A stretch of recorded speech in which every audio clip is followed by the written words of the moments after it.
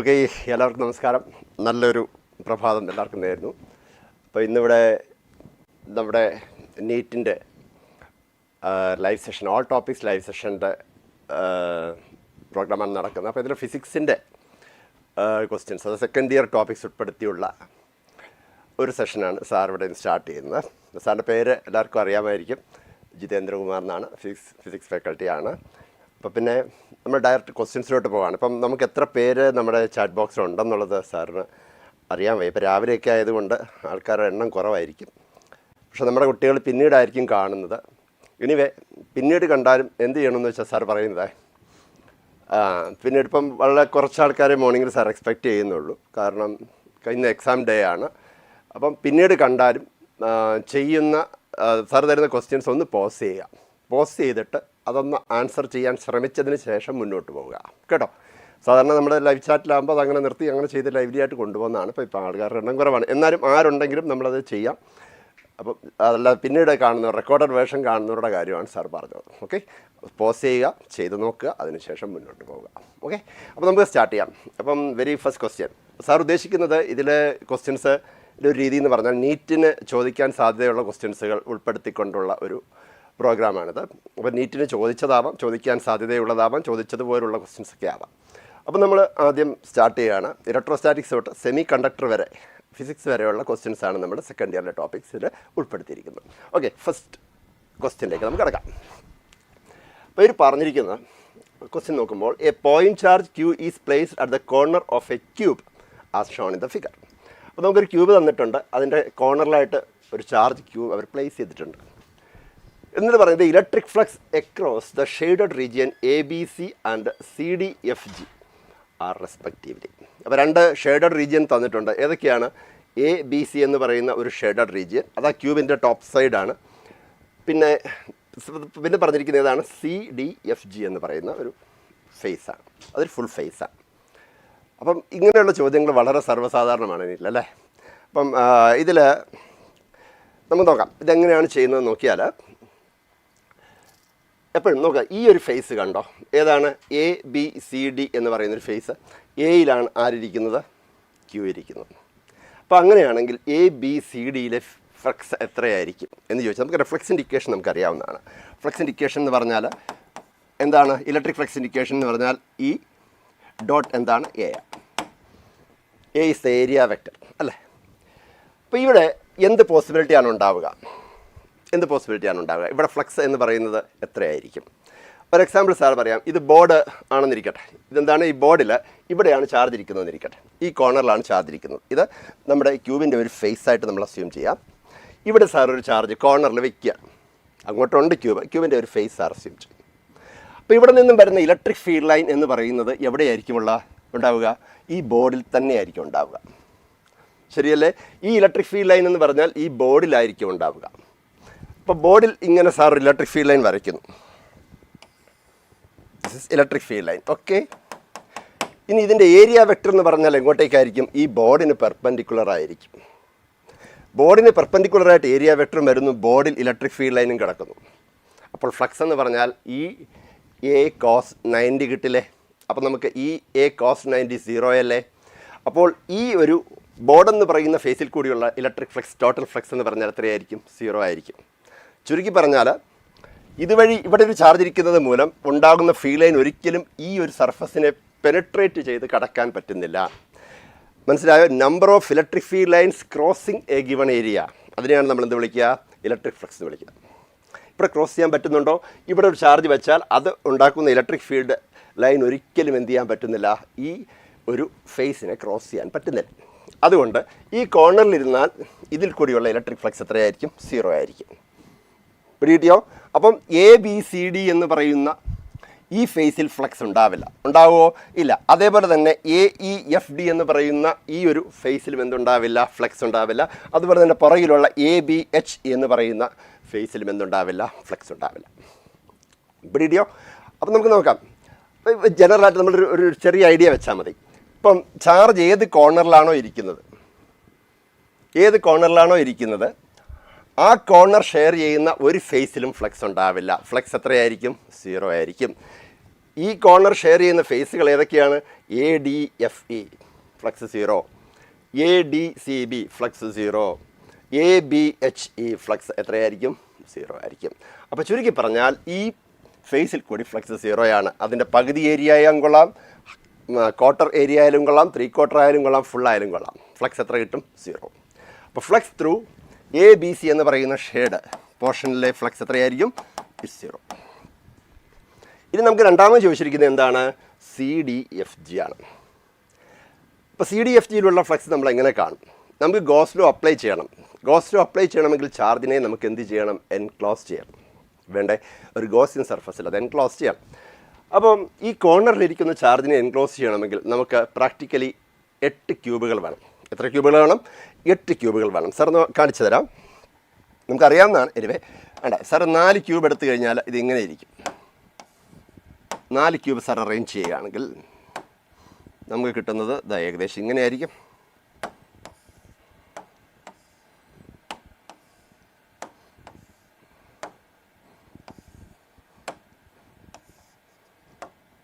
അല്ലേ? Sir 4 ക്യൂബുകൾ arrange ചെയ്തു. 4 വഴിക്കുമെന്ന് ഞാൻ 4 ക്യൂബുകൾ അറേഞ്ച് ചെയ്തപ്പോൾ വീണ്ടും ചാർജ് ഇവിടെ, ചാർജ് മുകളിലാണ്. ഇപ്പോഴും എൻക്ലോസ് ആയിട്ടുണ്ടോ? ഇല്ല. എത്ര ക്യൂബുകളുണ്ട്? 1 2 3 4. അപ്പോൾ ചാർജ് കറക്റ്റ് ആ 4 ക്യൂബിൻ്റെ ഒരു സെൻറ്ററിലാണ്. പക്ഷേ it is not enclosed symmetrically. ഇതിനെ സിമെട്രിക്കലായിട്ട് എൻക്ലോസ് ചെയ്യാൻ അടുത്ത ഒരു 4 ക്യൂബും കൂടെ സാർ മുകളിൽ നിന്ന് കൊണ്ട് വയ്ക്കാം. മനസ്സിലായോ? അപ്പോൾ 4 ക്യൂബ് 4 4 എത്രയാടാ? 8. അപ്പോൾ 8 ക്യൂബ് ഉണ്ടെങ്കിൽ നമുക്കിതിനെ എന്ത് ചെയ്യാം? സിമെട്രിക്കലി എൻക്ലോസ് ചെയ്യാം. സിമെട്രിക്കലി എൻക്ലോസ് ചെയ്ത് കഴിഞ്ഞാൽ നമുക്ക് ഗോസ് തിയറം അപ്ലൈ ചെയ്യാമല്ലോ? ചെയ്യാം. അപ്പോൾ ഈ 8 ക്യൂബിൻ്റെ ഉള്ളിലാണ് ആരുള്ളത്? ചാർജ് ക്യൂ ഉള്ളത്. അപ്പോൾ 8 ക്യൂബിലും കൂടി ഉള്ള ഫ്ലക്സ് എന്ന് പറഞ്ഞാൽ എത്രയായിരിക്കും? Q/ε0 ആയിരിക്കും. എത്രയായിരിക്കും? Q/ε0. അപ്പോൾ നാട്ടെ 8 ക്യൂബ് സാറൊന്ന് വരയ്ക്കുകയാണ്.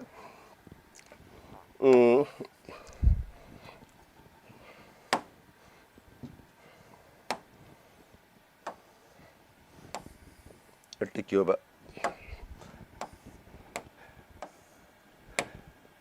ഇത് നേരത്തെയൊക്കെ ചോദിച്ചിട്ടുള്ള ചോദ്യമാണ്. ഒരുപാട് പേർക്കൊക്കെ അറിയാമായിരിക്കും. എനിവേ നോക്കാം. 8 ക്യൂബ് നമ്മൾ വരയ്ക്കുമ്പോൾ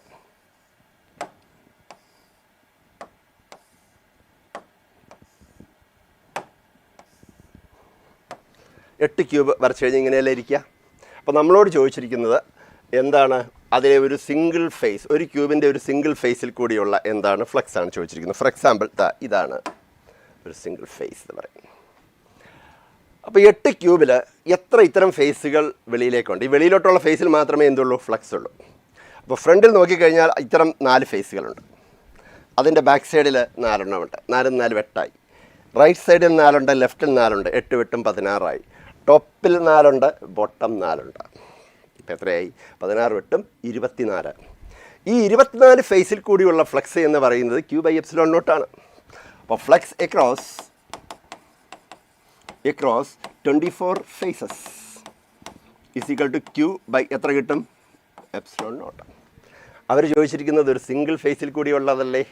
അതുകൊണ്ട് ഫ്ലക്സ് എക്രോസ് നമ്മൾ പേര് കൊടുത്ത എന്തായിരുന്നു അതിന്? CDFG അല്ലേ? CDFG എന്ന് പറഞ്ഞാൽ എത്ര കിട്ടും? Q/, എത്രയായിരിക്കും? 24ε0. മനസ്സിലായോ? അപ്പം എത്ര ഇവിടെ 8ൽ കൂടി Q/ε0, അത് 8 ക്യൂബിൽ കൂടി, അതായത് 24 ഫേസിൽ കൂടി Q/ε0. അപ്പോൾ ഒരു സിംഗിൾ ഫേസിൽ കൂടി Q/24ε0. നേരത്തെ എടുത്ത ആൻസർ ABC എന്ന് പറയുന്ന സെഗ്മെൻറ്റിലെ ഫ്ലക്സ് 0 ആയിരിക്കും. അങ്ങനെ വരുമ്പോൾ ഏത് കിട്ടും ആൻസർ?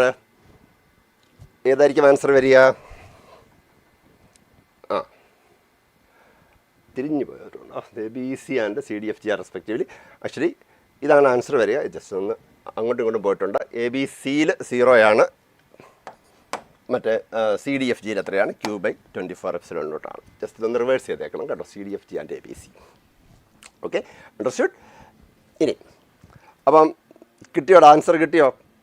ആരൊക്കെ വ്യൂ ചെയ്യുന്നെങ്കിലും സാറിനൊന്ന് ഒരു തംസപ്പോ എന്തെങ്കിലും വിട്ടാൽ മതി. മനസ്സിലായെങ്കിൽ, പറഞ്ഞ കാര്യങ്ങൾ മനസ്സിലായെങ്കിൽ. Good morning.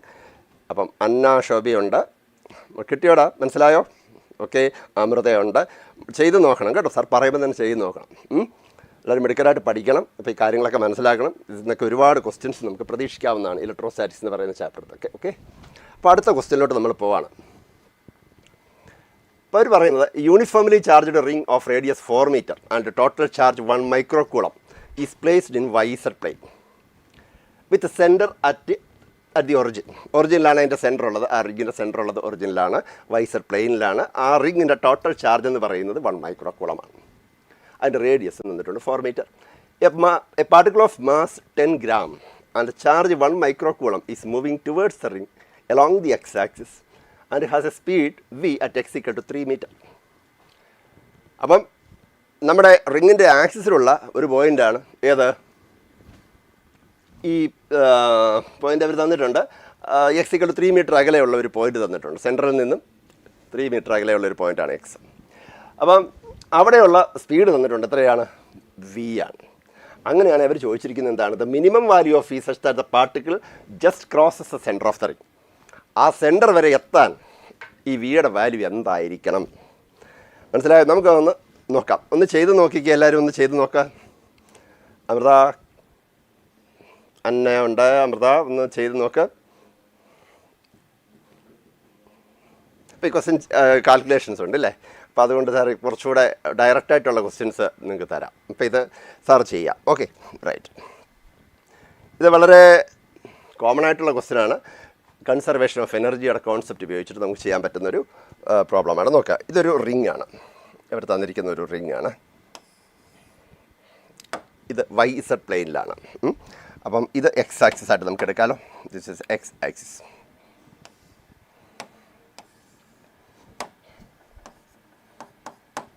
This A positive X axis. അപ്പോൾ ഇത് റേഡിയസ് അവർ തന്നിട്ടുണ്ട്. എത്രയാണ്? 4 meter. Let us take it r. Okay, ഈ ഡിസ്റ്റൻസ് സെൻറ്ററാണ്. സെൻറ്ററിൽ നിന്നുള്ള ഡിസ്റ്റൻസ് എന്ന് പറയുന്നത് എത്ര എടുക്കാം? നമുക്ക് എക്സ് എന്ന് തൽക്കാലം എടുക്കാം. ഈ ഒരു പോയിന്റിലാണ് പാർട്ടിക്കിൾ ഇപ്പം നിൽക്കുന്നത്. പാർട്ടിക്കിൾ ഇങ്ങോട്ട് വരികയാണ്. വെലോസിറ്റി എത്രയുണ്ട് അയാളുടേത്? v ഉണ്ട്. മാസ് എത്രയുണ്ടെന്ന് ഇരിക്കട്ടെ? m ഉണ്ട്. അപ്പം നമുക്ക് തന്നിട്ടുള്ള ഡേറ്റയെല്ലാം നമുക്ക് എഴുതാം. ഇതിൻ്റെ റേഡിയസ് അവർ തന്നിട്ടുണ്ട്. ഇതിൽ ചാർജ് ഉണ്ട്. എത്രയാണ്? q ചാർജ് ഉണ്ട്. സാറിന് ക്യാപിറ്റൽ Q എന്ന് എടുക്കുകയാണ്. ഇയാൾക്ക് സ്മോൾ q ചാർജ് ഉണ്ടെന്ന് ഇരിക്കട്ടെ.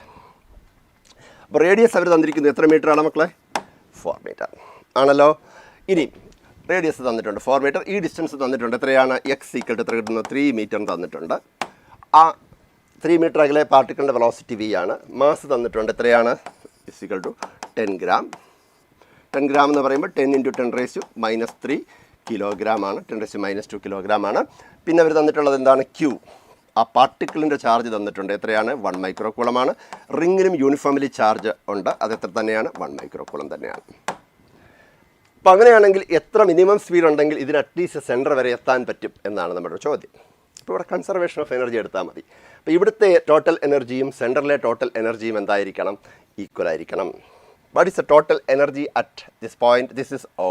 So let us take this P. Okay, this point is P. What is total energy at P? U initial. U initial എത്രയുണ്ട്? അല്ല, T initial. Total energy initial എത്രയുണ്ട് മോനെ? Potential energy plus എന്താണ്? Kinetic energy. അവിടെ gravitational potential energy ഒന്നും നമ്മൾ എടുക്കേണ്ട കാര്യമില്ല. അതൊരു സ്ട്രെയിറ്റ് ലൈനിലാണ് വരുന്നത്. അപ്പോൾ പൊട്ടൻഷ്യൽ എനർജിയുടെ ചേഞ്ച് 0 ആണ്. അപ്പം അതുകൊണ്ട് തന്നെ total energy initial kinetic energy എത്രയുണ്ട്? 12mv². ഇവിടെ എത്തിയപ്പോൾ ഇയാളുടെ സ്പീഡ് വെലോസിറ്റി എന്ന് പറഞ്ഞാൽ v ആയിരുന്നു. പ്ലസ് ഇവിടെയുള്ള ഇലക്ട്രിക് പൊട്ടൻഷ്യൽ എനർജി എത്രയുണ്ട്? ഒരു റിങ് തരുന്ന പൊട്ടൻഷ്യൽ എത്രയാണ്? kq/√r² പ്ലസ് എത്രയാണ്? x². ഇത് പൊട്ടൻഷ്യലാണ്. അപ്പോൾ പൊട്ടൻഷ്യൽ എനർജിയോ q × v അല്ലേ? ഇതാണ് P എന്ന് പറയുന്നിടത്തെ ടോട്ടൽ എനർജി എന്ന് പറയും പാർട്ടിക്കിളിൻ്റെ. ഇനിയും അത് സെൻറ്ററിലെത്തുമ്പോൾ അവിടെ ജസ്റ്റ് എത്തുക എന്ന് പറഞ്ഞാൽ അവിടുത്തെ കൈനറ്റിക് എനർജി 0 ആയി. ജസ്റ്റ് അവിടെ റീച്ച് ചെയ്യുന്നു എന്ന് പറയുമ്പോൾ കൈനറ്റിക് എനർജി നമുക്ക് 0 ആയിട്ട് എടുക്കാം. അവിടെ ഉള്ളത് ഇലക്ട്രിക് പൊട്ടൻഷ്യൽ എനർജി മാത്രമാണ്. അപ്പോൾ ഇവിടെ എക്സിന് 0 കൊടുത്തു കഴിഞ്ഞാൽ നമുക്ക് കിട്ടുന്ന എത്രയായിരിക്കും? q എത്രയായിരിക്കും? r. അപ്പോൾ law of conservation of energy വെച്ചിട്ട് ഇത് രണ്ടും ഈക്വൽ ആയിരിക്കുമല്ലോ. അപ്പോൾ നമുക്കൊന്ന് ഇക്വേറ്റ് ചെയ്യാം. Since total energy at P is equal to total energy at O. മനസ്സിലാവുന്നുണ്ടോ? ഓക്കെ, ചെയ്ത് നോക്കിയോ? P + k തന്നിട്ടുണ്ട്. അപ്പം ചെയ്ത് നോക്കിയാൽ നമുക്ക് കിട്ടുന്ന എന്തായാലും ഇവിടുത്തെ പൊട്ടൻഷ്യൽ എനർജി എന്ന് പറഞ്ഞാൽ ടോട്ടൽ എനർജി എന്ന് പറഞ്ഞാൽ kq/√r² + x² + half mv square is equal to what is TP? K Q Q divided by എത്രയായിരിക്കും R. ഇനി സബ്സ്റ്റിറ്റ്യൂഷനേ ഉള്ളൂ, വെരി സിമ്പിൾ. അപ്പോൾ നമ്മളിതിനെ അപ്പുറത്തോട്ട് മാറ്റാൻ പോവാണ്. ഇയാളെ അപ്പുറത്തോട്ട് മാറ്റുന്നുണ്ടേ. Half M V square is equal to K Q Q common ആയിട്ട് നമ്മൾ ഇനി എടുക്കുന്നു 1/r minus 1/√r² plus x². ആണേ? ഓക്കെ, നമുക്ക് ലാസ്റ്റ് സബ്സ്റ്റിറ്റ്യൂഷൻ നടത്താം. ചെയ്ത് വിട്ടേക്കാം. ഹാഫ് ഇൻറ്റു എം എത്രയുണ്ട്?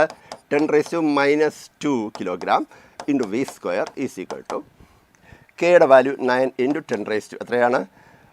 9 into Q is equal to 10⁻⁻6. Small Q is also 10⁻⁻6. 1/r എന്ന് പറയുമ്പോൾ എത്രയുണ്ട് മക്കളെ? 1/4 മൈനസ് 1/√r² പ്ലസ് x² എത്രയാ? 3 അല്ലേ? സോറി 4² പ്ലസ് 3² എന്ന് പറയുമ്പോൾ 16 പ്ലസ് 9 √25 5. ഓക്കെ, 1/5. എല്ലാ കാര്യങ്ങളും ഉണ്ട്. നമുക്കിനി വി മാത്രം കണ്ടുപിടിച്ചാൽ മതി അല്ലേ? അപ്പോൾ നമുക്ക് നോക്കാം പതുക്കെ. Okay, 1/2 into 10⁻⁻² into V square is equal to 9 into 10⁻³ എന്ന് എഴുതാമല്ലോ സാറിന്. ഇൻറ്റു ഇത് എത്ര കിട്ടുവാടാ മോനെ? 25 മൈനസ് 1 ഈസ് ഈക്വൽ ടു 1/20 കിട്ടി. അപ്പോൾ തന്നെ ഇവിടെ തന്നെ ഒരു കട്ടിങ് നടത്തിയേക്കാം. ഇവിടെ 10 ഉണ്ട്. ഓക്കെ, അപ്പോൾ ഇത് നമുക്ക് V square is equal to എത്ര കിട്ടുന്നുണ്ട് നമുക്ക്? ഇത് രണ്ടും കൂടെ പോയിട്ട് 10⁻⁻1 ആയിക്കോട്ടെ. 10⁻⁻1 ആയി മാറി. അപ്പോൾ ഇത് മുകളിൽ പോകുമ്പോൾ 10⁻⁻2 ഉണ്ട്. 9 ഇൻറ്റു എത്ര കിട്ടുന്നുണ്ട്? 10⁻⁻2 വി സ്ക്വയർ. അതുകൊണ്ട് വി എന്ന് പറഞ്ഞാൽ എത്ര കിട്ടുന്നുണ്ട് നമുക്ക്? 3 ഇൻറ്റു 10⁻⁻1, അതായത് 0.3 മീറ്റർ പെർ എത്രയായിരിക്കും? സെക്കൻഡ് ആയിരിക്കും. അപ്പോൾ നമ്മുടെ ഓപ്ഷനകത്ത് നോക്കുമ്പോൾ 0.3 മീറ്റർ പെർ സെക്കൻഡ് എന്നൊരു ഓപ്ഷൻ ഇല്ല. പക്ഷേ എത്രയുണ്ട്? 30 സെൻറ്റിമീറ്റർ പെർ സെക്കൻഡില്ലേ? അപ്പോൾ 100 കൊണ്ട് മൾട്ടിപ്ലൈ ചെയ്താൽ നമുക്ക് ആൻസർ കിട്ടില്ലേ? അതുകൊണ്ട് what is a minimum value of that, minimum value of V of that particle so that it can at least reach the centre എന്ന് പറഞ്ഞാൽ എത്രയായിരിക്കും? 30 സെൻറ്റിമീറ്റർ പെർ സെക്കൻഡ് ആയിരിക്കും. എത്ര പേർക്ക് ആൻസർ കിട്ടിയടാ? 25 കിട്ടിയോ? അമൃതക്കുട്ടിക്ക് 25 കിട്ടിയോ? 25 നമ്മുടെ ഓപ്ഷനകത്തില്ലല്ലോടാ അത്.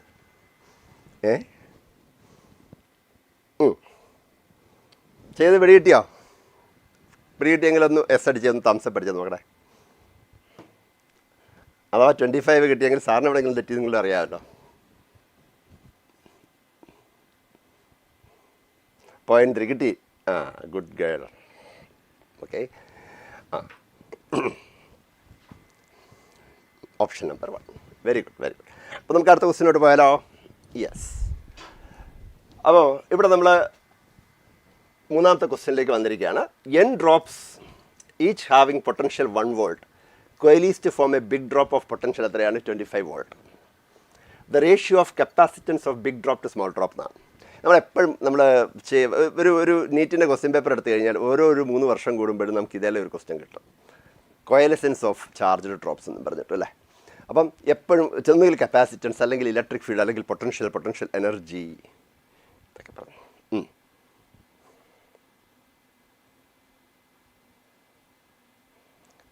ഓക്കെ, ആ സ്റ്റെപ്പിലെ ആൻസർ പറഞ്ഞതാണ് സർ. ഓക്കെ 30 കിട്ടിയത് മനസ്സിലായല്ലോ. 30 മീറ്റർ പെർ സെക്കൻഡ് ആണോ? 30 സെൻറ്റിമീറ്റർ പെർ സെക്കൻഡ് അല്ലേ അമൃത? 0.3 metre per second. അപ്പോൾ നമുക്ക് 30 സെൻറ്റിമീറ്റർ പെർ സെക്കൻഡ് മനസ്സിലായോ?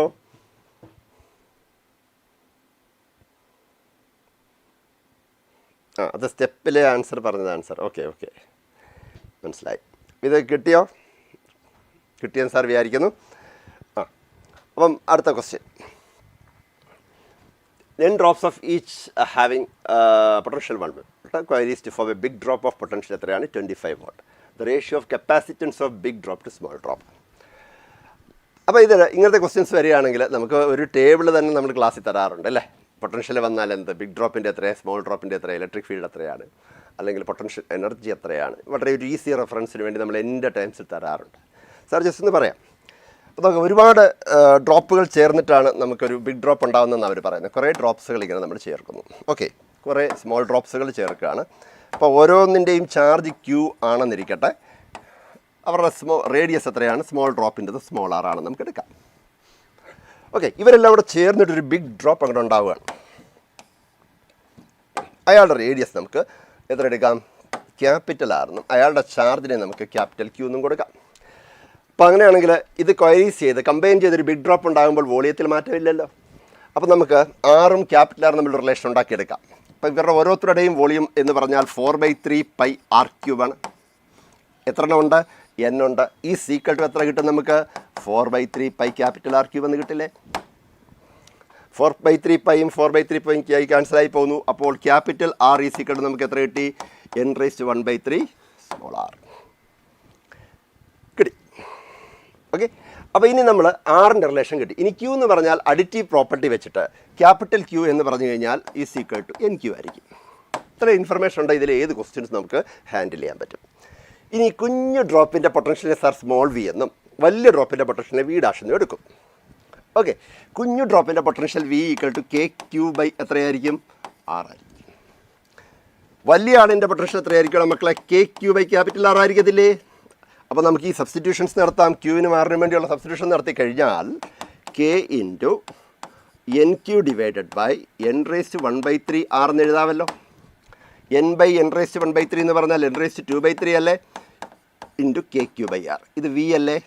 അപ്പോൾ V dash is equal to n⁻² എത്രയുണ്ട്. നമ്മുടെ കയ്യിൽ ഈ രണ്ട് ഇൻഫർമേഷൻ ഉണ്ട്. ഇതിൽ നിന്ന് നമുക്ക് എന്നിൻ്റെ വാല്യൂ കണ്ടുപിടിക്കാം. ബിഗ് ഡ്രോപ്പിൻ്റെ പൊട്ടൻഷ്യൽ എത്രയെന്ന് പറയുന്നുണ്ട്, 25 വോൾട്ട് എന്ന് പറയുന്നുണ്ട്. കുഞ്ഞ് ഡ്രോപ്പിൻ്റെ എത്രയുണ്ട്, വി 1 വോൾട്ട്. അപ്പം 25 is equal to n⁻² into എത്രയാണ് 1. അപ്പോൾ n⁻² ഈസ് ഈക്വൽ ടു 25 എന്ന് പറഞ്ഞാൽ എന്നിൻ്റെ വാല്യൂ എത്ര കിട്ടും, 125 ആയിരിക്കും. 1. അപ്പോൾ എന്നിൻ്റെ വാല്യൂ കിട്ടി. ഇനി അവർ ചോദിക്കുന്നത് the ratio of the capacitance of big drop to small drop എന്നാണ്. ഇനി കപ്പാസിറ്റൻസ് എന്ന് പറയുമ്പോൾ കപ്പാസിറ്റൻസിൻ്റെ ഇക്വേഷൻ സ്മോൾ ഡ്രോപ്പിൻ്റെ എത്രയായിരിക്കണം, അങ്ങനെ ക്യൂ ബൈ വി ആയിരിക്കത്തില്ലേ. അപ്പോൾ ബിഗ് ഡ്രോപ്പിൻ്റെത് സി ഡാഷ് എന്ന് പറഞ്ഞാൽ Q divided by V dash ആയിരിക്കത്തില്ലേ. അപ്പോൾ ക്യൂ എത്രയുണ്ട്, എൻ ക്യൂ. വി ഡാഷ് എത്രയുണ്ട്, n⁻²/3 ഈസ് ഈക്വൽ ടു നമുക്ക് n⁻⁴ into Q by V എന്ന് എഴുതിക്കൂടെ. അപ്പോൾ ബിഗ് ഡ്രോപ്പിൻ്റെ കപ്പാസിറ്റൻസും സ്മോൾ ഡ്രോപ്പിൻ്റെ കപ്പാസിറ്റൻസും തമ്മിലുള്ള റിലേഷൻ എന്താണ്, ബിഗ് ഡ്രോപ്പിൻ്റെ capacitance equal to n⁻⁴ into C എന്നിട്ട്. അപ്പോൾ നമ്മൾ നോക്കുമ്പോൾ എന്നിൻ്റെ വാല്യൂ അറിയാമല്ലോ. നമുക്ക് വേണ്ടത് എന്താണ്, സ്മോൾ സി ഡാഷ് ബൈ എത്രയാണ് കണ്ടുപിടിക്കേണ്ടത്, സി അല്ലേ കണ്ടുപിടിക്കേണ്ടത്. Is equal to 125 1/3 is equal എത്ര കിട്ടുമോ മക്കളെ, 5:1. എത്ര പേർക്ക് കിട്ടി, ആൾക്കാർ അധികം ഇല്ല, എന്നാലും കിട്ടി. ഉള്ളവരോട് സാർ ചോദിക്കുകയാണ്, അമൃത കിട്ടിയോ? ഈ ആൻസർ 5:1 എന്ന് പറയുന്ന ആൻസർ മനസ്സിലായോ ചെയ്ത്. ഇതൊക്കെ വളരെ കോമൺ ക്വസ്റ്റ്യൻസ് ആണ്. ഇപ്പോൾ ഇത് വെച്ചിട്ട് മറ്റു കാര്യങ്ങൾ ഇവിടെ മറ്റ് പാരാമീറ്റേഴ്സിൻ്റെ റിലേഷൻസ് കൂടി പഠിച്ചു വെക്കണം കേട്ടോ. അപ്പം അടുത്ത ക്വസ്റ്റ്യൻ നമ്പർ 4 നമുക്ക് പോകാം. ദ വാല്യൂ ഓഫ്, ഇത് കറണ്ട് ഇലക്ട്രിസിറ്റി എന്നുള്ളൊരു ക്വസ്റ്റ്യൻ ആണ്. ഇതുവരെ നമ്മൾ 3 ഡീൽ ചെയ്തത്, നമ്മൾ ഡിസ്കസ് ചെയ്തത് ഏതായിരുന്നു, ഇലക്ട്രോസ്റ്റാറ്റിക്സിലെ ക്വസ്റ്റ്യൻസ് ആയിരുന്നു. Value of current in the 2 ohm resistances. ഈ 2 ohm റെസിസ്റ്റൻസിൽ കൂടിയുള്ള കറണ്ട് നമുക്ക് കണ്ടുപിടിക്കണം. അപ്പോൾ നോക്കൂ, ഇവിടെ 120 വോൾട്ട് ഉണ്ട്, ഇവിടെ 80 വോൾട്ട് ഉണ്ട്. ഇത് 10 ohm ആണ്, ഇത് 5 ohm ആണ്, ഇത് 2 ohm ആണ്. സാർ ഒന്നുകൂടെ ഒന്ന് തെളിച്ചെഴുതിയേക്കാം. ഇത് 10 ohm ആണ്, ഇത് 5 ohm ആണ്, ഇത് 80 വോൾട്ടാണ്, ഇത് 2 ohm ആണ്, ഇത് 120 വോൾട്ടാണ്. Okay, right. അപ്പോൾ നമ്മളോട് ചോദിച്ചിരിക്കുന്നു 2 ohmലെ കറണ്ട് എത്രയാണെന്നാണ് ചോദ്യം. അപ്പോൾ ഇവിടെ നമുക്ക് കിർച്ചോഫിൻ്റെ ജംഗ്ഷൻ റൂൾ ഉപയോഗിക്കാം. Yes, 5:1. Very good, good girl, keep it up. അപ്പോൾ അങ്ങനെ പോരട്ടെ. അപ്പോൾ നോക്കാം, കിർച്ചോഫിൻ്റെ ജംഗ്ഷൻ റൂൾ, അല്ലെങ്കിൽ അതിന് വേറൊരു പേര് നമ്മൾ വിളിക്കുന്നത് നോഡൽ മെത്തേഡ് അല്ല, നോഡൽ അനാലിസിസ് ഉപയോഗിച്ച് കഴിഞ്ഞാൽ നമുക്ക് ഈ ക്വസ്റ്റ്യൻ വളരെ ഈസി ആയിട്ട് എന്ത് ചെയ്യാം, സോൾവ് ചെയ്യാം. നോഡൽ അനാലിസിസ് വെച്ചിട്ട് ഏതെങ്കിലും ഒരു പോയിന്റിലെ പൊട്ടൻഷ്യൽ നമ്മൾ ആർബിട്രറി പോയിന്റിലെ പൊട്ടൻഷ്യൽ 0 എന്ന് അസ്യൂം ചെയ്യുന്നു. പ്രിഫറബിളി സാർ പറയുന്നു ഏതെങ്കിലും ഒരു ബാറ്ററിയുടെ നെഗറ്റീവ് ടെർമിനലിലെ പൊട്ടൻഷ്യൽ 0 എന്ന് എടുത്താൽ നമ്മുടെ കാൽക്കുലേഷൻസ് കുറച്ചുകൂടി ഈസി ആവും. അതുകൊണ്ട് നോക്കാം, 120 വോൾട്ട് ഇവിടുത്തെ പൊട്ടൻഷ്യൽ സാർ 0 വോൾട്ട് എന്ന് എടുത്തു. ഇത് ഒറ്റ ലൈനിൽ തന്നെയല്ലേ, ഷോർട്ട് പോയിന്റുകളല്ലേ. അപ്പോൾ ഇവിടുത്തെ എല്ലാം വോൾട്ടേജ് എത്ര തന്നെ ആയിരിക്കും, പൊട്ടൻഷ്യൽ എത്ര തന്നെ ആയിരിക്കും, 0 വോൾട്ട് ആയിരിക്കും. ഇനി ഇവിടെ നിന്നും സാർ ഇങ്ങോട്ടേക്ക് ട്രാവൽ ചെയ്യുമ്പോൾ ഇവിടുത്തെ പൊട്ടൻഷ്യൽ എന്ന് പറഞ്ഞാൽ 0 + 80 വോൾട്ട്. അപ്പോൾ എത്ര കിട്ടും? 80 വോൾട്ട്. കാരണം ഇതൊരു ഓവർ പൊട്ടൻഷ്യൽ ഏരിയ ആണ്. സാർ ഒരു നെഗറ്റീവ് പൊട്ടൻഷ്യൽ സൈഡിൽ നിന്നും പോസിറ്റീവ് പൊട്ടൻഷ്യലിലേക്ക് ജമ്പ് ചെയ്യുകയാണ്, എനർജി ഗെയിൻ ചെയ്തുകൊണ്ട് ചാടുകയാണ്. അപ്പോൾ ഇവിടെ എത്തുമ്പോൾ എൻ്റെ എനർജി ലെവൽ എന്ത് ചെയ്യും? കൂടും. അപ്പുറത്തെ സൈഡിൽ ഇവിടെ 0 ആയിരുന്ന ആൾക്ക് എനിക്ക് ഈ ബാറ്ററി എത്ര എനർജി തന്നിട്ടുണ്ട്? 80 വോൾട്ട് എനർജി തന്നിട്ടുണ്ട്. So that here my energy is 80 volt. അതേപോലെ തന്നെ ഇവിടെ എൻ്റെ എനർജി 120 വോൾട്ട് ആയിരിക്കും. Because I am travelling from a negative energy level to positive, lower energy level to higher energy level. My energy level has increased. പക്ഷേ ഇവിടുത്തെ പൊട്ടൻഷ്യലിനെ കുറിച്ച് എനിക്ക് യാതൊരു വിവരവും ഇല്ല. അപ്പം ഞാൻ അതിനെ V വോൾട്ട് എന്ന് കൊടുക്കും. ഇവിടെയാണ് നമ്മുടെ കിർച്ചോഫ്സിൻ്റെ ഏത് വരുന്നത്, നമ്മുടെ ജംഗ്ഷൻ റൂളിൻ്റെ ആപ്ലിക്കേഷൻ വരുന്നത്. അപ്പോൾ ഈ ജംഗ്ഷനിലോട്ട് നിങ്ങൾക്ക് ഇഷ്ടമുള്ള പോലെ ഡയറക്ഷൻ കൊടുത്തു. ഈ കറണ്ടിനെ സാർ I1 എന്ന് കൊടുക്കുന്നു, ഈ കറണ്ടിനെ സാർ I2 എന്ന് കൊടുക്കുന്നു, ഈ കറണ്ടിനെ സാർ എന്ത് കൊടുക്കുന്നു? I3 എന്ന് കൊടുക്കുന്നു. നമുക്ക് ഇഷ്ടമുള്ള പോലെ കൊടുക്കാം കേട്ടോ. അവസാനം നമ്മൾ കൊടുത്തത് തിരിച്ചാണെങ്കിൽ ഒരു നെഗറ്റീവ് സൈൻ അവിടെ വന്നു പെടും എന്നുള്ളത് മാത്രമേ ഉള്ളൂ, ബാക്കി ഒരു കുഴപ്പമില്ല കേട്ടോ. അപ്പോൾ നമുക്ക് I1 എന്ന് പറഞ്ഞാൽ എത്രയായിരിക്കും? ഈ റെസിസ്റ്റൻസിൽ കൂടിയുള്ള കറണ്ടാണ് I1.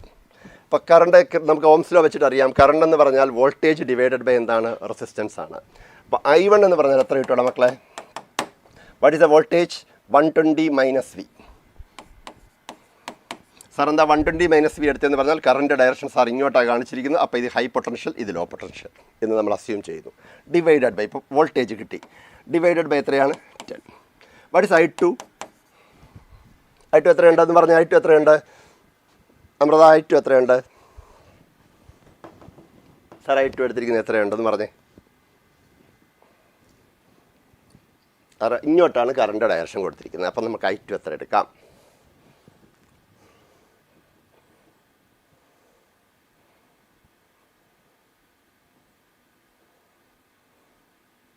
I2 എന്ന് പറഞ്ഞാൽ എത്ര എടുക്കാം? ആലോചിക്കുക, നേരത്തെ പറഞ്ഞ ഇത് 120 - V/10 സാർ എടുത്തു. അപ്പോൾ ഇവിടെ എത്ര കിട്ടും? ഇത് ഹൈ പൊട്ടൻഷ്യലും ഇത് ലോ പൊട്ടൻഷ്യലും ആണെങ്കിൽ 80 - V എത്ര എന്ന് എടുക്കാം? 5 എന്ന് എടുത്തുകൂടെ? അപ്പോൾ I2 = 80 - V ഡിവൈഡഡ് ബൈ എത്രയായിരിക്കും? 5. What is I3? I3 എത്ര കിട്ടും? V - 0 അല്ലേ, ഡിവൈഡഡ് ബൈ എത്ര കിട്ടും? 80 - x/5. 80 സാർ ഇവിടെ V എന്നാണ് എടുത്തിരിക്കുന്നത്. Very good. അപ്പോൾ ഇവിടെ നമ്മൾ കിർച്ചോഫ് ലോ എടുത്തു കഴിഞ്ഞാൽ ഈ ജംഗ്ഷനിൽ ഇത് രണ്ടും ഇൻകമിങ് കറണ്ടും ഇതൊരു ഔട്ട് ഗോയിങ് കറണ്ടുമാണ്. അപ്പോൾ sum of incoming current is equal to total out going current. അപ്പോൾ യൂസിങ് KCL അപ്പോൾ നമുക്ക് കിട്ടുന്നത് I1 + I2 is equal to എത്രയായിരിക്കും? I3. അപ്പോൾ നമ്മൾ വിയുടെ വാല്യൂ കണ്ടുപിടിക്കാൻ പോവാണ്. അപ്പോൾ 120 - V/10 plus 80 - V/5 is equal to V/2 എന്ന് കിട്ടി. അപ്പോൾ ഇവിടെ 10 കൊണ്ട് ത്രൂ ഔട്ട് അങ്ങ് മൾട്ടിപ്ലൈ ചെയ്താൽ 120 - V plus 2 × 80 - V is equal to 5V എന്ന് കിട്ടും. സാർ 10 കൊണ്ട് അങ്ങ് മൾട്ടിപ്ലൈ ചെയ്താൽ, അപ്പോൾ വിക്ക് വേണ്ടി സോൾവ് ചെയ്താൽ 120 - V plus 160 - 2V is equal to എത്ര കിട്ടി? 5V. അപ്പോൾ 120 + 160 എന്ന് പറഞ്ഞാൽ 280 ഈസ് ഈക്വൽ ടു എത്ര കിട്ടുന്നുണ്ട്? 3 5 8 8. അപ്പം V ഈസ് ഈക്വൽ ടു 28/8 എന്ന് പറയുമ്പോൾ 35 വോൾട്ട് എന്ന് കിട്ടും. വിയുടെ വാല്യൂ എത്ര കിട്ടി? 35 വോൾട്ട്.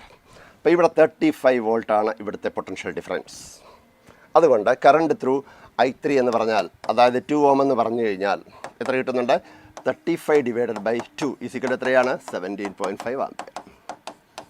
കിട്ടിയോ? 17.5. വളരെ സിമ്പിൾ അല്ലേ? അപ്പോൾ ഇത്തരം ക്വസ്റ്റ്യൻസ് ഒക്കെയാണ് കറണ്ട് ഇലക്ട്രിസിറ്റി നമുക്ക് കൂടുതലായിട്ട് എന്ത് ചെയ്യാൻ പറ്റുന്നത്? എക്സ്പെക്ട് ചെയ്യാൻ പറ്റുന്നത്. അടുത്ത ക്വസ്റ്റ്യനിലോട്ട് വരാം. An electric bulb rated as 200 watt at 100 volt is used in a circuit having 200 volt supply. ഇതിന് ബാക്കി ക്വസ്റ്റ്യൻ ഇവിടെ മിസ്സിംഗ് ആണ് കേട്ടോ. സാർ ബാക്കി ക്വസ്റ്റ്യൻ ഒന്ന് ആഡ് ചെയ്തേക്കാം. An electric bulb rated as 200 watt at 100 volt is used in a circuit having. അപ്പോൾ അതിന് റേറ്റഡ് വോൾട്ടേജും റേറ്റഡ് പവറും ഒക്കെ എന്ത് ചെയ്തിട്ടുണ്ട്? തന്നിട്ടുണ്ട്. പക്ഷേ നമ്മുടെ റേറ്റഡ് വോൾട്ടേജ് 100 വോൾട്ടേ ഉള്ളൂ. പക്ഷേ നമ്മുടെ കയ്യിലുള്ള സപ്ലൈ 200 വോൾട്ടാണ്. ഇവിടെ സേഫായിട്ട് ഇതേ ഔട്ട്പുട്ട് കിട്ടാൻ വേണ്ടി ഞാൻ എത്ര റെസിസ്റ്റൻസ് കൂടി ഈ ബൾബിന് സീരീസ് ആയിട്ട് കണക്ട് ചെയ്യണം എന്നാണ് ചോദ്യം. എത്ര സീരീസ് ആയിട്ട് എത്ര ഒരു വാല്യൂ ഉള്ള റെസിസ്റ്റൻസ് കൂടി കണക്ട് ചെയ്യണം. അപ്പോൾ ഇതിൻ്റെ ചോദ്യം സാറിന് കംപ്ലീറ്റ് ചെയ്യുക. Determine the value of resistance to be connected value of resistance to be connected in series with the bulb to get the same power എന്നാണ്.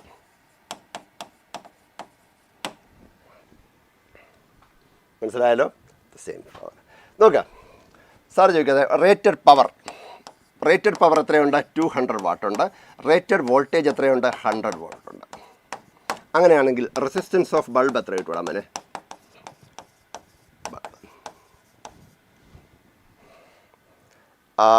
മിഷൻ നീറ്റ് ഒരാൾ വന്നിട്ടുണ്ട്. വെൽക്കം. അപ്പം ഓപ്ഷൻ 4 നേരത്തെ പറഞ്ഞു. ഇത് ഏതിൻ്റെയാണ് മോളെ അമൃത പറയുന്നത്? ഈ ക്വസ്റ്റ്യൻ്റെ ആണോ?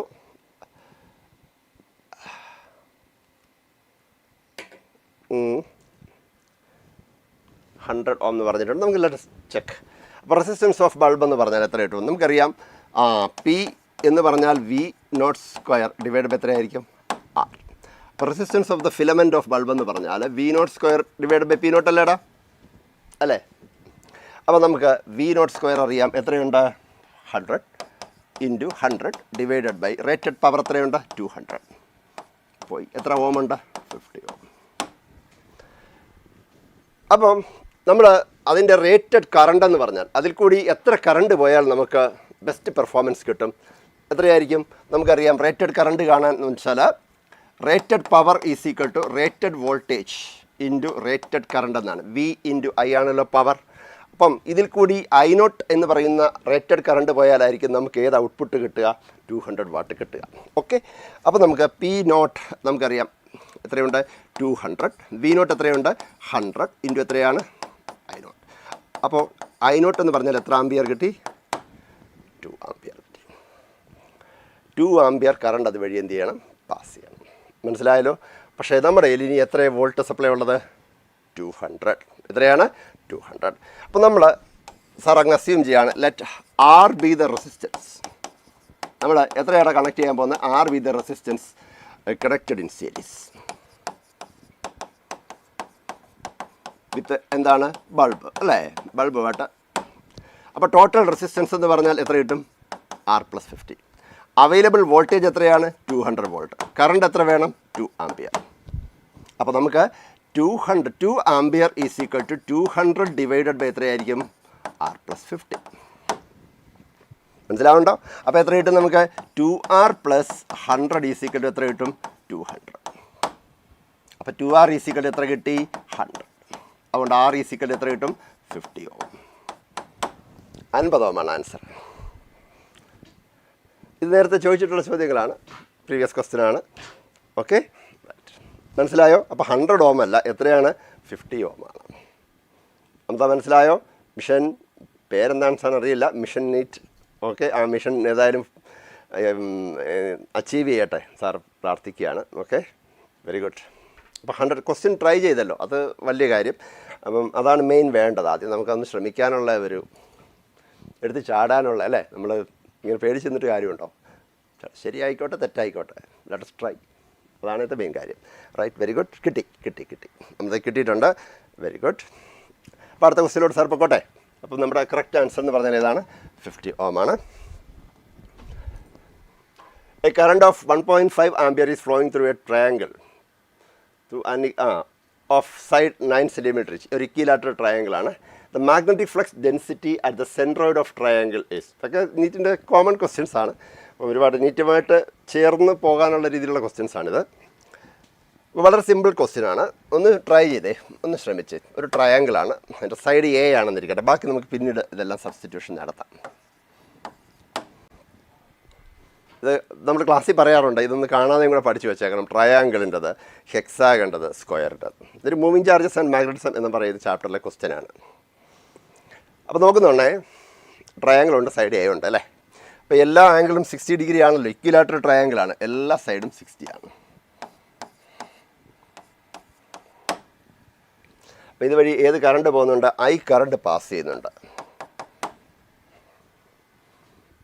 Current is flowing in clock vice direction എന്ന് ക്ലിയർ ആയിട്ട് കൊടുത്തിട്ടുണ്ട്. അപ്പോൾ ക്ലോക്ക് വൈസ് നമുക്ക് വരച്ചേക്കാം. കറണ്ട് പോകുന്നത് ഈ ഡയറക്ഷനിലാണ്. ഓക്കെ, ഇയാൾ അയാളുടെ സെൻട്രോയിഡിലുണ്ടാക്കുന്ന എന്ത് മാഗ്നറ്റിക് ഫീൽഡാണ് നമുക്ക് കണ്ടുപിടിക്കേണ്ടത്. സെൻട്രോയിഡ് ഓക്കെ, ഒ എന്ന് പറയുന്ന ഈ സെൻട്രോയിഡിൽ എത്ര മാഗ്നറ്റിക് ഫീൽഡ് നമുക്ക് ഈ കറണ്ട് ക്യാരിയിങ് ട്രയാങ്കിൾ ഉണ്ടാക്കുന്നു. ചെയ്തേ. അപ്പം നമുക്ക് ഒരു ഫൈനൈറ്റ് കറണ്ട് ക്യാരിയിങ് കണ്ടക്ടർ ഉണ്ടാക്കുന്ന മാഗ്നറ്റിക് ഫീൽഡ് ഇക്വേഷൻ നമുക്കറിയാം അല്ലേ? എന്തായിരുന്നു? μ0I/4πr sin φ1 പ്ലസ് എത്രയായിരിക്കും? sin φ2.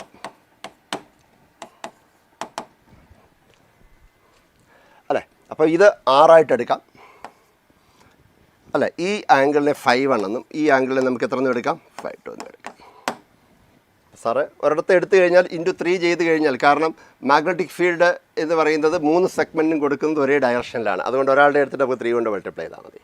ഒരാളുടെ എടുക്കാം നമുക്ക്. പക്ഷേ നമുക്ക് ഈ φ1 φ2 എന്ത് ചെയ്യണം? ഒന്ന് കണ്ടുപിടിക്കണം അല്ലേ? അപ്പോൾ നമുക്കൊന്ന് ചെയ്തേക്കാം. പിന്നെ ഈ R എന്ന് പറയുന്ന ഡിസ്റ്റൻസും കൂടി ഒന്ന് കണ്ടുപിടിക്കേണ്ടിയിരിക്കുന്നു. വാട്ട് ഇസ് φ1 നമുക്കൊന്നും അറിയാൻ ഒന്നുമില്ല. ഇതെത്രയെന്ന് പറയാം? ഇതെത്ര കിട്ടും? 30 ഡിഗ്രി കിട്ടും. ഇതെത്രയായിരിക്കും? 60. ഇതെത്രയായിരിക്കും? 60. എല്ലാവർക്കും അറിയാവുന്നതാണ്. 60 ആണ്. അപ്പോൾ φ1 φ2 നമുക്ക് കിട്ടി. 60 കിട്ടി. What about R? R എത്ര കിട്ടും? ഇത് A/2 അല്ല ഇടാൻ വരുന്നുണ്ട്. ഇവിടം വരെ എത്രയുണ്ട്? A/2 അല്ലേ? ടോട്ടൽ A ആണെങ്കിൽ ഇത് എത്രയുണ്ട്? A/2. അപ്പോൾ അവിടെ വെച്ച് നോക്കുന്നുണ്ടെങ്കിൽ നമുക്ക് tan 30 എത്ര കിട്ടുന്നുണ്ട്? tan 30 = R ഡിവൈഡഡ് ബൈ എത്രയായിരിക്കും? A/2. R divide by tan 30 എന്ന് പറഞ്ഞാൽ 1/√3 = R A/2 അല്ലേ? അപ്പോൾ നമുക്ക് R = എത്ര കിട്ടി? A/2. ഈ ഡിസ്റ്റൻസ് എന്ന് പറഞ്ഞാൽ എത്രയായിരിക്കും? A/2√3 ആയിരിക്കും. ഇത്രയും കാര്യങ്ങൾ ഓർത്തിരിക്കുക. അങ്ങനെയാണെങ്കിൽ ഇയാൾ ഉണ്ടാക്കുന്ന മാഗ്നറ്റിക് ഫീൽഡ്, ഈ ഒരു സെഗ്മെൻറ്റ് ഉണ്ടാക്കുന്ന, നമുക്കൊരു പേര് കൊടുക്കാം ABC. ഈ BC എന്ന് പറയുന്ന ആൾ സെൻട്രൽ ഉണ്ടാക്കുന്ന മാഗ്നറ്റിക് ഫീൽഡ് എത്രയായിരിക്കും? നമുക്ക് നോക്കാം. ഈ ഇക്വേഷൻ ഇട്ട് കഴിഞ്ഞാൽ B = μ0I/4π R ന് വരുന്ന സാർ എത്ര കൊടുക്കും? A/2√3 sin 60 പ്ലസ് എത്രയാണ്? sin 60 ആണല്ലോ. യെസ്. അപ്പം ഇത് ഒരാളുടെയാണ് കേട്ടോ, സെൻട്രോയിലെ അല്ല. ഇതൊരു സെഗ്മെൻറ്റ് ഉണ്ടാക്കുന്നത്. നമുക്ക് അതിനെ 3 കൊണ്ട് മൾട്ടിപ്ലൈ ചെയ്യണം. അപ്പം നമുക്ക് കിട്ടുന്നത് 2√3 μ0I/4π A sin 60 plus sin 60. √3/2 plus √3/2 = എത്ര കിട്ടി? √3. ഇനി 3 സെഗ്മെൻറ്റിലെയും കൂടെ കാണണമെങ്കിൽ നമ്മൾ എന്തുകൊണ്ട് മൾട്ടിപ്ലൈ ചെയ്യണം? × 3 ആണല്ലോ. അപ്പോൾ നമുക്ക് കിട്ടുന്ന എത്രയുണ്ട്? 9/2 μ0I/ എത്രയായിരിക്കും? /A. ഇതൊന്ന് കാണാതെ പഠിച്ചു വെച്ചേക്കണം. Magnetic field at the centroid of an equilateral triangle of side A and carry current of I. അപ്പോൾ അത് 9/2 × μ0I/πA. റൈറ്റ്. ഇപ്പോൾ നമുക്ക് ഇതിൻ്റെ വാല്യൂ സബ്സ്റ്റിറ്റ്യൂട്ട് ചെയ്യാം. എന്തൊക്കെ പറഞ്ഞിട്ടുണ്ട് അവർ? കറണ്ട് എത്രയാണ് തന്നിരിക്കുന്നത്? കറണ്ട് തന്നിരിക്കുന്നത് 1.5 ആംപിയർ ആണ്. സൈഡ് 9 സെൻറ്റിമീറ്റർ ആണ്. ഓക്കെ. 9/2 ഇൻറ്റു μ0 എന്ന് പറയുമ്പോൾ μ0/π അല്ലേ? μ0 എന്ന് പറയുമ്പോൾ 4π × 10⁻⁻7 ഇൻറ്റു കറണ്ട് എന്ന് പറയുന്നത് 1.5 എന്ന് തന്നിട്ടുണ്ട്, ഡിവൈഡഡ് ബൈ π × 9 × 10⁻⁻². 9 അങ്ങോട്ട് ക്യാൻസലായി. π പോയി. ഇത് 2 വന്നിട്ടുണ്ട്. അപ്പോൾ 3 × 10⁻⁻5 ടെസ്ല എന്നാണ് കിട്ടിയിരിക്കുന്നത്. This is A magnetic field at the centre. അതിൻ്റെ മാഗ്നിറ്റ്യൂഡ് കിട്ടി. ഇനി നമുക്ക് ഡയറക്ഷൻ കണ്ടുപിടിക്കാൻ എന്തുപയോഗിക്കാം? നമുക്ക് റൈറ്റ് ഹാൻഡ് തമ്പ് റൂൾ ഉപയോഗിക്കാം. കാരണം ക്ലോക്ക് വൈസ് ഡയറക്ഷനിലാണ് കറണ്ട് എങ്കിൽ മാഗ്നറ്റിക് ഫീൽഡ് എങ്ങോട്ടായിരിക്കും? ഇൻവേർഡ് ആയിരിക്കും, ഇൻ ടു ദ പേജ് ആയിരിക്കും. 4th ഓപ്ഷൻ എന്ന് പറയുന്നുണ്ട്. 4th ഓപ്ഷൻ കറക്റ്റാണ്. കൺഗ്രാജുലേഷൻസ്. ഓക്കെ. അൽഫിയ യസീൻ പറഞ്ഞിട്ടുണ്ട് 4th ആണെന്ന്. അമൃതക്കുട്ടി മിഷൻ 8. അപ്പോൾ കൂടുതൽ ആൾക്കാർ വരുന്നുണ്ട് മോർണിംഗ് അവേഴ്സ് ആണെങ്കിൽ കൂടിയും. എനിവേ കിട്ടിയല്ലോ. അപ്പോൾ ഇതാണ് ഇത് മൂവിങ് ചാർജ് എന്നുള്ളൊരു നല്ല ക്വസ്റ്റ്യൻ ആയിരുന്നു. അടുത്ത ക്വസ്റ്റ്യനിലോട്ട് വന്നാൽ A metallic road of mass per unit length 0.5 kg/m is lying horizontally on A smooth inclined plane which makes an angle 30 degree with the horizontal. Okay. ഒരു ഇൻക്ലൈൻഡ് പ്ലെയിൻ ആണ്, സ്മൂത്താണ്. Smooth എന്ന് പറയുമ്പോൾ frictional ഫോഴ്സിനെ കുറിച്ച് നമുക്ക് മൈൻഡ് ചെയ്യേണ്ട കാര്യമേ ഇല്ല. അപ്പം മാസ് പെർ യൂണിറ്റ് ലെന്താണ് തന്നിരിക്കുന്നത് 0.5 kg/m, which makes an angle of inclination എത്രയാണ് 30 ഡിഗ്രി എന്ന് പറഞ്ഞിട്ടുണ്ട് ഹൊറിസോണ്ടലായിട്ട്. The rod is not allowed to slide down by flowing a current through it when a magnetic field of induction 0.25 Tesla is acting on it in the vertical direction. The current flowing in the rod to keep it stationary. അതായത് ഇത്രയൊക്കെ വലിയ കഥയൊക്കെ പറഞ്ഞിട്ടുണ്ടല്ലോ, കാര്യമൊന്നുമില്ല. നോക്കാം, ഇതൊരു inclined പ്ലെയിനാണ്. ഇതിൻ്റെ angle sir ഇപ്പോൾ തൽക്കാലം തീറ്റാന്നെടുക്കുകയാണ്. ആംഗിൾ ഓഫ് ഇൻക്ലൈനേഷൻ തീറ്റയാണ്. ഇവിടെ ഒരു റോഡ് സാർ ഇങ്ങനെ വെച്ചിരിക്കുകയാണ്. അതിൻ്റെതാണ്ട് ഈ ഒരു വ്യൂ ആണ് സാർ വരയ്ക്കാൻ പോകുന്നത് കേട്ടോ. ചെയ്ത് നോക്കണേ. അൽഫിയം, അമൃതയും പിന്നെ മിഷൻ നീറ്റും ഒക്കെ ഒന്ന് ജോഷായിട്ട് നോക്കട്ടെ, ഒന്ന് ചെയ്ത് നോക്കിയേ. ഈ ക്വസ്റ്റ്യൻ സാർ ചെയ്ത് വരാം, അപ്പോൾ തന്നെ നിങ്ങൾ തന്നെ വേറെ ചെയ്യുക, എന്നിട്ട് ലാസ്റ്റിൽ നോക്കിയിട്ട് മനസ്സിലാക്കാം അഥവാ കിട്ടുന്നില്ലെങ്കിൽ. ഓക്കെ, ഇങ്ങനെ ഇത് റോഡാണ്. റോഡിൻ്റെ ഒരു സൈഡ് വ്യൂ സാർ എടുത്തിരിക്കുക. അപ്പം മാഗ്നറ്റിക് ഫീൽഡ് വെർട്ടിക്കലി അപ്വേർഡാണ്. മാഗ്നറ്റിക് ഫീൽഡ് എങ്ങോട്ടാണ്? വെർട്ടിക്കലി അപ്വേർഡാണ് ആണല്ലോ. അപ്പം ഇയാളുടെ ഗ്രാവിറ്റേഷൻ ഫോഴ്സ് നേരെ താഴോട്ടാണ്, mg. അപ്പോൾ ഈ കമ്പണൻ്റ് എന്ന് പറഞ്ഞാൽ mg സൈൻ തീറ്റ ആണെന്ന് നമുക്കറിയാം. നമ്മൾ ലോസ് ഓഫ് മോഷനിൽ പഠിച്ചു വെക്കുന്നതാണ്. ഇതെത്രയാണ്? mg സൈൻ തീറ്റയാണ്. കിട്ടി. ഈ mg സൈൻ തീറ്റ ഇത് മാഗ്നറ്റിക് ഫീൽഡ് മുകളോട്ട് അപ്ലൈ ചെയ്തിരിക്കും. അപ്പോൾ തീർച്ചയായിട്ടും ഈ ഗ്രാവിറ്റേഷണൽ ഫോഴ്സിനെ ആര് ബാലൻസ് ചെയ്യണം? Magnetic force on the current carrying road in A magnetic field. ഒരു കറണ്ട് ക്യാരിയിങ് റോഡ് നമ്മളൊരു മാഗ്നറ്റിക് ഫീൽഡിൽ വെച്ച് കഴിഞ്ഞാൽ he will experience A force BIL. എത്രയാണ്? സൈൻ തീറ്റ അല്ലെങ്കിൽ BIL. റോഡിന് പെർപെൻഡിക്കുലറായിട്ടാണ് മാഗ്നറ്റിക് ഫീൽഡ് അല്ലേ എന്നുണ്ടെങ്കിൽ നമുക്ക് എന്ത് പറയാം? BIL. അതായത് ലെങ്ത് ഓഫ് ദ റോഡും മാഗ്നറ്റിക് ഫീൽഡും തമ്മിലുണ്ടാക്കുന്ന ആംഗിൾ 90 ഡിഗ്രി ആണെങ്കിൽ നമുക്ക് BIL എന്ന് പറയാം. ഇവിടെ തീർച്ചയായിട്ടും ഇങ്ങനെയാണ് റോഡ് ഇരിക്കുന്നത്. മാഗ്നറ്റിക് ഫീൽഡ് വെർട്ടിക്കലി അപ്വേർഡാണ്. തീർച്ചയായിട്ടും ഫോഴ്സ് എന്ന് പറഞ്ഞാൽ BIL ആയിരിക്കും. അപ്പോൾ BILൻ്റെ ഒരു കമ്പോണൻറ്റ് അല്ലെങ്കിൽ BIL പൂർണ്ണമായിട്ടോ അല്ലെങ്കിൽ ഒരു കമ്പോണൻറ്റോ ആരെ ബാലൻസ് ചെയ്യണം? mg സൈൻ തീറ്റയെ ബാലൻസ് ചെയ്യണം. അല്ലെങ്കിൽ ഇത് നേരെ ഉരുണ്ട് താഴോട്ടിഞ്ഞ് പോരും. mg സൈൻ തീറ്റ മാത്രമേ ഉള്ളൂ എങ്കിൽ mg സൈൻ തീറ്റയ്ക്ക് ഈക്വലായിട്ട് ഒരു ബലാബലം, അതായത് അയാളൊപ്പം ശക്തനായ ഒരുത്തൻ എന്ത് ചെയ്യണം? തിരിച്ചു പിടിക്കണം. അപ്പം അങ്ങനെ നമ്മൾ ഇവനെ അനക്കാതെ വെച്ചിരിക്കുകയാണ്. റോഡിനെ അനങ്ങാതെ ഇരിക്കാൻ ഉള്ളൊരു ഫോഴ്സ് നമ്മൾ ഓപ്പോസിറ്റ്ലി മാഗ്നറ്റിക് ഫീൽഡ് അപ്ലൈ ചെയ്തുകൊണ്ട് കൊടുക്കാം. അപ്പം നോക്കിക്കോ. അപ്പം നമ്മൾ നോക്കണം, നമ്മൾ ഇങ്ങനത്തെ ക്വസ്റ്റ്യൻ ഡീൽ ചെയ്യുമ്പോൾ കറണ്ടിൻ്റെ ഡയറക്ഷൻ എങ്ങോട്ട് വെച്ചാൽ നമുക്ക് ഇവരെ പിടിച്ചു നിർത്താൻ പറ്റും, ഒരു കമ്പണൻ്റ് ഓഫ് മാഗ്നറ്റിക് ഫോഴ്സ് വരും എന്നുള്ളത് നമ്മളൊന്ന് ശ്രദ്ധിക്കണം. അപ്പം നമ്മൾ എടുക്കുന്നതാണ് കറണ്ട് ഈ ഡയറക്ഷനിലാണെന്നിരിക്കട്ടെ. എങ്ങോട്ട്? ഈ ഡയറക്ഷനിൽ കറണ്ട് എടുത്തു കഴിഞ്ഞാൽ മാഗ്നറ്റിക് ഫീൽഡ് നേരെ മുകളിലോട്ടാണ്, കറണ്ട് ഈ ഡയറക്ഷനിലാണ്. സാർ ലെഫ്റ്റ് ഹാൻഡ് റൂൾ എടുക്കുന്നുണ്ട്. കറണ്ട് ഈ ഡയറക്ഷനിൽ, മാഗ്നറ്റിക് ഫീൽഡ് നേരെ മുകളിലോട്ട്. അപ്പോൾ ഫോഴ്സ് എന്ന് പറയുന്നത് എങ്ങോട്ടേക്ക് ആക്ട് ചെയ്യും? ഇങ്ങോട്ടേക്ക് ആക്ട് ചെയ്യും, ലെഫ്റ്റിലോട്ട് ആക്ട് ചെയ്യും. അപ്പോൾ കറണ്ട് ഇങ്ങോട്ട് എടുക്കാം നമുക്ക്. എങ്ങോട്ട്? ഔട്ട്വേർഡ്. കറണ്ട് ഇൻവേർഡ് എടുത്തു കഴിഞ്ഞാൽ ഫോഴ്സ് ഇങ്ങനെയല്ലേ വരിക? ഇങ്ങനെ വന്നു കഴിഞ്ഞാൽ നമ്മുടെ കാര്യം നടക്കില്ല. നടക്കുമോ? നടക്കില്ല. അപ്പോൾ കറണ്ട് എന്തായാലും ഔട്ട്വേർഡ് ആയിരിക്കും. ഇങ്ങനെ വ്യൂ ചെയ്യുമ്പോൾ ഔട്ട്വേർഡ് ആയിരിക്കും. സാർ കറണ്ടിന് ഏതാണ്ട് ഔട്ട്വേർഡ് ഡയറക്ഷൻ. ഇത് മാഗ്നറ്റിക് ഫീൽഡ് അല്ല, കറണ്ടാണ് സാർ വരയ്ക്കുന്നത് ഔട്ട്വേർഡ്. അങ്ങനെയാണെങ്കിൽ ഇയാൾ കൊടുക്കുന്ന മാഗ്നറ്റിക് ഫോഴ്സ് എന്ന് പറഞ്ഞു കഴിഞ്ഞാൽ BIL എന്ന് പറഞ്ഞാൽ ഇങ്ങോട്ടേക്കായിരിക്കും ഇരിക്കുക. മാഗ്നറ്റിക് ഫീൽഡ് മുകളോട്ട്, കറണ്ട് ഇങ്ങോട്ട്, ഫോഴ്സ് ഇങ്ങോട്ട്. അപ്പോൾ ഇയാളുടെ ഒരു കമ്പണൻറ്റ്, ഏത് കമ്പണൻ്റ് ആയിരിക്കും മക്കളെ? ഏതാണ്ട് ഈ കമ്പണൻ്റ് ആയിരിക്കുമല്ലോ mg സൈൻ തീറ്റയെ പിടിക്കാൻ നിൽക്കുന്നത്. ഇത് തീറ്റയാണെങ്കിൽ ഇവനും എത്ര തന്നെ? തീറ്റ. അപ്പോൾ ഇതെത്രയായിരിക്കും? BIL cos theta. BIL എത്രയായിരിക്കും? Cos theta. മനസ്സിലായല്ലോ? ഈ ഒരു ഫോഴ്സ് ആയിരിക്കും, ഈ ഒരു കമ്പണൻ്റ് ഓഫ് BIL ആയിരിക്കും എന്ത് ചെയ്യാൻ പോകുന്നത്? ഇയാളെ പിടിച്ചു നിർത്താൻ പോകുന്നു. എഴുതാമല്ലോ നമുക്ക്. അപ്പോൾ നമുക്ക് when the rod is stationary,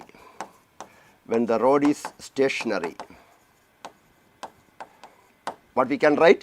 BIL cos theta is equal to mg sin theta. Therefore, I equal to m by L into g by b into sin theta by cos theta എത്രയാണ്? tan theta. Just substitute ചെയ്തു. I is equal to m by L എത്ര തന്നിട്ടുണ്ടോ മക്കളെ? 0.5 അല്ലേ?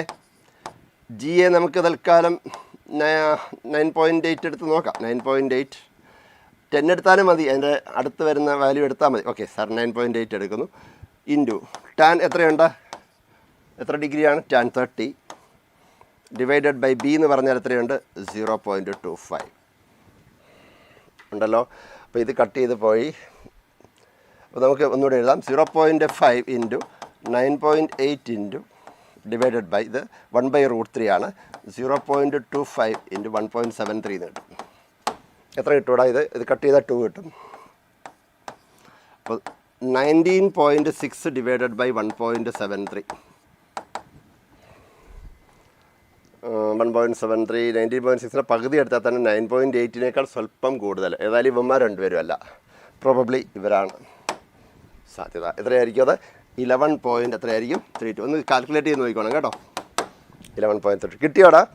ആൽഫിയ അമൃത, ആൽഫിയ പറയുന്നുണ്ട് 4th option ആണെന്നാണ് പറയുന്നത്. ആണോ, അത് സാറിൻ്റെ കാൽക്കുലേഷൻ തെറ്റിയോ? 11.32 കാരണം 14.96 19.6 ഡിവൈഡഡ് ബൈ 1.73 ഇവൻ 2 ആണെങ്കിൽ തന്നെ 9.8 വരും.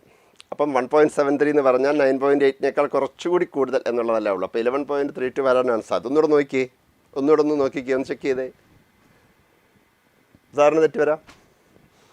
അതാണ് ഇതിൻ്റെ നമുക്ക് ചെയ്ത് എടുക്കുമ്പോൾ ഒന്നുകൂടെ നോക്കിക്കേ. കാൽക്കുലേറ്റ് കിട്ടി സാർ, കിട്ടി. Okay, very good very good. Mission പറഞ്ഞിട്ടുണ്ട്, കിട്ടിയ മനസ്സിലായല്ലോ. അപ്പോൾ ഇത് നീറ്റ് വരാൻ സെറ്റ് ചെയ്യുക. സിമ്പിൾ ചോദ്യങ്ങൾ നമ്മൾ പഠിച്ചിട്ടുള്ള കാര്യങ്ങളാണ്, അതിനൊന്ന് അപ്ലൈ ചെയ്യുന്നതെന്ന് മാത്രമേ ഉള്ളൂ കേട്ടോ. Very good. അപ്പോൾ ചെയ്ത് നോക്കുന്നവർക്കെല്ലാം കൺഗ്രാജുലേഷൻസ്. കിട്ടിയാലും കിട്ടിയാലും സാധനം ഒരു പ്രശ്നമില്ല, ചെയ്ത് നോക്കുക, കിട്ടുക. അടുത്ത നീറ്റ് നമുക്കുള്ളതാണ്. ഓക്കെ, യാതൊരുവിധ ടെൻഷനും വേണ്ട. പഠിച്ചുകൊണ്ടിരിക്കുന്ന രീതി നമുക്ക് എന്തെങ്കിലുമൊക്കെ പരീക്ഷയ്ക്ക് എഴുതുമ്പോൾ ഒരു അപ്പ് ഡൗൺ ഒക്കെ ഉണ്ടാകുകയാണെങ്കിൽ എവിടെയാണ് പ്രശ്നം എന്നുള്ളത് മനസ്സിലാക്കി പഠിക്കുക. ഇനി 1.5 മാസമുണ്ട്. 1.5 മാസം കുറച്ച് സമയമല്ല, ഇഷ്ടംപോലെ ടൈമുണ്ട്. നന്നായിട്ട് പഠിച്ച കാര്യങ്ങളൊക്കെ തന്നെ റിവൈസ് ചെയ്ത് അടിച്ച് പൊളിച്ചൊക്കെ പരീക്ഷ എഴുതിയിട്ട് വാ. ഓക്കെ, അടുത്ത ക്വസ്റ്റ്യൻ. ഇത് മാഗ്നറ്റിക് മൊമെൻറ്റ്സ്. എനിക്ക് തോന്നുന്നു ഇത് മാഗ്നറ്റിക് തമ്മിൽ മാറ്ററിലെ ഒരു ക്വസ്റ്റ്യൻ ആണെന്ന് തോന്നുന്നു. അപ്പം 2 magnets of magnetic moments M and 2M are placed in a vibration magnetometer with the identical poles in the same direction. The time period of vibration is T1. If the magnets are placed with opposite poles together and vibrate with the time period T2, അങ്ങനെയാണെങ്കിൽ T1ഉം T2ഉം കൂടെ ഒന്ന് compare ചെയ്യാനാണ് പറയുന്നത്. ഇതൊക്കെ എനിക്ക് തോന്നുന്നത് previous question ആണ്. ഇത് നേരത്തെ ചോദിച്ചിട്ടുള്ള ചോദ്യമാണെന്ന് തോന്നുന്നു. അത് ജെയ്മെയിൻ ആണോ അതോ നീറ്റിനാണോ എന്നറിയില്ല. ഇതല്ല വേറൊരു വെർഷനിൽ ഇത് ചോദിച്ചിട്ടുണ്ട്. അപ്പം മാഗ്നറ്റോമീറ്റർ ചോദിക്കും, സാറേ ഇത് ഞങ്ങൾക്ക് പഠിക്കാനുണ്ടോ വൈബ്രേഷൻ മാഗ്നറ്റോമീറ്റർ? നമ്മൾ മാഗ്നറ്റ്സ് ഒന്നും പഠിക്കുന്നില്ലല്ലോ. അപ്പോൾ ആ പേര് അവിടെ വന്നിരിക്കുന്നതേ ഉള്ളൂ. കോൺസെപ്റ്റ് വേറെയാണ്. കോൺസെപ്റ്റ് നമുക്ക് അറിയാവുന്നൊരു കോൺസെപ്റ്റിൽ അത് അപ്ലൈ ചെയ്യുന്നതെന്ന് മാത്രമേ ഉള്ളൂ. ഇപ്പം നമ്മൾ ആംഗിൾ ഓഫ് ഡിപ്പ് പഠിക്കുന്നില്ല. നമ്മൾ ആംഗിൾ ഓഫ് ഡിപ്പ് പഠിക്കുന്നില്ല എന്നും പറഞ്ഞുകൊണ്ട് ഇത് നമുക്ക് പറയാൻ പറ്റുമോ? ഇനി ഇലക്ട്രോമാഗ്നറ്റിക് ഇൻഡക്ഷനകത്തിൽ മാഗ്നറ്റിക് ഫീൽഡ് പിന്നെ ഒരു കേസ് ഒരു ക്വസ്റ്റിനകത്തിൽ ഡിപ്പ് എന്ന് പറഞ്ഞ് വന്നു കഴിഞ്ഞാൽ നമുക്കത് എനിക്കറിയില്ല, ഞങ്ങൾക്ക് പഠിക്കണമെന്ന് പറയാൻ പറ്റില്ല. അപ്പം ബേസിക്കായിട്ടുള്ളൊരു നോളജ് കൈ വെച്ചേക്കണം. എന്താണ് ആംഗിൾ ഓഫ് ഡിപ്പ് എന്നും അതിൻ്റെ ഒരു ബേസിക് ഇക്വേഷൻ എന്താണെന്നൊക്കെ ഒന്ന് പഠിച്ച് വെച്ചേക്കണം. മനസ്സിലായല്ലോ? ഓക്കെ, അപ്പോൾ നമുക്കറിയാം time period of vibrational magnetometer എന്ന് പറഞ്ഞാൽ എത്ര കിട്ടും? Time period is equal to 2π into √i/, എത്രയായിരിക്കും? MB. അപ്പോൾ 2 മാഗ്നറ്റുകൾ നമ്മൾ 2 രീതിയിൽ വയ്ക്കുന്നു എന്നാണ് അവർ പറയുന്നത്. ദാണ്ടെ ഒന്നിങ്ങനെ വയ്ക്കുന്നു,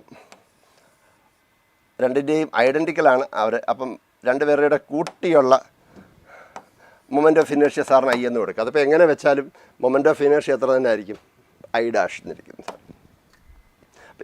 അപ്പോൾ ഇവിടെ SN ഇങ്ങോട്ട് വെക്കുന്നു. അപ്പോൾ ഇയാളുടെ മാഗ്നറ്റിക് മൊമെൻ്റ് ഇങ്ങോട്ടാണ് M. മറ്റേ ആളിൻ്റെ അത് ഇങ്ങനെ തന്നെയാണ് SN. അയാളുടെ എത്രയാണ്? 2M ആണ്. 2 വെക്റ്റേഴ്സ് ഒരേ ഡയറക്ഷനിലാണ്. അപ്പോൾ ഇയാളുടെ മാഗ്നറ്റിക് മൊമെൻ്റ് M1 എന്ന് പറഞ്ഞാൽ എത്ര കിട്ടും? 3M കിട്ടും. ഇനിയും അവർ പറഞ്ഞിരിക്കുന്നത് ഇനി ഒരു മാഗ്നറ്റിനെ തിരിച്ചു വെക്കുന്നു എന്നാണ് പറയുന്നത്. മാഗ്നറ്റ് നമ്മൾ എന്ത് ചെയ്യുന്നു? തിരിച്ചു വയ്ക്കുന്നു. ഒരാളെ തിരിച്ചു വെച്ചാൽ എന്താ സംഭവിക്കുക? മൊമെൻ്റ് ഓഫ് ഇനർഷ്യക്ക് വല്ല വ്യത്യാസം ഉണ്ടാവുക മക്കളെ? ഇല്ല. Yes, very good. Inverse root ആം. Very good very good. അപ്പോൾ ഇവിടെ ഇവനെ നമ്മളൊന്ന് തിരിച്ചു വെക്കുന്നു. ഇത് എസ്സും ഇത് എന്നും ആയി. ഇപ്പോൾ ഇയാളുടെ മാഗ്നറ്റിക് മൊമെൻ്റ് ഇങ്ങോട്ടേക്കാണ്, M ആണ്. ഇയാളുടെ ഇങ്ങോട്ട് തന്നെയാണ് SN. ഇപ്പോൾ 2 വെക്റ്റേഴ്സ് ആൻറ്റി പാരലാണ്.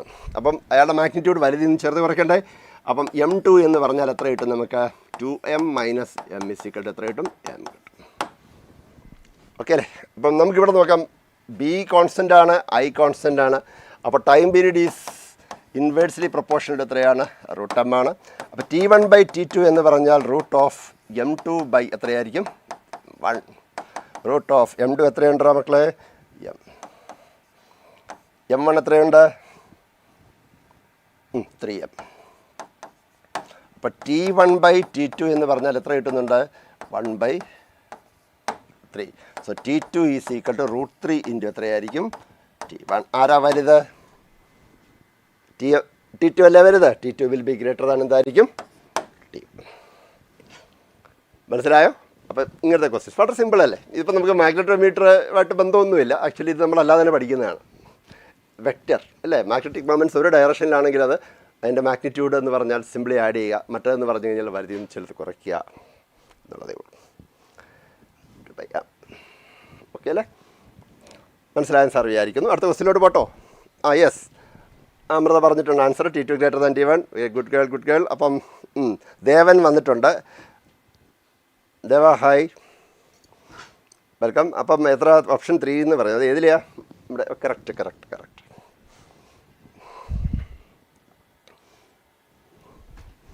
ഓക്കെ, അടുത്ത ക്വസ്റ്റിലോട്ട് നമുക്ക് പോയാലോ. A solenoid of radius r and length L has current I equal to I0 cos omega t. The value of induced electric field at distance of r outside the solenoid. Induced electric field എന്നാണ് ചോദിച്ചിരിക്കുന്നത് അല്ലേ? Induced electric field. അപ്പോൾ ഒരു സോളിനോയിഡിൽ കൂടി നമ്മളൊരു time varying current കടത്തിവിടുകയാണ്. അപ്പോൾ സോളിനോയിഡിൻ്റെ ഒരു cross section സാറിങ്ങനെ വരയ്ക്കുകയാണ്.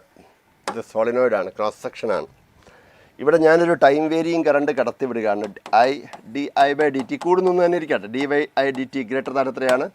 0. തീർച്ചയായിട്ടും ആ സോളിനോയിഡ് ഉണ്ടാക്കുന്ന മാഗ്നറ്റിക് ഫീൽഡും ടൈമിനൊത്ത് എന്ത് ചെയ്യും? വേരി ചെയ്യും. അപ്പോൾ dB/dt, ഇയാൾ ഉണ്ടാക്കുന്ന മാഗ്നറ്റിക് ഫീൽഡ് ബി ആണെങ്കിൽ അയാളും ടൈമിനൊത്ത് കൂടും. ടൈമിനൊത്ത് ഒരു റീജിയനിലെ മാഗ്നറ്റിക് ഫീൽഡ് വേരി ചെയ്താൽ അവിടെ ഇൻഡ്യൂസ്ഡ് ഇലക്ട്രിക് ഫീൽഡ് ഉണ്ടാകും. പഠിച്ചിട്ടുള്ളതല്ലേ? ഇൻഡ്യൂസ്ഡ് ഇലക്ട്രിക് ഫീൽഡ് ഉണ്ടാകും. മാക്സ്വെൽ ഫാരഡേസ് ഇക്വേഷനൊക്കെ നമുക്കറിയാം. അപ്പോൾ അതൊക്കെ വെച്ചിട്ട് ഔട്ട്സൈഡിലുള്ള ഇൻഡ്യൂസ്ഡ് ഇലക്ട്രിക് ഫീൽഡിൻ്റെ ഇക്വേഷനും നമ്മൾ പ്രൂവ് ചെയ്തിട്ടുണ്ട്. എത്രയായിരുന്നു ഔട്ട്സൈഡ് പോയിന്റിലുള്ള ഇൻഡ്യൂസ്ഡ് ഇലക്ട്രിക് ഫീൽഡ്? ഇതിൻ്റെ റേഡിയസ് r ആണെന്നിരിക്കട്ടെ.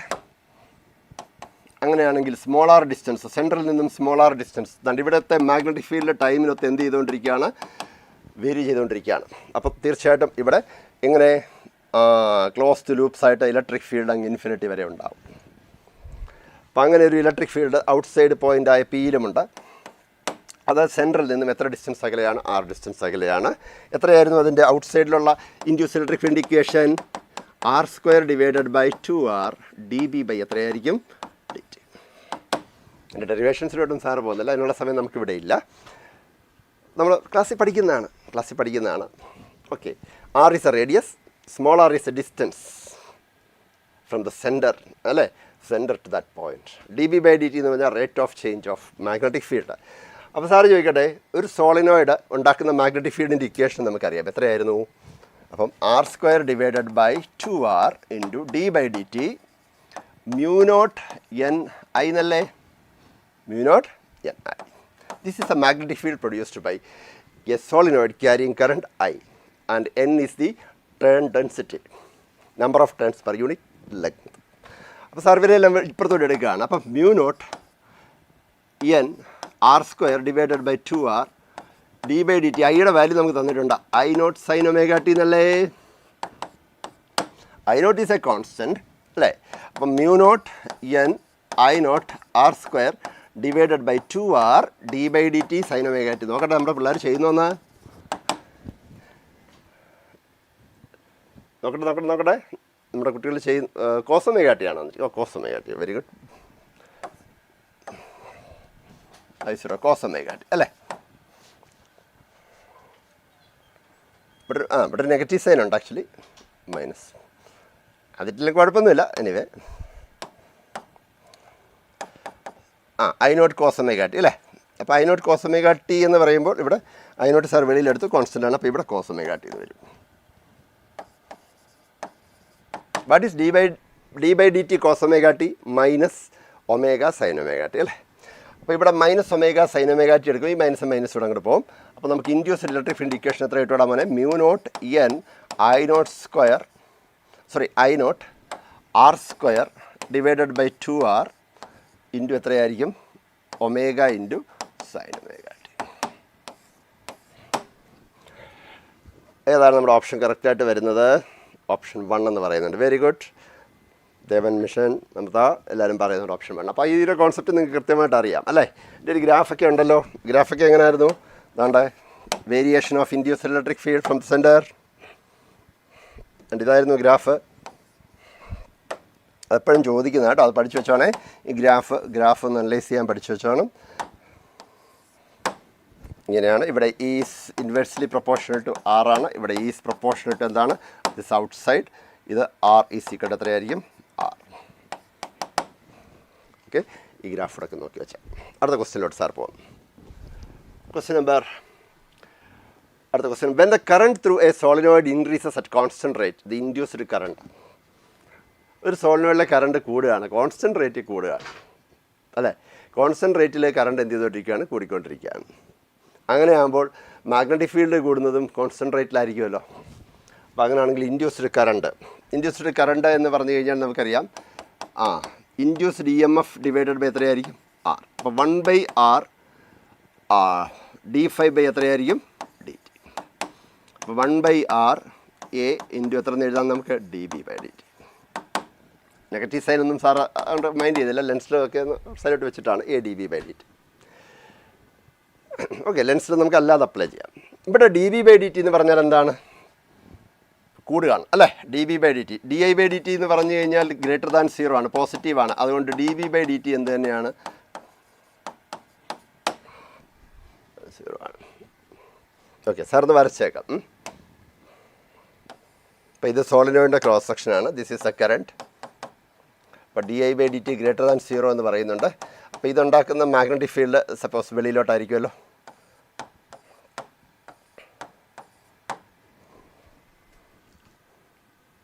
വെളിയിലോട്ടാണ് ആണല്ലോ. ഇത് I എന്ന് സാർ ഉദ്ദേശിച്ചത് എന്താണ്? നമ്മൾ ഇവിടുത്തെ magnetic field when the current through a solenoid increase at constant rate the induced current എന്നാണ്. അപ്പോൾ ഇത് സെൽഫ് ഇൻഡ്യൂസ്ഡ് കറണ്ടിൻ്റെ കാര്യമാണ് പറയുന്നത്. സെൽഫ് ഇൻഡ്യൂസ്ഡ് LDI/dt ആണ്. ഓക്കെ, അപ്പോൾ അത് ഔട്ട്സൈഡ് അല്ല. അപ്പം LDI/dt എടുത്താൽ മതി. അയാളുടെ കാര്യം മാത്രമല്ല ചോദിച്ചിട്ടുള്ളൂ. അപ്പം ഇൻഡ്യൂസ്ഡ് EMF എന്ന് പറഞ്ഞാൽ എത്രയായിരിക്കും? LDI/. ഇവിടെ di/dt കോൺസ്റ്റൻ്റ് ആണെന്ന് പറയുന്നുണ്ട്. di/dt കോൺസ്റ്റൻ്റ് ആണെങ്കിൽ എപ്സിലോൺ എന്ന് പറഞ്ഞാൽ എന്തായിരിക്കും? കോൺസ്റ്റൻ്റ് ആണ്. L is A constant. di/dt ക്വസ്റ്റ്യനിൽ പറയുന്നത് കോൺസ്റ്റൻ്റ് ആണ്. അപ്പോൾ ഇൻഡ്യൂസ്ഡ് EMF കോൺസ്റ്റൻ്റ് ആണ്. അതുകൊണ്ട് ഇൻഡ്യൂസ്ഡ് കറണ്ട് എന്ന് പറഞ്ഞാൽ E/R ഈസ് കോൺസ്റ്റൻറ്റ്. ഇതായിരിക്കും അത് കോൺസ്റ്റൻറ്റ്. നമ്മുടെ ലെൻസിലോ വെച്ച് നമുക്കറിയാൻ പറ്റും ഇൻഡ്യൂസ്ഡ് കറണ്ട് എപ്പോഴും ഇൻഡ്യൂസിങ് കറണ്ടിനെ എന്താ ശ്രമിക്കുക? ഒപ്പോസ് ചെയ്യാനാണ് ശ്രമിക്കുക അല്ലേ? ഇൻഡ്യൂസിങ് കറണ്ടിനെ അത് എപ്പോഴും എന്ത് ചെയ്യാൻ ശ്രമിക്കും? ഒപ്പോസ് ചെയ്യാൻ ശ്രമിക്കും. ആ ചേഞ്ചിനെ ഒപ്പോസ് ചെയ്യാനായിരിക്കും എന്ത് ചെയ്യുക? ശ്രമിക്കുക. അപ്പോൾ നമുക്ക് മനസ്സിലായി ഇൻഡ്യൂസ്ഡ് കറണ്ട് എന്ന് പറയുന്നത് is a constant and is opposite to the direction of എന്തായിരിക്കും? Inducing current. അപ്പോൾ നമ്മുടെ ഓപ്ഷൻ ഏതായിരിക്കും കറക്റ്റായിട്ട് വരിക? ഓപ്ഷൻ നമ്പർ 2 ആയിരിക്കും. ലെൻസ് ലോയും ഫാരഡേസ് ലോ കൂടെ ചേർത്തിട്ട് ഉള്ള ഒരു ക്വസ്റ്റ്യൻ. മനസ്സിലായാലോ? നോണ്ടിക്കൊണ്ട് LDI/dt ക്വസ്റ്റ്യന് പറയുന്നു di/dt ഇസ് എ കോൺസ്റ്റൻറ്റ്. അതുകൊണ്ട് ഈ ഒരു LHS കോൺസ്റ്റൻ്റ് ആയിരിക്കും. ഈ കോൺസ്റ്റൻ്റ് ആണെങ്കിൽ I എന്തായിരിക്കും? കോൺസ്റ്റൻ്റ് ആയിരിക്കും. According to Lenz law it always opposes അല്ലേ the change in magnetic flux. അപ്പം അത് ഇൻഡ്യൂസ് ചെയ്യുന്ന കറണ്ടിനെ എന്ത് ചെയ്യാനായിരിക്കും ശ്രമിക്കുക? ഒപ്പോസ് ചെയ്യാനായിരിക്കും ശ്രമിക്കുക. ആ ഇൻഡ്യൂസ് ചെയ്യുന്ന കറണ്ട് കൂടുകയാണെങ്കിൽ അതിനെ കുറയ്ക്കാൻ ശ്രമിക്കും. ഇൻഡ്യൂസ് ചെയ്യുന്ന കറണ്ട് കുറയുകയാണെങ്കിൽ അതിനെ എന്ത് ചെയ്യാൻ ശ്രമിക്കും? കൂട്ടാൻ ശ്രമിക്കും. ഓക്കെ, അപ്പോൾ നമ്മുടെ ഓപ്ഷൻ കറക്റ്റായിട്ട് വരുന്ന ഏതായിരിക്കും? നമ്മുടെ ഓപ്ഷൻ 2 ആയിരിക്കും. It's very good. Option 7. Good. നമ്മുടെ ടീം ആൾക്കാർ കുറവാണെങ്കിലും അവർ നന്നായിട്ട് തന്നെ നിൽക്കുന്നുണ്ട്. സാറിന് വളരെ സന്തോഷമുണ്ട്. അപ്പം എനിവേ സാർ പറഞ്ഞു ഇനി കാണുന്ന ഇത് കഴിയുമ്പോഴാണ് നമുക്ക് വ്യൂ വരുന്നത്. നമ്മുടെ കുട്ടികൾ എല്ലാവരും പരീക്ഷ എഴുതിക്കൊണ്ടിരിക്കുകയാണ്. അവരൊക്കെ ഇത് കഴിയുന്നുണ്ടെങ്കിൽ ഇവർ കാണാൻ തുടങ്ങും. അപ്പോൾ അന്നേരവും സാർ പറഞ്ഞു ഇങ്ങനെ പോസ് ചെയ്യുക, ചെയ്ത് നോക്കുക, എന്നിട്ട് മുന്നോട്ട് പോവുക. Okay, right. 2 coils of self-inductance 2 millihenry and 8 millihenry are placed so close together that the effective flux in one coil is completely linked with the other. എന്താണ്? കംപ്ലീറ്റ്ലി ലിങ്ക്ഡ് ആണെന്ന് തോന്നുന്നു. അപ്പോൾ നമുക്ക് കംപ്ലീറ്റ്ലി ലിങ്ക്ഡ് എന്ന് നമുക്ക് എഴുതാം. ചെറിയൊരു linked with the other. The mutual inductance between these coils. Mutual inductance between എന്താണ് coils. Half is completely linked എന്ന് എഴുതാം, നമുക്ക് linked with the coil. Okay, അപ്പോൾ ഒരാൾ ഉണ്ടാക്കുന്ന ഫ്ലക്സ് മറ്റേയാളുമായി കംപ്ലീറ്റ്ലി ലിങ്ക് ആവുകയാണെങ്കിൽ കപ്ലിംഗ് കോഎഫിഷ്യൻറ്റിൻ്റെ വാല്യൂ 1 ആയിരിക്കും. കപ്ലിംഗ് കോഎഫിഷ്യൻറ്റിൻ്റെ ഡെഫിനിഷൻ എന്ന് പറഞ്ഞാൽ flux linked to secondary coil divided by flux produced by primary coil. ഇവിടെ കംപ്ലീറ്റ്ലി ലിങ്ക് ആകുകയാണ്, പ്രൈമറി ഉണ്ടാകുന്ന മുഴുവൻ ഫ്ലക്സും സെക്കൻഡറി ലിങ്ക് ആവും എന്ന് പറഞ്ഞു കഴിഞ്ഞാൽ കെയുടെ വാല്യൂ 1. നമുക്ക് കപ്ലിംഗ് ഇക്വേഷൻ അറിയാം, M = K × √L1 L2 എന്നാണ്. ഇവിടെ കെയുടെ വാല്യൂ 1 ആണ്. M = 1 × what is L1? 2 millihenry and L2 8 millihenry. അപ്പോൾ 16 റൂട്ട് എത്ര കിട്ടും? 4 milli. ഓപ്ഷൻ 1 എന്ന് പറയുന്നു. കറക്റ്റ്. അമൃതയും പറഞ്ഞു ഓപ്ഷൻ 1. Very good. എല്ലാവരും ദേവൻ മിഷൻ നീറ്റ്, മിഷൻ്റെ പേര് സാറിന് അറിയില്ല, എനിവേ നല്ല പേര് മിഷൻ നീറ്റ്. അപ്പം എല്ലാവരും പറയുന്നുണ്ട് കറക്റ്റ് ഓപ്ഷൻ നമ്പർ 1 ആണ്. മനസ്സിലായെന്ന് വിചാരിച്ചു. The series LR circuit connected with an AC source E = 25 sin 1000t volt has a power factor of 1/√. If the source of EMF is changed to E = 25 sin 3000t volt, the new power factor of the circuit will be. അയാളുടെ power factor എത്ര എന്നാണ് ചോദിച്ചിരിക്കുന്നത്. അപ്പോൾ നമ്മളിവിടെ എന്ത് ചെയ്യുകയാണ്, voltage A C സോഴ്സിൻ്റെ voltage vary ചെയ്യുന്നു, മാറ്റുന്നു. അയാളുടെ ഫ്രീക്വൻസി മാറ്റുന്നു. എന്ത് മാറ്റുന്നു? ഫ്രീക്വൻസി ഇത് 1000 ആയിരുന്നു ഒമേഗയുടെ വാല്യൂ എങ്കിൽ ഇവിടെ ഇപ്പോൾ എത്രയാണ്? 3000 ആയിട്ട് മാറ്റിയിരിക്കുകയാണ്. അങ്ങനെയാണെങ്കിൽ what is the new power factor? ഒന്ന് ശ്രമിക്കാവോ മൈ ടീം? ആൽഫിയ, ദേവൻ, മിഷൻ, അമൃത, ശ്രമിക്കുക. കിട്ടും, നിങ്ങൾക്ക് കിട്ടും, അതെനിക്കറിയാം. ഒന്ന് ശ്രമിച്ചേ.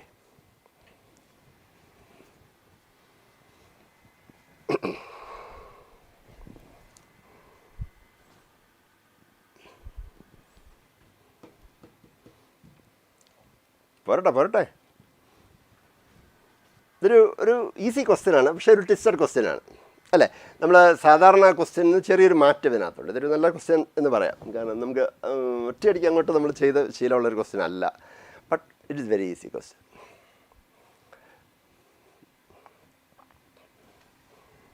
നമുക്ക് നോക്കിയാലോ? ഓക്കെ, ചെയ്യുന്നുണ്ടാവും, ആലോചിക്കുന്നുണ്ട്, സാറിനറിയാം, നിങ്ങൾ ചെയ്യുന്നുണ്ട്, കൂടെ ചെയ്യുന്നുണ്ട്. സാറ് ചെയ്യാം. ഇവിടെ E = 25 sin 1000t ആയിരുന്നു അല്ലേ? അപ്പോൾ ഇവിടെ ω1 എന്ന് പറഞ്ഞാൽ എത്രയായിരുന്നു? 1000 ആണ്. ω t അല്ലേ? അപ്പോൾ ω1 1000 ആണ്. അപ്പോൾ XL എന്ന് പറയുന്നത് എത്ര കിട്ടും നമുക്ക്? L ω1 ആയിരുന്നു. എത്രയായിരിക്കും? L is constant അല്ലേ? അവർ മാറ്റുന്നില്ല. അപ്പോൾ XL is proportional to എന്താണ്? ω1. പ്രൊപ്പോർഷണൽ എത്രയാണ്? ω. ഓക്കെ, അതിന് മുമ്പ് നമ്മൾ നോക്കുന്നു. അപ്പോൾ XL ω-ക്ക് പ്രൊപ്പോർഷണൽ ആണെന്ന് കണ്ടു. ഇനി നോക്കുക, ഇവിടെ പവർ ഫാക്ടർ എന്ന് പറയുന്നത് 1/√2 ആണ് ഇത് ഉപയോഗിക്കുമ്പോൾ. അപ്പോൾ നമുക്ക് cos φ is the phase difference between current and voltage is equal എത്രയാണ്? 1/√2 എന്ന് കിട്ടിയിട്ടുണ്ട്. Okay, right. അപ്പോൾ അങ്ങനെയാണെങ്കിൽ cos φ 1/√2 ആണെങ്കിൽ ഫൈയുടെ വാല്യൂ എത്രയായിരിക്കും? 45 ഡിഗ്രി അല്ലേ? അങ്ങനെയാണെങ്കിൽ tan φ is equal to XL divided by R is equal to എത്ര കിട്ടും? 1. കാരണം phi cos tan 45 is equal എത്ര കിട്ടി? 1.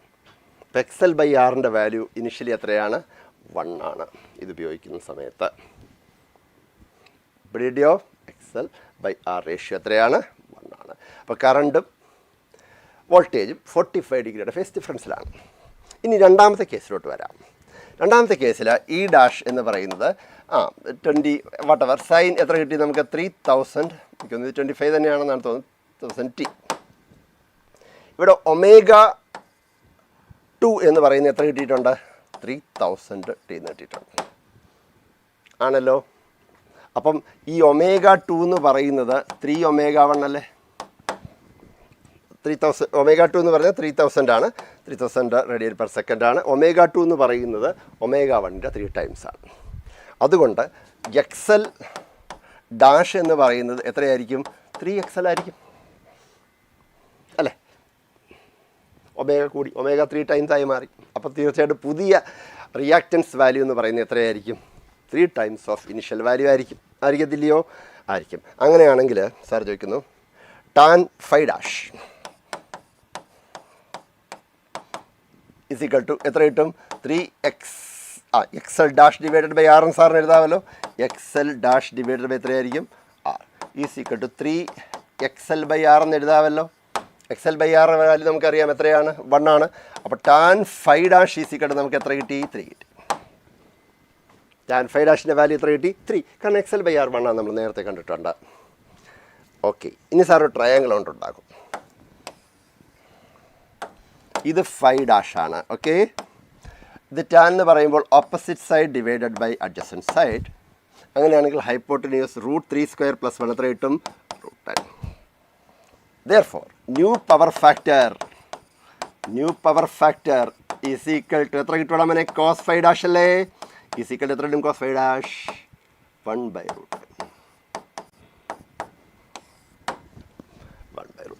Very good.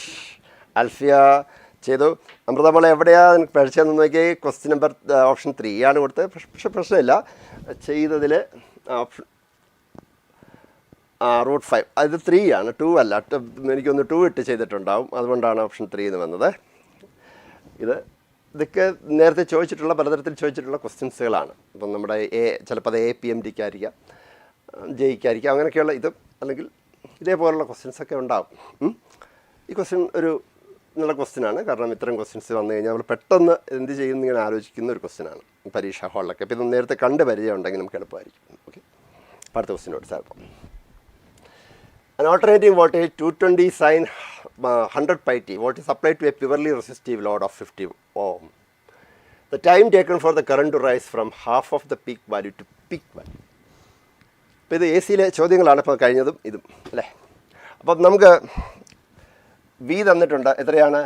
പ്യുവർ റെസിസ്റ്റീവ് ആണ്. അതുകൊണ്ട് കറണ്ടും വോൾട്ടേജും ഇൻ ഫേസ് ആയിരിക്കും. അപ്പോൾ സാറ് കറണ്ടിൻ്റെ general equation I = I0 sin 100 pi t അങ്ങോട്ട് എഴുതും. നമുക്കതിൻ്റെ വാല്യൂ ഒന്നും നമുക്ക് പ്രശ്നമല്ല. ഓക്കെ, ഇനി ആദ്യത്തെ കേസ് എന്താണ്? The time taken for the current to rise from, അതായത് പകുതി, പീക്ക് വാല്യൂവിൻ്റെ പകുതി തൊട്ട് പീക്ക് വാല്യൂ വരെ എത്താൻ എത്ര സമയമെടുക്കും എന്നാണ് ചോദിച്ചിരിക്കുന്നത്. പീക്ക് വാല്യൂവിൻ്റെ പകുതി I0/2 തൊട്ട് I വരെ എത്താൻ എത്ര സമയമെടുക്കും? ഓക്കെ, നമുക്ക് ആദ്യം I0/2 തുടങ്ങാം. അപ്പം when I is equal to എത്രയാണ്? പീക്ക് വാല്യൂവിൻ്റെ പകുതി ആയിരിക്കുമ്പോൾ അപ്പോൾ I0/2 is equal to I0 sin 100 pi t. അപ്പോൾ sin 100 pi t is equal to എത്ര കിട്ടണം? നമ്മൾ ചെയ്തോണേ. Very good. ആൽഫിയ ചെയ്തിട്ടുണ്ട്. ആൽഫിയ ഇത് കഴിഞ്ഞ ക്വസ്റ്റ്യൻ്റെ ആണോ പറഞ്ഞത്? ഇതിൻ്റെ അറിയത്തില്ല, നമുക്ക് ഇതിൻ്റെ ഓപ്ഷൻ അറിയില്ല. അപ്പോൾ നമുക്ക് നോക്കാം. അപ്പോൾ sin θ is equal to 1/t എന്ന് പറഞ്ഞാൽ ഇത് 30 ഡിഗ്രി അല്ലെങ്കിൽ π/6 അല്ലേ? അപ്പോൾ 100 pi t is equal to നമുക്ക് π/6 എന്ന് കിട്ടി. π ഇങ്ങോട്ട് ക്യാൻസലായി പോയപ്പോൾ t ഈസ് ഈക്വൽ ടു നമുക്ക് എത്ര കിട്ടി? 1/600 സെക്കൻഡ്. അപ്പോൾ തുടക്കത്തിൽ 0 സെക്കൻഡിൽ നിന്നും പീക്ക് വാല്യൂവിൻ്റെ പകുതിയാകാൻ എടുത്ത സമയം എത്രയാണ്? 1/600 സെക്കൻഡാണ്. ഇനിയും പീക്ക് വാല്യൂ എന്ന് പറഞ്ഞു കഴിഞ്ഞാൽ പീക്ക് വാല്യൂ എത്തുന്ന എപ്പോഴാണ് മോനെ? When I is equal to I0, peak value എത്തുമ്പോൾ sin 100 pi t എന്ന് പറയുന്നത് എത്രയായിരിക്കും? π/2 ആയിരിക്കും. 90 ഡിഗ്രി ആകുമ്പോഴല്ലേ, sorry, sin 100 pi t is equal to 1 ആകുമ്പോൾ ഈസ് ഈക്വൽ ടു 1 ആവണം. അതായത് 100 pi t is equal to എത്ര ആയിരിക്കണം? π/2. അത് നമുക്ക് നോക്കാം. π അങ്ങോട്ട് ക്യാൻസലായി പോയപ്പോൾ t ഈസ് ഈക്വൽ ടു എത്ര കിട്ടുന്നുണ്ട്? 1/200 സെക്കൻഡ്. അപ്പോൾ പീക്കിലെത്താൻ എത്ര എടുത്തു? 1/200 second. Half of the peak എടുക്കാൻ എത്ര എടുത്തു? 1/400. What is A time gap? Sir T dash എന്ന് കൊടുക്കും. എത്ര കൊടുക്കുന്നു? T dash.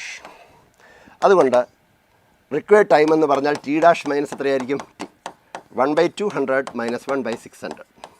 അപ്പം 600 ബൈ 3 മൈനസ് എത്രയാണ് 1/300. 1/300 നമുക്ക് 1000/300 × 10⁻³ എന്ന് എഴുതാമല്ലോ. 10/3 എന്ന് പറഞ്ഞാൽ 3.3 ആണ്. ഇതിനെ മില്ലി എന്ന് എഴുതാം, മില്ലി സെക്കൻഡ്. അപ്പോൾ നമ്മുടെ ആൻസർ 3.3 മില്ലി സെക്കൻഡ്.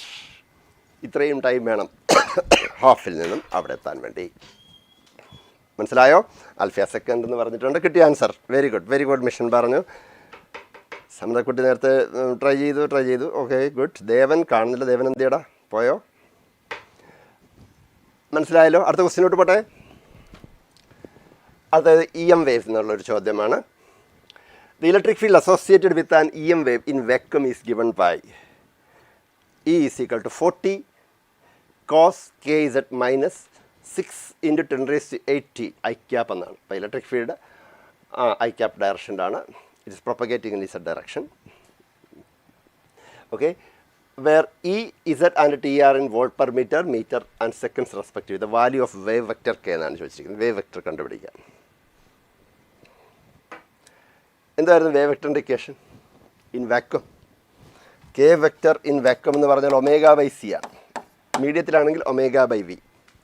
ഇവിടെ ഒമേഗ എന്ന് പറയുന്നത് എത്രയുണ്ട്? 6 × 10⁸ ഡിവൈഡഡ് ബൈ സിയുടെ വാല്യൂ 3 × എത്രയാണ് 10⁸. എത്ര കിട്ടും? 2 മീറ്റർ ഇൻവേഴ്സ്. വളരെ സിമ്പിൾ ക്വസ്റ്റ്യൻ ആണ്. പക്ഷെ നമുക്ക് അതിൻ്റെ ഇക്വേഷൻ കൃത്യമായിട്ട് അറിയാമെങ്കിൽ മാത്രമേ ഇത് എന്ത് ചെയ്യാൻ പറ്റുള്ളൂ, അല്ലേ? മനസ്സിലായത്? Very good. അപ്പോൾ ചെയ്ത് വരുന്നുണ്ട്. ഈ ക്വസ്റ്റ്യൻ കിട്ടിയായിരുന്നോടാ? കിട്ടിയെങ്കിൽ സാറിന് ഒരു തംസപ്പ് ഇട്ടേ നോക്കട്ടെ. ക്വസ്റ്റ്യൻ എത്ര പേർ കിട്ടിയവരൊന്ന് തംസപ്പ് അടിച്ചേ. ആൽഫിയ, മിഷൻ, അമൃത, ദേവൻ, നോക്കട്ടെ ഇത് കിട്ടിയായിരുന്നോ? ഇത് ചെയ്യാൻ പറ്റിയോ? ഇത്ര വളരെ ഈസി ക്വസ്റ്റ്യൻ അല്ലായിരുന്നോ? നമ്മൾ നേരത്തെ ക്വസ്റ്റ്യൻ 1/√5 അല്ലാത്തത് മനസ്സിലായല്ലോ. 1/√10 ആണ്, സെക്റ്റീവ് അല്ല. Okay, yes sir mission. അപ്പോൾ ഇത് വളരെ ഈസി ക്വസ്റ്റ്യൻ ആണ്. എന്നാൽ അടുത്തത് ഇലക്ട്രോമാഗ്നറ്റിക് വേവിലെ ഒരു സ്ഥിരം സാന്നിധ്യമാണ് റേഡിയേഷൻ പ്രഷർ, അല്ലേ? റേഡിയേഷൻ പ്രഷറിൻ്റെ ഒരു ചോദ്യം ഇല്ലാതൊരു സുഖമില്ല. അപ്പം നമുക്ക് നോക്കാം. അങ്ങനെ ഒരു ചോദ്യം വന്നിട്ടുണ്ട്. Source of power 600 kW emits photon which incident on a surface 2.5 meter away, out of which 50% are reflected back. 50% is reflected back. അപ്പം റിഫ്ലക്റ്റിവിറ്റി എന്ന് പറഞ്ഞാൽ 0.5 ആണ്. What is A radiation pressure on the surface? ഇതൊക്കെ direct ഇക്വേഷനാണ്. Radiation പ്രഷറിൻ്റെ equation എന്ന് പറഞ്ഞാൽ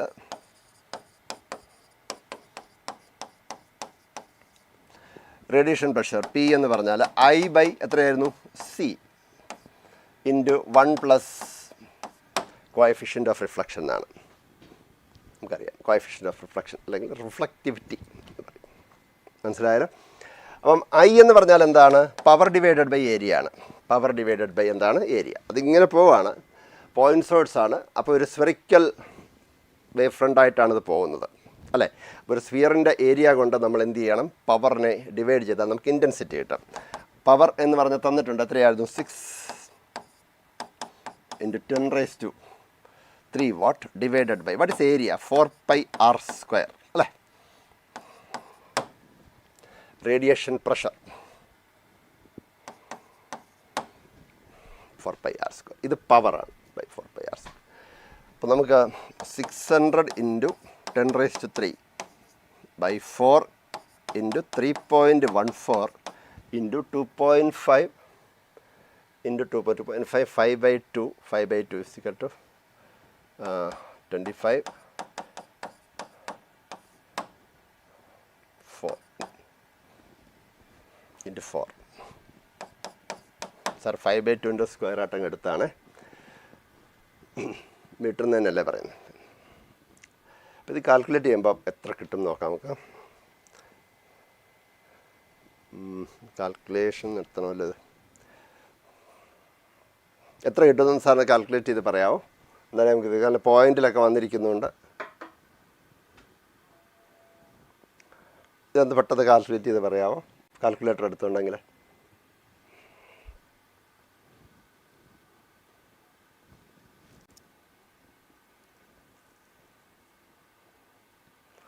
3.25 25 104 വരെ ഇത്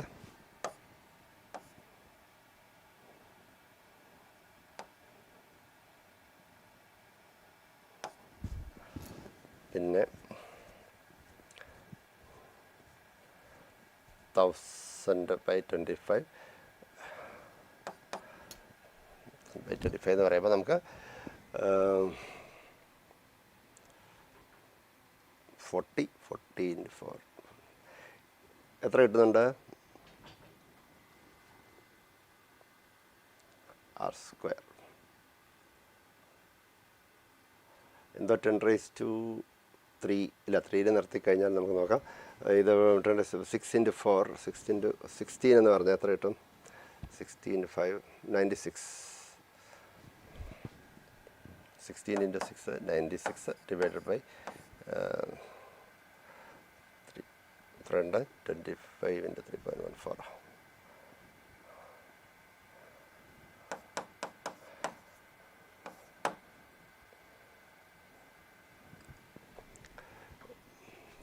π × r². ഇത് കിട്ടിയോ സാർ? ഇത് കാൽക്കുലേറ്റർ എടുക്കുന്നത്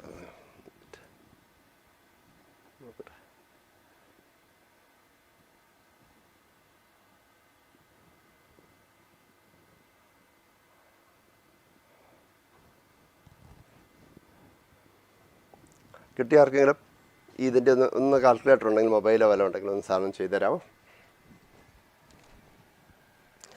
അപ്പോൾ ഇതോട് 600 × 4 × 3.14. അത് സാറ് 2.5 5/2 അല്ലേ? 5/2 25 × 4 ഒറ്റ പ്രാവശ്യം മതി. 4. ഓക്കെ. അപ്പോൾ നമുക്ക് കിട്ടുന്ന 4 ഉം 4 ക്യാൻസലായിപ്പോയി. സോറി. അപ്പോൾ ഇത് 25 6 എന്ന് പറയുമ്പോൾ ഒരെണ്ണത്തിൽ 4 6 24 24.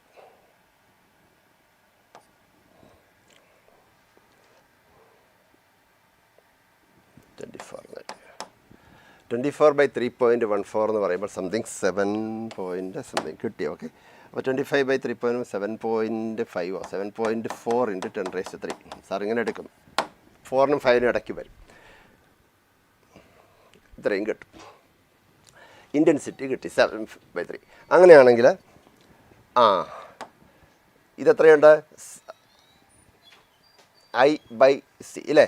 I/C × 1 + r. അപ്പം നമുക്ക് കിട്ടുന്നത് 24/3.8 7.4 × 10⁻³ ഡിവൈഡഡ് ബൈ 3 × 10⁻³ എത്രയാണ്? 8 × 1 + 0.5 എന്ന് കിട്ടും. അപ്പോൾ എത്ര കിട്ടുന്നെന്ന് നോക്കാം. 7.8 എന്നൊക്കെ പറയുന്നുണ്ട്. അപ്പോൾ ഇത് കാൽക്കുലേറ്റ് ചെയ്ത് കഴിയുമ്പോൾ എത്ര കിട്ടും എന്നൊന്ന് ചെക്ക് ചെയ്തിട്ട് സാധനം പറയുക. അതാണ് 10⁻⁵ വരും. അപ്പോൾ 7.4 × 1.5 ഡിവൈഡ് ബൈ എത്ര കിട്ടും? 3. അപ്പോൾ 2. അപ്പം 7.4 × 1.5 × 10⁻⁻5 ഡിവൈഡഡ് ബൈ 3. അപ്പോൾ ഇത് 2 കിട്ടി. 3.9 × 10⁻⁵ പാസ്കലാണ് നമുക്ക് കിട്ടാം.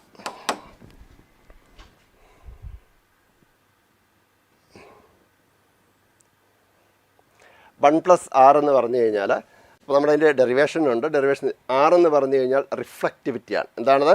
അപ്പം നമ്മൾ റിഫ്ലക്ഷൻ ഒന്നും നടക്കുന്നില്ലെങ്കിൽ നമുക്ക് കംപ്ലീറ്റ്ലി അബ്സോർപ്ഷൻ ആണെങ്കിൽ എന്താ പറയുക? ആർ എന്ന് പറയുന്നത് 0 ആയിട്ട് എടുക്കണം. ആർ എന്ന് പറയുന്നത് എന്താ? 0 ആയിട്ട് എടുക്കുമ്പോൾ I/C എന്ന് പഠിച്ചിട്ടുണ്ട്. പറഞ്ഞാൽ മനസ്സിലായാലും. അപ്പം ഈ ഇക്വേഷനാണ് ജനറൽ ഇക്വേഷൻ. കംപ്ലീറ്റ് അബ്സോർപ്ഷൻ ആണെങ്കിൽ ഈ ആറിനെ നമ്മൾ 0 എടുക്കുമ്പോഴാണ് നമ്മൾ റേഡിയേഷൻ പ്രഷർ ഈക്വൽ എത്ര എന്ന് പറയുന്നത്? I/C എന്ന് പറയുന്നത്. ഇനി ഇവിടെ പാർഷ്യലി റിഫ്ലക്ഷൻ ഉണ്ടെങ്കിൽ നമ്മൾ എന്ത് കൊടുക്കണം? 1 + റിഫ്ലക്റ്റിവിറ്റി കൊടുക്കണം. 50% റിഫ്ലക്റ്റ് ചെയ്തു. അപ്പോൾ നമ്മളൊരു ലൈറ്റ് വന്ന് ഇടിച്ചു കഴിഞ്ഞാൽ 2 പോസിബിലിറ്റിയാണ്, ട്രാൻസ്മിഷനും റിഫ്ലക്ഷനും. പറഞ്ഞാൽ മനസ്സിലായില്ലേ? അപ്പം ട്രാൻസ്മിഷൻ, റിഫ്ലക്ഷൻ. അപ്പം ട്രാൻസ്മിറ്റിവിറ്റി, റിഫ്ലക്റ്റിവിറ്റി രണ്ടും കൂടെ കൂട്ടിയാൽ എത്ര കിട്ടണം? 1 കിട്ടണം. അപ്പോൾ കംപ്ലീറ്റ്ലി ട്രാൻസ്മിഷൻ ആണെങ്കിൽ ട്രാൻസ്മിറ്റിവിറ്റി 1 ആണ്. അപ്പോൾ റിഫ്ലക്റ്റിവിറ്റി എത്ര കിട്ടും? 0. അത് കംപ്ലീറ്റ് അബ്സോർപ്ഷൻ. ഇനി കംപ്ലീറ്റ് റിഫ്ലക്റ്റ് ചെയ്യുകയാണെങ്കിൽ ആറിൻ്റെ വാല്യൂ എന്ന് പറഞ്ഞാൽ എത്രയായിരിക്കും? ആറിൻ്റെ വാല്യൂ എന്ന് പറഞ്ഞാൽ എത്രയായിരിക്കും? 1 ആയിരിക്കും. ആറിൻ്റെ വാല്യൂ 1 കിട്ടും. മറ്റ് അപ്പം പിന്നെ അബ്സോർപ്റ്റിവിറ്റി അല്ലെങ്കിൽ ട്രാൻസ്മിറ്റിവിറ്റി എന്ന് പറഞ്ഞാൽ എത്രയായിരിക്കും? 0 ആയിരിക്കും. ഇത് രണ്ടും അല്ലെങ്കിൽ ആറിൻ്റെ വാല്യൂ 50% എന്ന് പറഞ്ഞാൽ ആറിൻ്റെ വാല്യൂ എത്രയായിരിക്കും? 0.5 ആയിരിക്കും. അപ്പോൾ ഈ ഒരു ഇക്വേഷനകത്ത് നിന്നാണ് നമ്മൾ 2 കംപ്ലീറ്റ് അബ്സോർപ്ഷൻ്റെയും കംപ്ലീറ്റ് റിഫ്ലക്ഷൻ്റെ ഇക്വേഷൻ എഴുതി. ഇതാണ് ജനറൽ ഇക്വേഷൻ കേട്ടോ. ഈ 1+R എന്ന് പറയുന്ന ആൾ, ഇത് R എന്ന് പറഞ്ഞാൽ ദ കോയിഫിഷ്യൻ്റ് ഓഫ് റിഫ്ലക്ഷൻ അല്ലെങ്കിൽ റിഫ്ലക്റ്റിവിറ്റി. മനസ്സിലായോടാ ആൽഫിയ? ഈ ഇക്വേഷൻ പഠിച്ചു വെച്ചോണം കേട്ടോ. എൻ്റെ ഡെറിവേഷൻ ഉണ്ട്. ഡെറിവേഷനിലോട്ട് ഇപ്പം സമയമില്ല. ഡെറിവേഷൻ നമ്മുടെ ഏതെങ്കിലും ബുക്കിൽ നല്ല റിലയബിൾ ആയിട്ടുള്ള ബുക്ക് നോക്കിക്കഴിഞ്ഞാൽ കിട്ടും. ഇതാണ് ജനറൽ ഇക്വേഷൻ. പറഞ്ഞത് മനസ്സിലായല്ലോ? ഓക്കെ, അടുത്ത question. A ray of light is incident normally on a refracting surface of an equilateral prism of refractive index 1.41. The angle at which the ray emerges out from the prism എന്നാണ് ചോദിച്ചിരിക്കുന്നത്. Ray optics എന്നുള്ളൊരു ചോദ്യം. ആണ്ടേ ഒരു prism തന്നിട്ടുണ്ട്. Okay, പ്രിസത്തിൽ incident normally on the refracting surface of an equilateral prism ഒന്നും ചെയ്യാമോ? ABC. Equilateral ആകുമ്പോൾ ആംഗിൾ എല്ലാം എത്ര ഡിഗ്രി ആയിരിക്കും മക്കളെ? 60 ഡിഗ്രി വെച്ചായിരിക്കും. ആണല്ലോ, 60 ഡിഗ്രി വെച്ചാണ്. അപ്പോൾ അങ്ങനെയാണെങ്കിൽ ഒരു റേ വന്ന് ഇവിടെ നോർമലി ഇടിക്കുന്നു എന്നാണ് പറയുന്നത്. നോർമൽ ഇൻസിഡൻസ് ആണ്. അപ്പോൾ തീർച്ചയായിട്ടും ഇത് 90 ഡിഗ്രിയാണ് ഇവിടെ വന്നിരിക്കുന്നത്. It's A normal.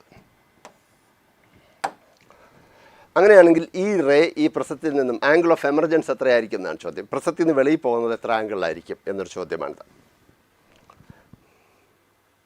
Okay, Alfiya മനസ്സിലായി. എസ് ആർ താങ്ക് എന്ന് പറഞ്ഞിട്ടുണ്ട്.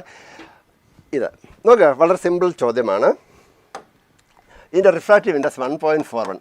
എടാ മക്കളെ, 1.41 എന്ന് പറഞ്ഞാൽ √2 ആണ്. എത്രയാണ്? √2 ആണ്. അപ്പോൾ ഇവിടെ ആംഗിൾ ഓഫ് ഇൻസിഡൻസ് എത്ര കിട്ടുമെന്ന് പറയാമോ? നോർമലുമായിട്ട് ഉണ്ടാക്കുന്ന ആംഗിൾ ഇത് 60, ഇത് 90, ഇത് എത്രയായിരിക്കും? അപ്പോൾ 30. അപ്പോൾ ഇത് എത്രയായിരിക്കും? 60 degree. Angle of incidents at AC എത്രയാണ്? 60 ഡിഗ്രി.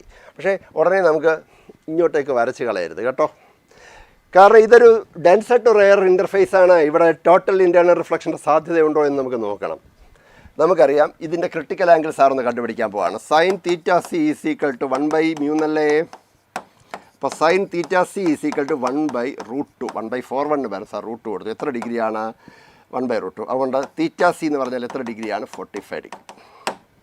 അപ്പോൾ ഇതിൻ്റെ ക്രിട്ടിക്കൽ ആംഗിൾ 45 ഡിഗ്രിയേ ഉള്ളൂ. പക്ഷേ ആംഗിൾ ഓഫ് ഇൻസിഡൻസ് 60 ആണ്. അപ്പോൾ angle of incidence greater than critical ആംഗിളാണ്. അതുകൊണ്ട് ഇവിടെ ടോട്ടൽ ഇൻറ്റേർണൽ റിഫ്ലക്ഷൻ നടക്കും.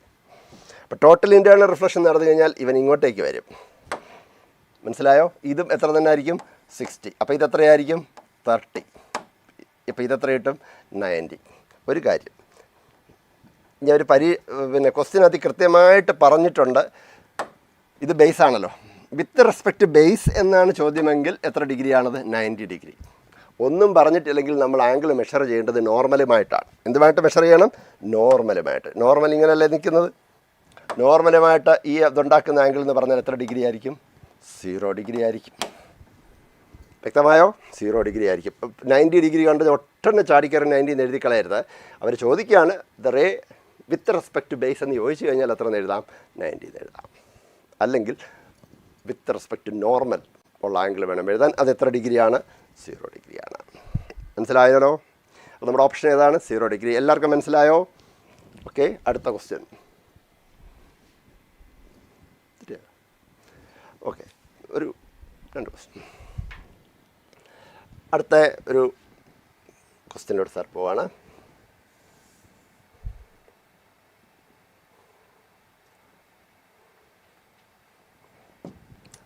വേവ് ഒപ്റ്റിക്സിലെ ഒരു ക്വസ്റ്റ്യനോട് സാർ പോവാണ്. വേവ് ഒപ്റ്റിക്സിലെ ഒരു ക്വസ്റ്റ്യൻ പറയുന്നത് in a Young double slit experiment a slab of thickness 1.2 micrometre and refractive index 1.5 is placed in front of one of slit and another slab of thickness T and a refractive index 2.5 is placed in front of the second slit എന്നാണ് പറയുന്നത്.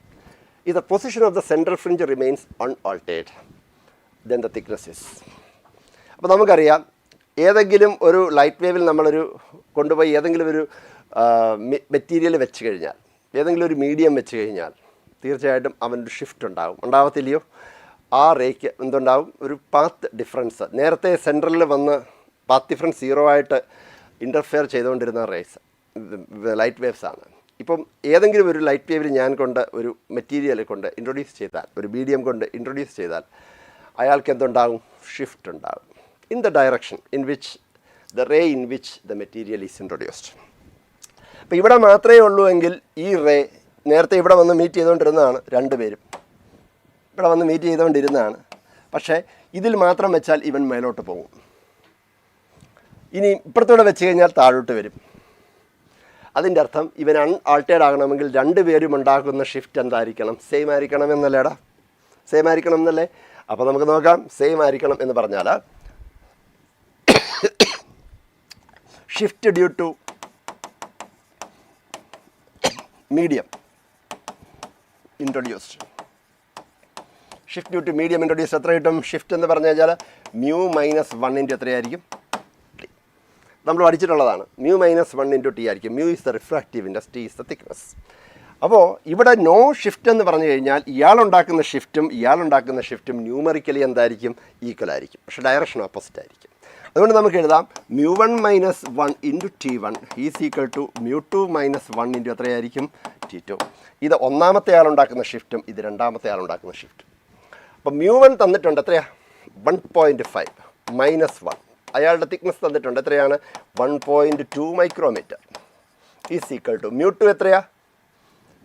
2.5 -1 into എത്രയാണ്? T2.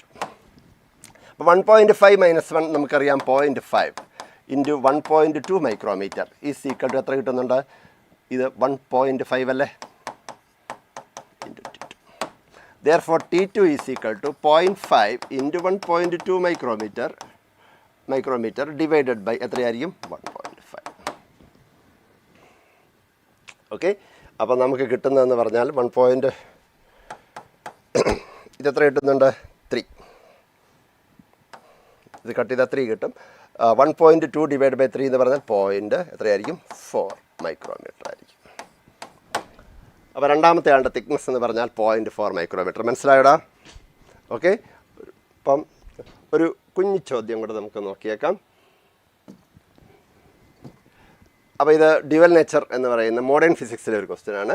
Graph is plotted between maximum kinetic energy of electron with frequency of incident photon in photo electric. The slope of the curve. പെട്ടെന്ന് പറ. എവിടെ? n-1 divide വെച്ച് add ചെയ്യണോ sir? വെച്ച് add വേണ്ട. ഇതിന് ഈ ഒരു ക്വസ്റ്റ്യൻ അതിൻ്റെ ആവശ്യമില്ല. ഇതെന്ന് വെച്ചാൽ പാത്ത് ഡിഫറൻസിൻ്റെ ഇക്വേഷനാണ് സാർ തന്നിരിക്കുന്നത്. എന്തിൻ്റെ ഇക്വേഷനാണ്? Path difference. അവിടെ ഡിയും കോൺസ്റ്റൻറ്റ് തന്നെയാണല്ലോ. മനസ്സിലായി? അത് ഷിഫ്റ്റിൻ്റെ ഫുൾ ഇക്വേഷനാണ്. ഇപ്പം സംഭവിക്കുന്ന ഒരാൾ മൂലമുള്ള പാത്ത് ഡിഫറൻസ് മറ്റേയാൾ എന്ത് ചെയ്യാണ്? ബാലൻസ് ചെയ്യുകയാണ്. അപ്പോൾ പാത്ത് ഡിഫറൻസ് ഒരാളുണ്ടാക്കുന്നത് μ-1 ഇൻറ്റു ടി ആണ് നമുക്കറിയാം. മനസ്സിലായി? μt മൈനസ് എത്രയായിരിക്കും? ടി അല്ലേ? അപ്പോൾ μt ആണ് അഡീഷണലി വരുന്ന പാത്ത് ലെങ്ത്, ടി ആണ് നേരത്തെ ഉണ്ടായിരുന്നത്. അപ്പോൾ μt - ടി ആണ് പാത്ത് ഡിഫറൻസ് ക്രിയേറ്റഡ്. അപ്പോൾ μ-1 ടി. അപ്പോൾ ഒരാളുണ്ടാക്കുന്ന പാത്ത് ഡിഫറൻസ് മറ്റേ ആൾ ബാലൻസ് ചെയ്താൽ മതി. അതാ സാർ എടുത്തിരിക്കുന്ന കോൺസെപ്റ്റ്. മനസ്സിലായോ? ഓക്കെ, ഇവിടെ ഇതിൻ്റെ സ്ലോപ്പ് എന്ത് തരും എന്നാണ് ചോദിച്ചിരിക്കുന്നത്. ഇത് മാക്സിമം കൈനറ്റിക് എനർജി. ഇത് എന്താണ്? ഫ്രീക്വൻസി. നമുക്കറിയാം ഫോട്ടോ ഇലക്ട്രിക് എഫക്റ്റിൽ നമുക്കറിയാം മാക്സിമം കൈനറ്റിക് എനർജി എന്ന് പറഞ്ഞാൽ h മൈനസ് എത്രയായിരിക്കും? വർക്ക് ഫങ്ഷൻ ആണല്ലോ. അപ്പോൾ ഇത് y ആക്സിസിൽ മാക്സിമം കൈനറ്റിക് എനർജി ഉണ്ട് mx പ്ലസ് എത്രയായിരിക്കും? c. ഇവിടെ ഈ സ്ലോപ്പ് എന്ന് പറയുന്നത് എന്താണ് അവന്? പ്ലാങ്ക്സ് കോൺസ്റ്റൻ്റ് അല്ലേ? അപ്പോൾ h എന്ന് പറഞ്ഞാൽ ഇവിടെ m എന്ന് പറഞ്ഞാൽ ഇതിൻ്റെ സ്ലോപ്പ് തരുന്നത് എന്താണ്? ശരിക്കും പറഞ്ഞാൽ പ്ലാങ്ക്സ് കോൺസ്റ്റൻ്റ് ആണ്. ഓക്കെ, മനസ്സിലായോ? മിഷൻ നീറ്റ് സാർ എന്താണ് d/d-യെക്കുറിച്ച് ചിന്തിക്കാത്തത്? ഷിഫ്റ്റ് ഇൻഡിക്കേഷൻ അതിൽ വരുന്നതാണ് കേട്ടോ. എത്ര ഷിഫ്റ്റ് ഉണ്ടാകും എന്നൊക്കെ ചോദിക്കുകയാണെങ്കിലാണ് നമുക്കത് വരുന്നത്. ഇപ്പോൾ നമുക്ക് രണ്ടുപേരും ബാലൻസ് ചെയ്യുന്നതിന് അപ്പുറത്തും ഇപ്പുറത്തും ഇക്വേഷൻ വരുമ്പോൾ d/d എന്നുള്ളത് ക്യാപിറ്റൽ d/d എന്നുള്ളത് ക്യാൻസൽ ചെയ്ത് കളയാം. അപ്പോൾ നമ്മൾ പാത്ത് ഡിഫറൻസ് മാത്രം എടുത്താൽ മതി കേട്ടോ. നമുക്ക് വേണ്ടത് ടിയും മ്യൂവും തമ്മിലുള്ള റിലേഷൻ മാത്രമാണ്. അപ്പോൾ ഇത് മനസ്സിലായല്ലോ. അപ്പോൾ ഇതിൻ്റെ y ഇൻ്റർസെപ്റ്റ് എന്ത് തരും? y ഇൻ്റർസെപ്റ്റ് തരുന്നത് വർക്ക് ഫംഗ്ഷൻ ആയിരിക്കും. പക്ഷേ നമ്മളോട് ചോദ്യം സ്ലോപ്പ് എന്ത് തരുമെന്നാണ്. സ്ലോപ്പ് തരുന്നത് എന്താണ്? നമ്മുടെ എന്താ തരിക? പ്ലാങ്ക്സ് കോൺസ്റ്റൻ്റ് ആണ് തരുന്നത്. അപ്പോൾ ഒരു ചോദ്യം അടുത്തത് ക്വസ്റ്റ്യനിലോട്ട് വരാം. ന്യൂക്ലിയർ ഫിസിക്സ് എന്നൊരു ചോദ്യത്തിലോട്ട് വരാം. എല്ലാ പോർഷനും ഒന്ന് കവർ ചെയ്യാനാണ്. അപ്പോൾ നമുക്ക് എല്ലാ ചാപ്റ്റേഴ്സിൽ നിന്നും ഓരോ ക്വസ്റ്റ്യൻ എന്നുള്ളതാണ്. If the nucleus of aluminium 2713 has a nuclear radius of 3.6 fermi. അങ്ങനെയാണെങ്കിൽ ടെലൂരിയം 12552ൻ്റെ റേഡിയസ് എത്രയായിരിക്കും എന്നാണ് ചോദിച്ചിരിക്കുന്നത്. നമുക്കറിയാം റേഡിയസ്, ന്യൂക്ലിയസിൻ്റെ റേഡിയസ് ഈക്വൽ ടു R0a⁻1/3 എന്നല്ലേ. A is the mass number. എന്തായിരിക്കും? A is the mass number. ഇവിടെ അലൂമിനിയത്തിൻ്റെ മാസ് നമ്പർ 27 ആണ്. അല്ലല്ലോ? ആണല്ലോ. അപ്പം R is proportional to mass number is to 1/3. അപ്പം RA/R ടെലൂരിയം ഈസ് ഈക്വൽ ടു എത്രയാണ്? 27 ആണ് അലൂമിനിയത്തിൻ്റെ മാസ് നമ്പർ. ടെലൂരിയത്തിൻ്റെ മാസ് നമ്പർ 125 ആണ്. അപ്പോൾ 3/5 എന്ന് നമുക്ക് കിട്ടുന്നു. അങ്ങനെ ആകുമ്പോൾ റേഡിയസ് ഓഫ് ടെലൂരിയം എന്ന് പറഞ്ഞാൽ, ടെലൂരിയം ന്യൂക്ലിയസിൻ്റെ റേഡിയസ് എന്ന് പറഞ്ഞാൽ 5/3 into radius of aluminium.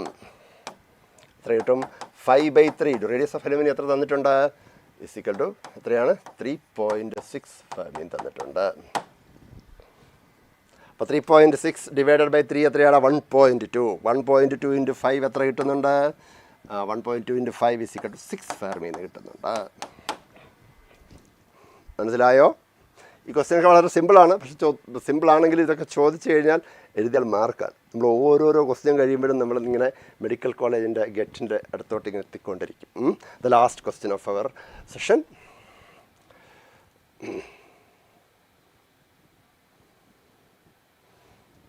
25th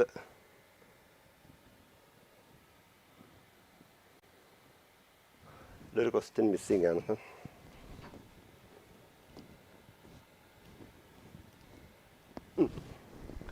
അപ്പോൾ കറണ്ട് ഇൻ ദ സർക്യൂട്ട് എന്നാണ് ചോദിച്ചത്. ഒരു സർക്യൂട്ട് തന്നിട്ടുണ്ട്, 2 ഡയോഡും ഒക്കെ വെച്ചിട്ടുണ്ട്. ഇതിലെ കറണ്ട് ഇൻ ദ സർക്യൂട്ട് എത്രയാണെന്നാണ് ചോദിച്ചത്. വളരെ സിമ്പിൾ ക്വസ്റ്റ്യൻ ആണ്. കാരണം ഇപ്പം സെമി കണ്ടക്ടർ ഫിസിക്സിൽ ഒന്നും പഠിക്കാനില്ല. ഡയോഡും ഫോർവേഡ് ബയാസും റിവേഴ്സ് ബയാസും ജനറൽ ഡയോഡും അല്ലാതൊന്നുമില്ല. ഉണ്ടോ? ഇല്ല. അപ്പോൾ നമ്മൾ നോക്കുന്നുണ്ട്, ഇതാണ് സോഴ്സ്. ഇവിടെ 2 ഡയോഡുണ്ട്. ഈ ഡയോഡും ഉണ്ട്, ഈ ഡയോഡും ഉണ്ട്. ഇത് ഏത് ബയാസിലാണ്? റിവേഴ്സ് ബയാസിലാണ്. ഇത് ഏത് ബയാസിലാണ്? ഫോർവേഡ് ബയാസിലാണ്. ആണല്ലോ. അപ്പം കറണ്ട് എന്ന് പറയുന്നതിന് ഇവൻ ബ്ലോക്ക് ചെയ്യും. ഇവൻ ആണ് കറണ്ടിനെ എന്ത് ചെയ്യുന്നത്? പെർമിറ്റ് ചെയ്യുന്നത്. അപ്പോൾ ഇവൻ കറണ്ടിന് ഒരു ഷോർട്ട് പാത്തായിട്ടും ഇവനൊരു ഓപ്പൺ പാത്തായിട്ടും ആക്ട് ചെയ്യുകയാണ്. അപ്പോൾ നമുക്ക് നോക്കുമ്പോൾ കറണ്ട് എന്ന് പറഞ്ഞാൽ I is equal to total volt 5 volt ആണ്. What is the total resistance in the circuit? 30 + 20 എത്രയാണ്? 50. എത്ര ആംപിയർ കിട്ടും? 5/50 ആംപിയർ. മനസ്സിലായല്ലോ? ഒരു ക്വസ്റ്റ്യന് അറ്റോമിക് ഫിസിക്സിൽ നിന്നൊരു ക്വസ്റ്റ്യൻ കൂടി കാണാം. അതുകൂടെ പറഞ്ഞേക്കാം. അപ്പോൾ എല്ലാ ചാപ്റ്ററും നമ്മൾ കവർ ചെയ്യുന്നു. When an electron in a hydrogen atom jumps from the 3rd orbit to 2nd orbit, it emits a photon of എന്താണ്? wavelength lambda. അപ്പോൾ നമുക്കറിയാം 1/λ is equal to Rydberg constant into Z² into 1/n2² minus 1/ എത്രയായിരിക്കും? n1² എന്നാണ് നമ്മൾ പഠിച്ചിരിക്കുന്നത് അല്ലേ. അപ്പോൾ ഇത് ഏതിൻ്റെ ആറ്റമാണ്? ഹൈഡ്രജൻ ആറ്റമാണ്. അപ്പോൾ Z ഈക്വൽ ടു 1 എന്ന് എഴുതാം നമുക്ക്. ഫസ്റ്റ് കേസിൽ, കേസ് 1ൽ N2 എന്ന് പറയുന്നത് ഫൈനൽ ഓർബിറ്റും N1 എന്ന് പറയുന്നത് ഫസ്റ്റ് ഓർബിറ്റുമാണ്. 3rd നിന്നും 2nd ചാടുന്നു എന്നാണ് പറയുന്നത്. അപ്പം 1/λ1 is equal to RH into 1² sir എഴുതുന്നില്ല. From 3rd to 2nd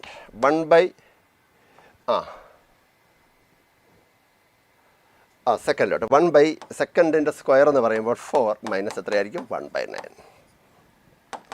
1/λ1 is equal to 36. 9/4 എത്ര കിട്ടും? 5. Equation number 1. ഓക്കെ.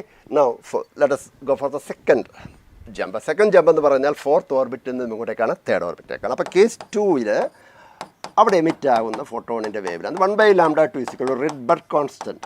1² നമുക്ക് മൈൻഡ് ചെയ്യേണ്ട കാര്യമില്ലല്ലോ.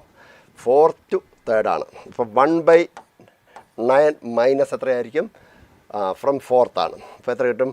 1/16 ഈസ് ഈക്വൽ ടു, ഇപ്പോൾ റിഡ്ബർഗ് കോൺസ്റ്റൻറ്റ് ഇവിടെയുണ്ട്, RH is equal to 1/λ2 is equal to Rydberg constant into 9/16 ഇപ്പോൾ 144 ആണ്. 16 - 9 ഈസ് ഈക്വൽ ടു എത്ര കിട്ടും? 7. ഇക്വേഷൻ നമ്പർ എത്ര കൊടുക്കാം 2. അപ്പോൾ 1 ഡിവൈഡഡ് ബൈ 2 നമ്മൾ എടുത്താലോ എന്നാ കിട്ടും λ2 ഡിവൈഡഡ് ബൈ എത്ര കിട്ടും λ1 is equal to 5/36 into 144 by എത്രയായിരിക്കും 7. ഇത് 4 അല്ലേ അപ്പോൾ നമുക്ക് കിട്ടുന്നത് എത്രയാണ് 20/7 എന്ന് കിട്ടും. അപ്പോൾ λ2 ഈസ് ഈക്വൽ ടു 20/7 ഇൻറ്റു λ. അപ്പോൾ സെക്കൻഡ് കേസിൽ ഒന്നാമത്തെ ആളുമായിട്ട് നമ്മൾ കമ്പയർ ചെയ്ത് കഴിഞ്ഞാൽ സെക്കൻഡ് കേസിൽ എമിറ്റ് ആവുന്ന ഫോട്ടോണിൻ്റെ വേവ് ലെങ്ത് എന്ന് പറഞ്ഞാൽ 20/7 times of the photon emitted in the initial case. Okay, അപ്പം നമ്മൾ എല്ലാ അതായത് സെക്കൻഡ് ഇയറിലെ എല്ലാ ചാപ്റ്ററിലെയും ക്വസ്റ്റ്യൻസ് നമ്മൾ കവർ ചെയ്തിട്ടുണ്ട്. അപ്പോൾ പഠിക്കുക. അപ്പോൾ ഒരുപാട് പേര് അധികം ആൾക്കാരില്ലായിരുന്നു തുടക്കത്തിലായതുകൊണ്ട് തന്നെ. എനിവേ സാർ പറഞ്ഞവർക്ക് ഇനിയിപ്പോൾ ഇത് കാണുന്നവരും റെക്കോർഡ് വേർഷൻ കാണുന്നവരും ചെയ്ത് നോക്കിയതിന് ശേഷം മാത്രം എന്ത് ചെയ്യുക സൊല്യൂഷൻസിലോട്ട് വരിക, ചെയ്ത് നോക്കുക, കിട്ടുന്നൊന്ന് നോക്കുക, അതിന് ശേഷം കൂടെ വരിക. അപ്പോൾ പഠിക്കുന്ന രീതിയിൽ അങ്ങോട്ട് മുന്നോട്ട് പോട്ടെ, അടിച്ച് പൊളിച്ച് കയറുക. Okay, thank you very much. അപ്പം നമുക്ക് കാണാം, വീണ്ടും കാണാം. All the very best. Thank U.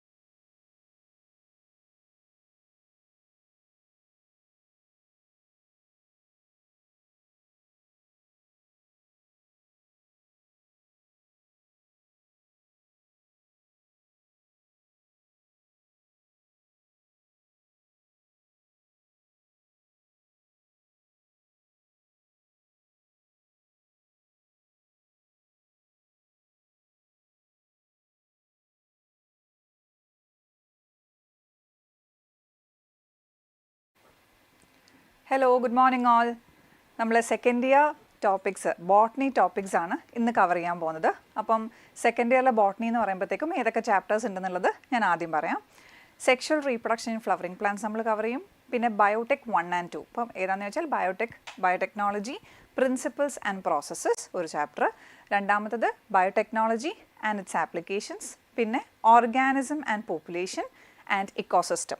Okay, അപ്പം ഇത്രയും ചാപ്റ്റേഴ്സിൻ്റെ ക്വസ്റ്റ്യൻസ് ആയിരിക്കും നമ്മളിന്ന് കവർ ചെയ്യാൻ പോകുന്നത്. അപ്പോൾ നമുക്ക് 1 by 1 ക്വസ്റ്റ്യൻസ് ചെയ്ത് നോക്കാം, ആൻസേഴ്സ് നോക്കുക, കിട്ടുന്നുണ്ടോ നോക്കാം. ഓക്കെ, തുടങ്ങാം.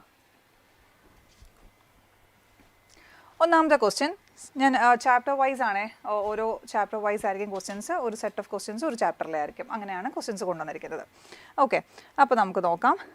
ഒന്നാമത്തെ question: During the development of a typical polygonum type embryo sac, how many nuclear divisions and cell walls are formed from the functional megaspore? Okay, options ഏതൊക്കെയാണെന്ന് ചോദിച്ചാൽ 3 nuclear divisions and 7 cell walls, 3 nuclear divisions and 6 cell walls, 4 nuclear divisions and 7 cell walls, 3 nuclear divisions and 8 cell walls. Okay, അപ്പം നമുക്കിത് already അറിയാം. Megaspore എന്ന് പറയുന്നത് ഇങ്ങനെയാണെങ്കിൽ ആ മെഗാസ്പോറിൽ എത്ര മൈറ്റോട്ടിക് ഡിവിഷൻസ് നടക്കുന്നുണ്ടെന്നാണ് നമ്മൾ പഠിക്കുന്നത്. 3 മൈറ്റോട്ടിക് ഡിവിഷൻസ് പഠിക്കുന്നുണ്ടെന്നാണ്. ഓക്കെ, 3 മൈറ്റോട്ടിക് ഡിവിഷൻസും ഫ്രീ ന്യൂക്ലിയർ ഡിവിഷൻസ് ആണ്. അതുകൊണ്ടാണ് ന്യൂക്ലിയർ ഡിവിഷൻ എന്നുള്ള വാക്ക് വന്നിരിക്കുന്നത്. അങ്ങനെ ഫ്രീ ന്യൂക്ലിയർ ഡിവിഷൻ നടക്കുമ്പോഴത്തേക്കും നമുക്കറിയാം എത്രയാ ആ 3 ഡിവിഷൻസ് നടക്കുമ്പോൾ 3 ഡിവിഷൻസ് നടന്നിട്ടുണ്ടെങ്കിൽ 8 ന്യൂക്ലിയസ് ഉണ്ടാവും അല്ലേ. 1 2 3 4 5 6 7 8 ന്യൂക്ലിയസ് ഉണ്ടാവുന്നുണ്ട് അല്ലേ. അപ്പം 3 ഡിവിഷൻസ് നടക്കുന്നതുകൊണ്ട് 8 ന്യൂക്ലിയസും എത്ര സെൽ വാൾ ഫോം ചെയ്യുന്നുണ്ട്? 1 2 3 4 5 6. ഓക്കെ, ഇതിനൊരു സെപ്പറേറ്റ് സെൽ വാളൊന്നും അങ്ങനെ ഫോം ചെയ്യുന്നില്ല. അപ്പോൾ നമ്മൾ പറയുന്നത് 3 ന്യൂക്ലിയർ ഡിവിഷൻസ് ആൻഡ് എത്ര സെൽ വാളാ? 6 സെൽ വാൾ 1 2 3 4 5 6 6 ന്യൂക്ലിയസിൻ്റെ ചുറ്റുമാണ് സെൽ വാൾ ഫോം ചെയ്യുന്നത്. ഓക്കെ, അപ്പം ഓപ്ഷൻ വിൽ ബി ഏതായിരിക്കും answer? Second option 3 nuclear divisions and 6 cell walls. Okay, അടുത്ത question. If the megaspore mother cell undergoes normal meiosis, but all 4 megaspores survive and develop, how many embryo sacs could theoretically form from one megaspore mother cell? അപ്പോൾ നമുക്കറിയാം ഇത് ഒരു megaspore mother cell ആണ് എങ്കിൽ ഇതിൽ ഒരു meiosis നടന്നിട്ടുണ്ടെങ്കിൽ 4 megaspores form ചെയ്യും. Linear tetrad എന്ന് നമ്മൾ പഠിച്ചിട്ടുണ്ട്.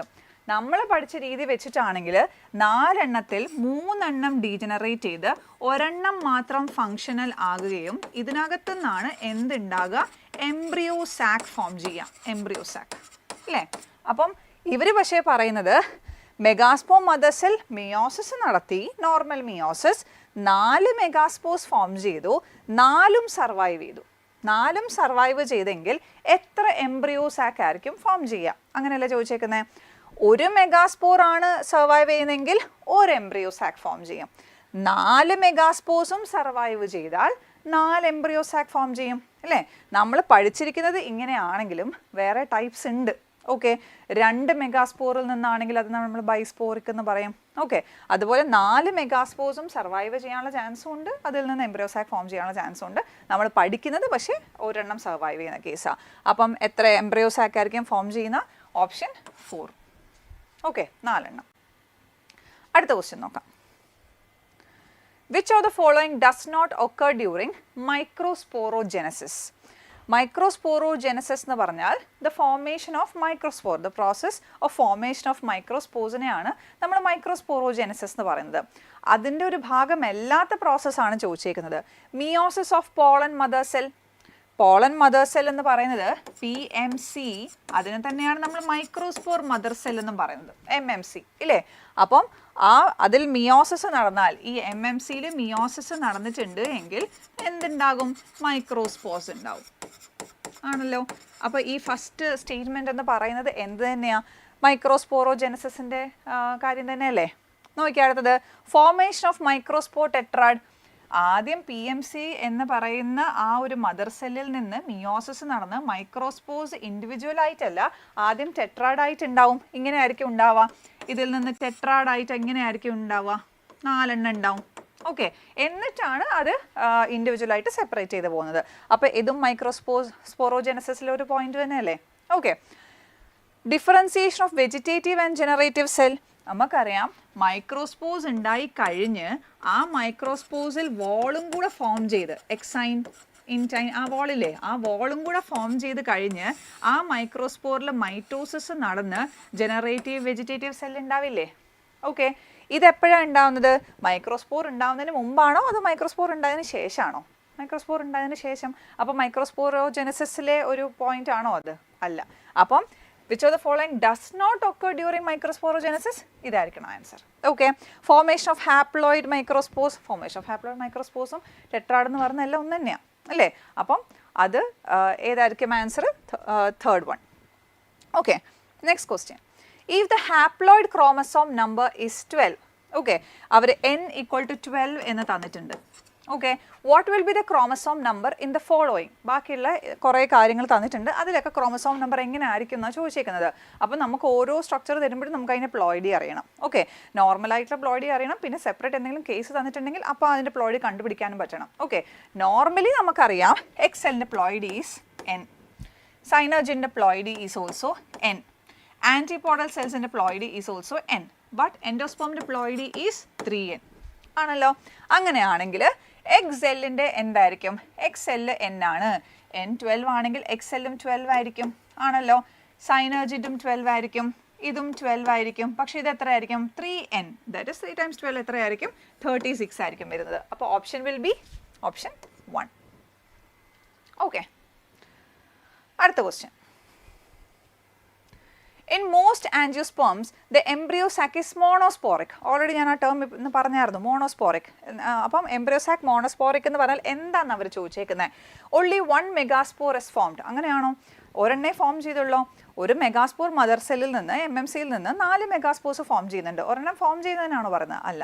4 എണ്ണം ഫോം ചെയ്താൽ അതിൽ 3 എണ്ണം ഡീജനറേറ്റ് ആയി, ഒരെണ്ണം സർവൈവ് ചെയ്ത് അല്ലെങ്കിൽ ഫങ്ഷണലായി അതിൽ നിന്ന് എംബ്രിയോ സാക്ക് ഫോം ചെയ്യുന്നതിനെയാണ് മോണോസ്പോറിക് എന്ന് പറയുന്നത്. അപ്പോൾ only 1 megaspore is formed? അല്ല. only 1 megaspore survives and forms embryo sac. അങ്ങനെയല്ലേ? ഒരെണ്ണം മാത്രം സർവൈവ് ചെയ്ത് അതിൽ നിന്ന് എംബ്രിയോ സാക്ക് ഉണ്ടാവുന്നു. അങ്ങനെയല്ലേ വരേണ്ടത്? only 1 nucleus is present in embryo sac. അതാണോ? എംബ്രിയോ സാക്കിൽ ഒറ്റ ന്യൂക്ലിയസേ ഉള്ളൂ. അങ്ങനെയാണോ? അല്ല. only 1 cell participates in fertilization. അങ്ങനെയോ അല്ല.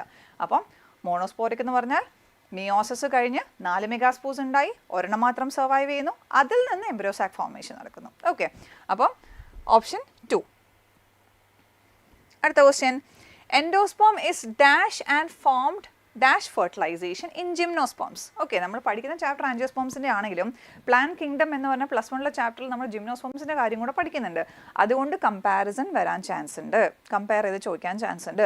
ഒരിക്കലും ഒരു ക്വസ്റ്റ്യൻ ഒരു ചാപ്റ്ററിനകത്തുനിന്ന് മാത്രമായിരിക്കും ചിലപ്പോൾ ചോദിക്കുന്നത്, ചിലപ്പോൾ 2-3 ചാപ്റ്റർ ക്ലബ് ചെയ്തായിരിക്കും ചോദിക്കുന്നത്. ഓക്കെ, അപ്പം endosperm is dash and form dash fertilization in gymnosperms while endosperm is dash and form dash fertilization in angiosperms. Okay, അപ്പോൾ ജിംനോസ്പേംസിൻ്റെ കാര്യം ആദ്യം നോക്കാം. ജിംനോസ്പേംസിനകത്ത് എൻഡോസ്പേം എന്ന് പറയുന്നത് ഹാപ്ലോയിഡ് ആണ്. കാരണം എൻഡോസ്പേം എന്ന് പറയുന്നത് അവിടെ it is female gametophyte. Female gametophyte ആണ്. ഫീമെയിൽ ഗാമറ്റോഫൈറ്റിനെയാണ് നമ്മൾ അവിടെ എൻഡോസ്പേം എന്ന് പറയുന്നത്. ഓക്കെ, അപ്പോൾ ഗാമറ്റോഫൈറ്റ് ഹാപ്ലോയിഡ് ആണ്, അതും ഹാപ്ലോയിഡാണ്. ആൻഡ് ഫോംഡ് ആഫ്റ്റർ ഫെർട്ടിലൈസേഷൻ ആണോ ബിഫോർ ഫെർട്ടിലൈസേഷൻ ആണോ? ഓക്കെ, അപ്പോൾ ഗാമറ്റോഫൈറ്റ് എന്ന് പറയുന്നത് ബിഫോർ ഫെർട്ടിലൈസേഷൻ അല്ലേ? ഗമീറ്റ് ഉണ്ടായാലല്ലേ നമുക്ക് അത് കഴിഞ്ഞ് ഫെർട്ടിലൈസേഷൻ നടക്കുള്ളൂ. അപ്പോൾ ഗാമറ്റോഫൈറ്റ് എന്ന് പറയുന്നത് ബിഫോർ ഫെർട്ടിലൈസേഷൻ ആണ്. ഓക്കെ, അതുകൊണ്ടാണ് ഹാപ്ലോയിഡ് ആയത്. പക്ഷേ എൻഡോസ്പേമസ് എങ്ങനെയാ? ആൻജിയോസ്പേംസിൽ എങ്ങനെയാ? It is triploid and formed after fertilization. Okay, ഇതൊന്ന് ആലോചിച്ചിരിക്കുക, അതിൻ്റെ ഒരു കമ്പാരിസൺ മനസ്സിലാക്കാം. ഓക്കെ, ജിംനോസ്പേംസിനകത്ത് ഫെർട്ടിലൈസേഷന് മുമ്പാണ് എൻഡോസ്പേം ഉണ്ടാകുന്നത്. അവിടെ എൻഡോസ്പേം ഫീമെയിൽ ഗാമറ്റോഫൈറ്റ് ആണ്, ഹാപ്ലോയിഡ് ആണ്. ആൻജിയോസ്പേംസിനകത്താണെങ്കിൽ ട്രിപ്ലോയിഡ് ആയിരിക്കും, formed after fertilization. So the answer will be N before 3N after option 1. Okay, അടുത്ത question.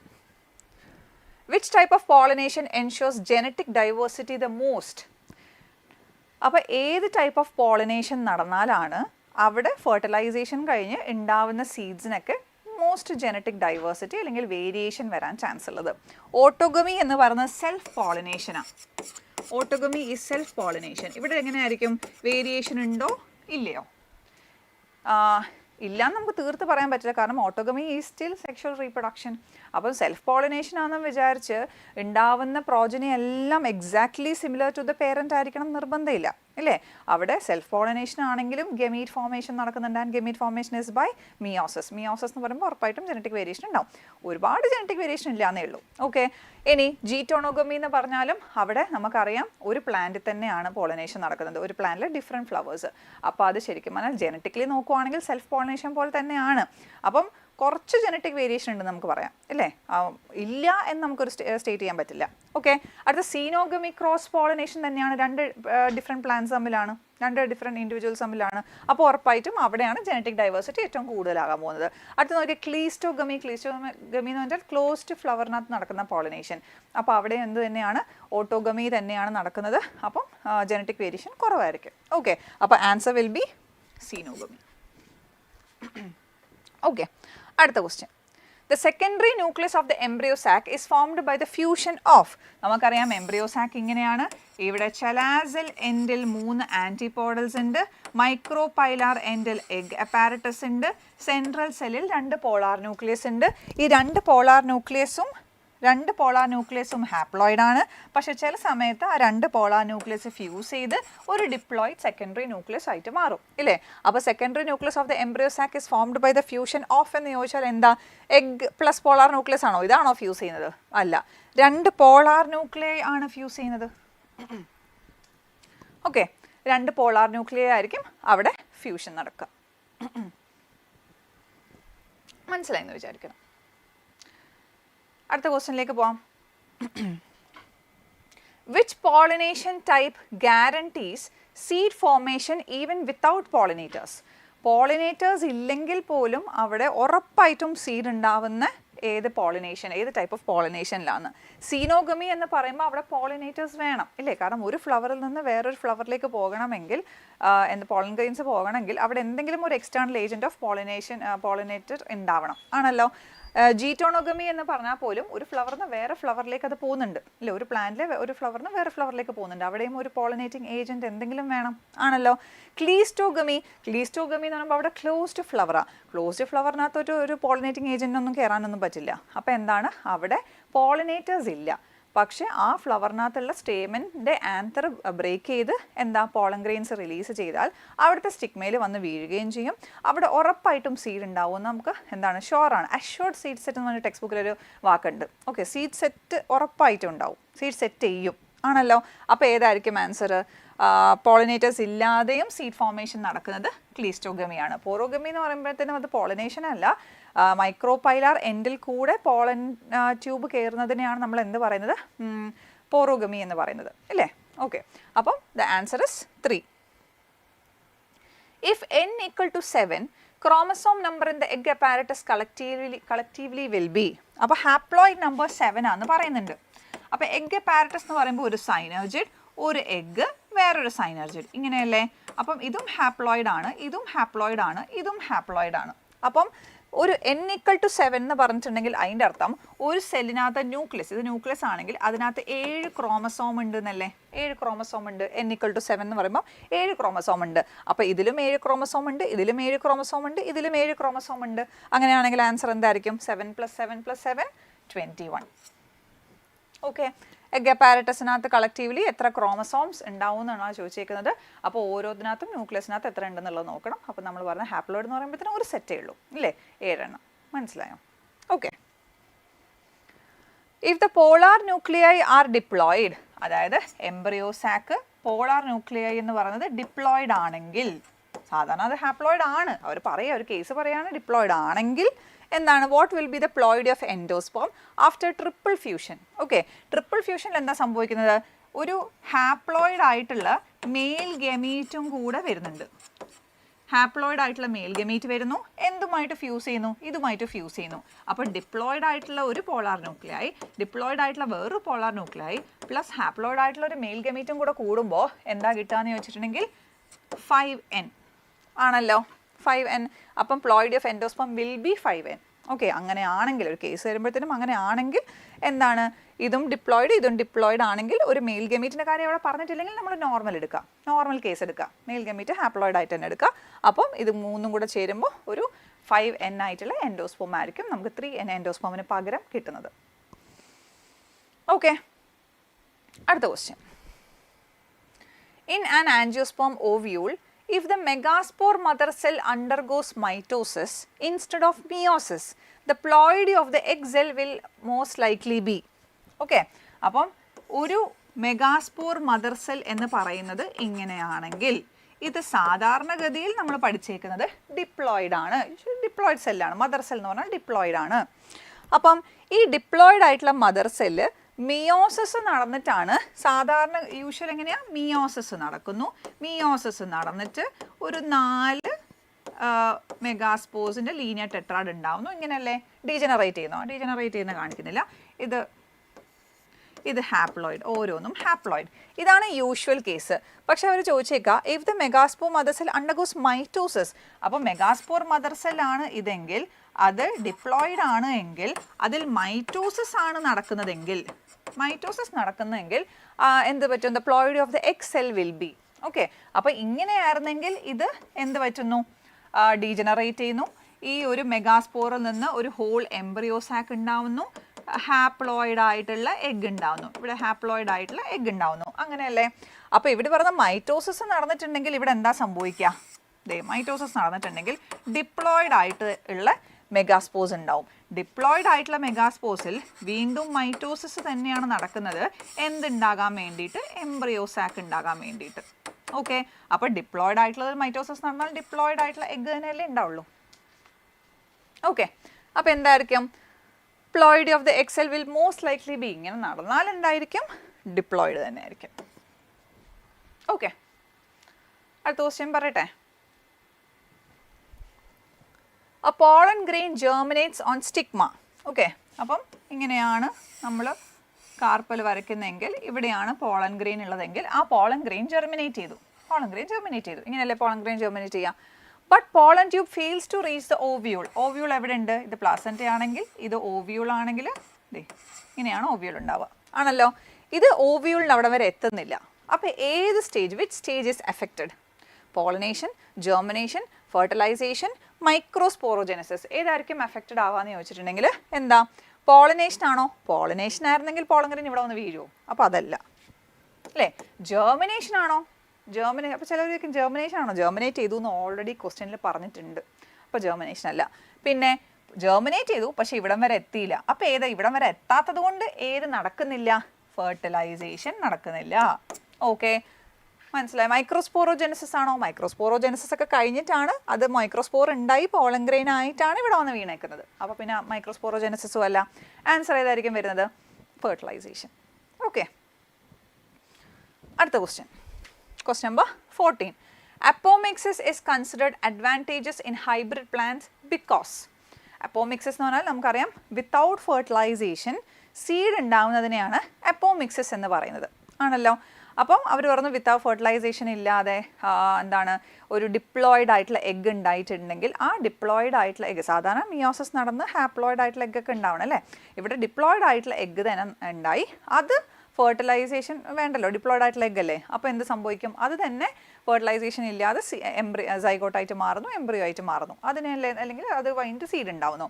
അപ്പോൾ apomixis is advantages because it prevents mutation, it maintains hybrid vigour across generations, it produces haploid seeds, increases recombination.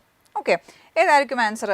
അപ്പം നമ്മൾ സാധാരണ ചെയ്യുന്നതെന്ന് വെച്ചാൽ A എന്ന് പറഞ്ഞൊരു പ്ലാനിനെ എടുത്തു, ബി എന്ന് പറഞ്ഞൊരു പ്ലാനിനെ എടുത്തു, അതിനെ ക്രോസ് ചെയ്തു. ആർട്ടിഫിഷ്യൽ ഹൈബ്രിഡൈസേഷൻ നമുക്കറിയാം. ഒരു പ്ലാന്റിനകത്ത് നിന്നുള്ള പോളൻ ഗ്രെയിൻസ് വേറൊരു പ്ലാന്റിനകത്ത് കൊണ്ടിട്ട് നമ്മൾ അതിൻ്റെ രണ്ടിനെയും കൂടെ ഒരു ഹൈബ്രിഡ് പ്ലാനെ ഉണ്ടാക്കാൻ നോക്കുക. അപ്പോൾ എനെയും ബീനെയും ക്രോസ് ചെയ്താൽ നമുക്ക് ഇഷ്ടം പോലെ സീഡ് കിട്ടും. ഇഷ്ടം പോലെ സീഡ് കിട്ടുമ്പോൾ എല്ലാം നമ്മൾ ഉദ്ദേശിക്കുന്ന ക്യാരക്ടറുള്ള സീഡ് ആയിരിക്കണം എന്നില്ല. എൻ്റെ ഒരു പ്രത്യേക ക്യാരക്ടറും ബീൻ്റെ ഒരു പ്രത്യേക ക്യാരക്ടറും ഹൈബ്രിഡിൽ ഉണ്ടാവണം എന്നായിരിക്കും നമ്മൾ അങ്ങനെ അസ്യൂം ചെയ്തിട്ടായിരിക്കും നമ്മൾ ഈ ഹൈബ്രിഡൈസേഷൻ ചെയ്യുന്നത് അല്ലേ. അപ്പോൾ എൻ്റെയും ബീൻ്റെയും ക്യാരക്ടർ എന്താണ് നമ്മൾ ഉദ്ദേശിക്കുന്ന ക്യാരക്ടർ തന്നെ ഒരു പ്രോജനിയിൽ ഉണ്ടാവണം നിർബന്ധമൊന്നുമില്ല. അതുകൊണ്ട് ഉണ്ടായ സീഡുകൾ ചിലപ്പോൾ കുറേ സീഡുകൾ ഉണ്ടായിട്ടുണ്ടാവും. ഈ സീഡുകളെല്ലാം വളർത്തി നോക്കി അസസ് ചെയ്താൽ മാത്രമേ നമുക്ക് വേണ്ട കോമ്പിനേഷൻ ഓഫ് ക്യാരക്ടേഴ്സ് ഏത് പ്ലാന്റിൽ വന്നു നമുക്ക് മനസ്സിലാവുള്ളൂ. അങ്ങനെ അത്രയും കഷ്ടപ്പെട്ടിട്ടായിരിക്കും നമ്മൾ എന്താണ് ഒരു ഹൈബ്രിഡ് പ്രോജനി, സി എന്ന് പറഞ്ഞൊരു ഹൈബ്രിഡ് പ്രോജനി, ഇഷ്ടംപോലെ പ്രോജനീസ് ഉണ്ടായിട്ടുണ്ടാവും.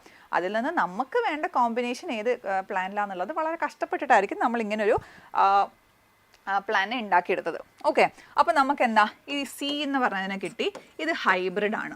ഓക്കെ, നല്ല ഒരു ഹൈബ്രിഡ് ആണ്. എനെയും ബീനേക്കാളും നല്ല ക്യാരക്ടേഴ്സ് ഉള്ള ഹൈബ്രിഡ് ആയിരിക്കും ഇത്. എന്ന് വെച്ചാൽ എൻ്റെ ക്യാരക്ടേഴ്സും ബീൻ്റെ ക്യാരക്ടേഴ്സും കൂടി ഉൾപ്പെട്ടിട്ടുള്ളൊരു ഇൻക്ലൂഡഡ് ആയിട്ടുള്ളൊരു ഹൈബ്രിഡാണത് ഇല്ലേ.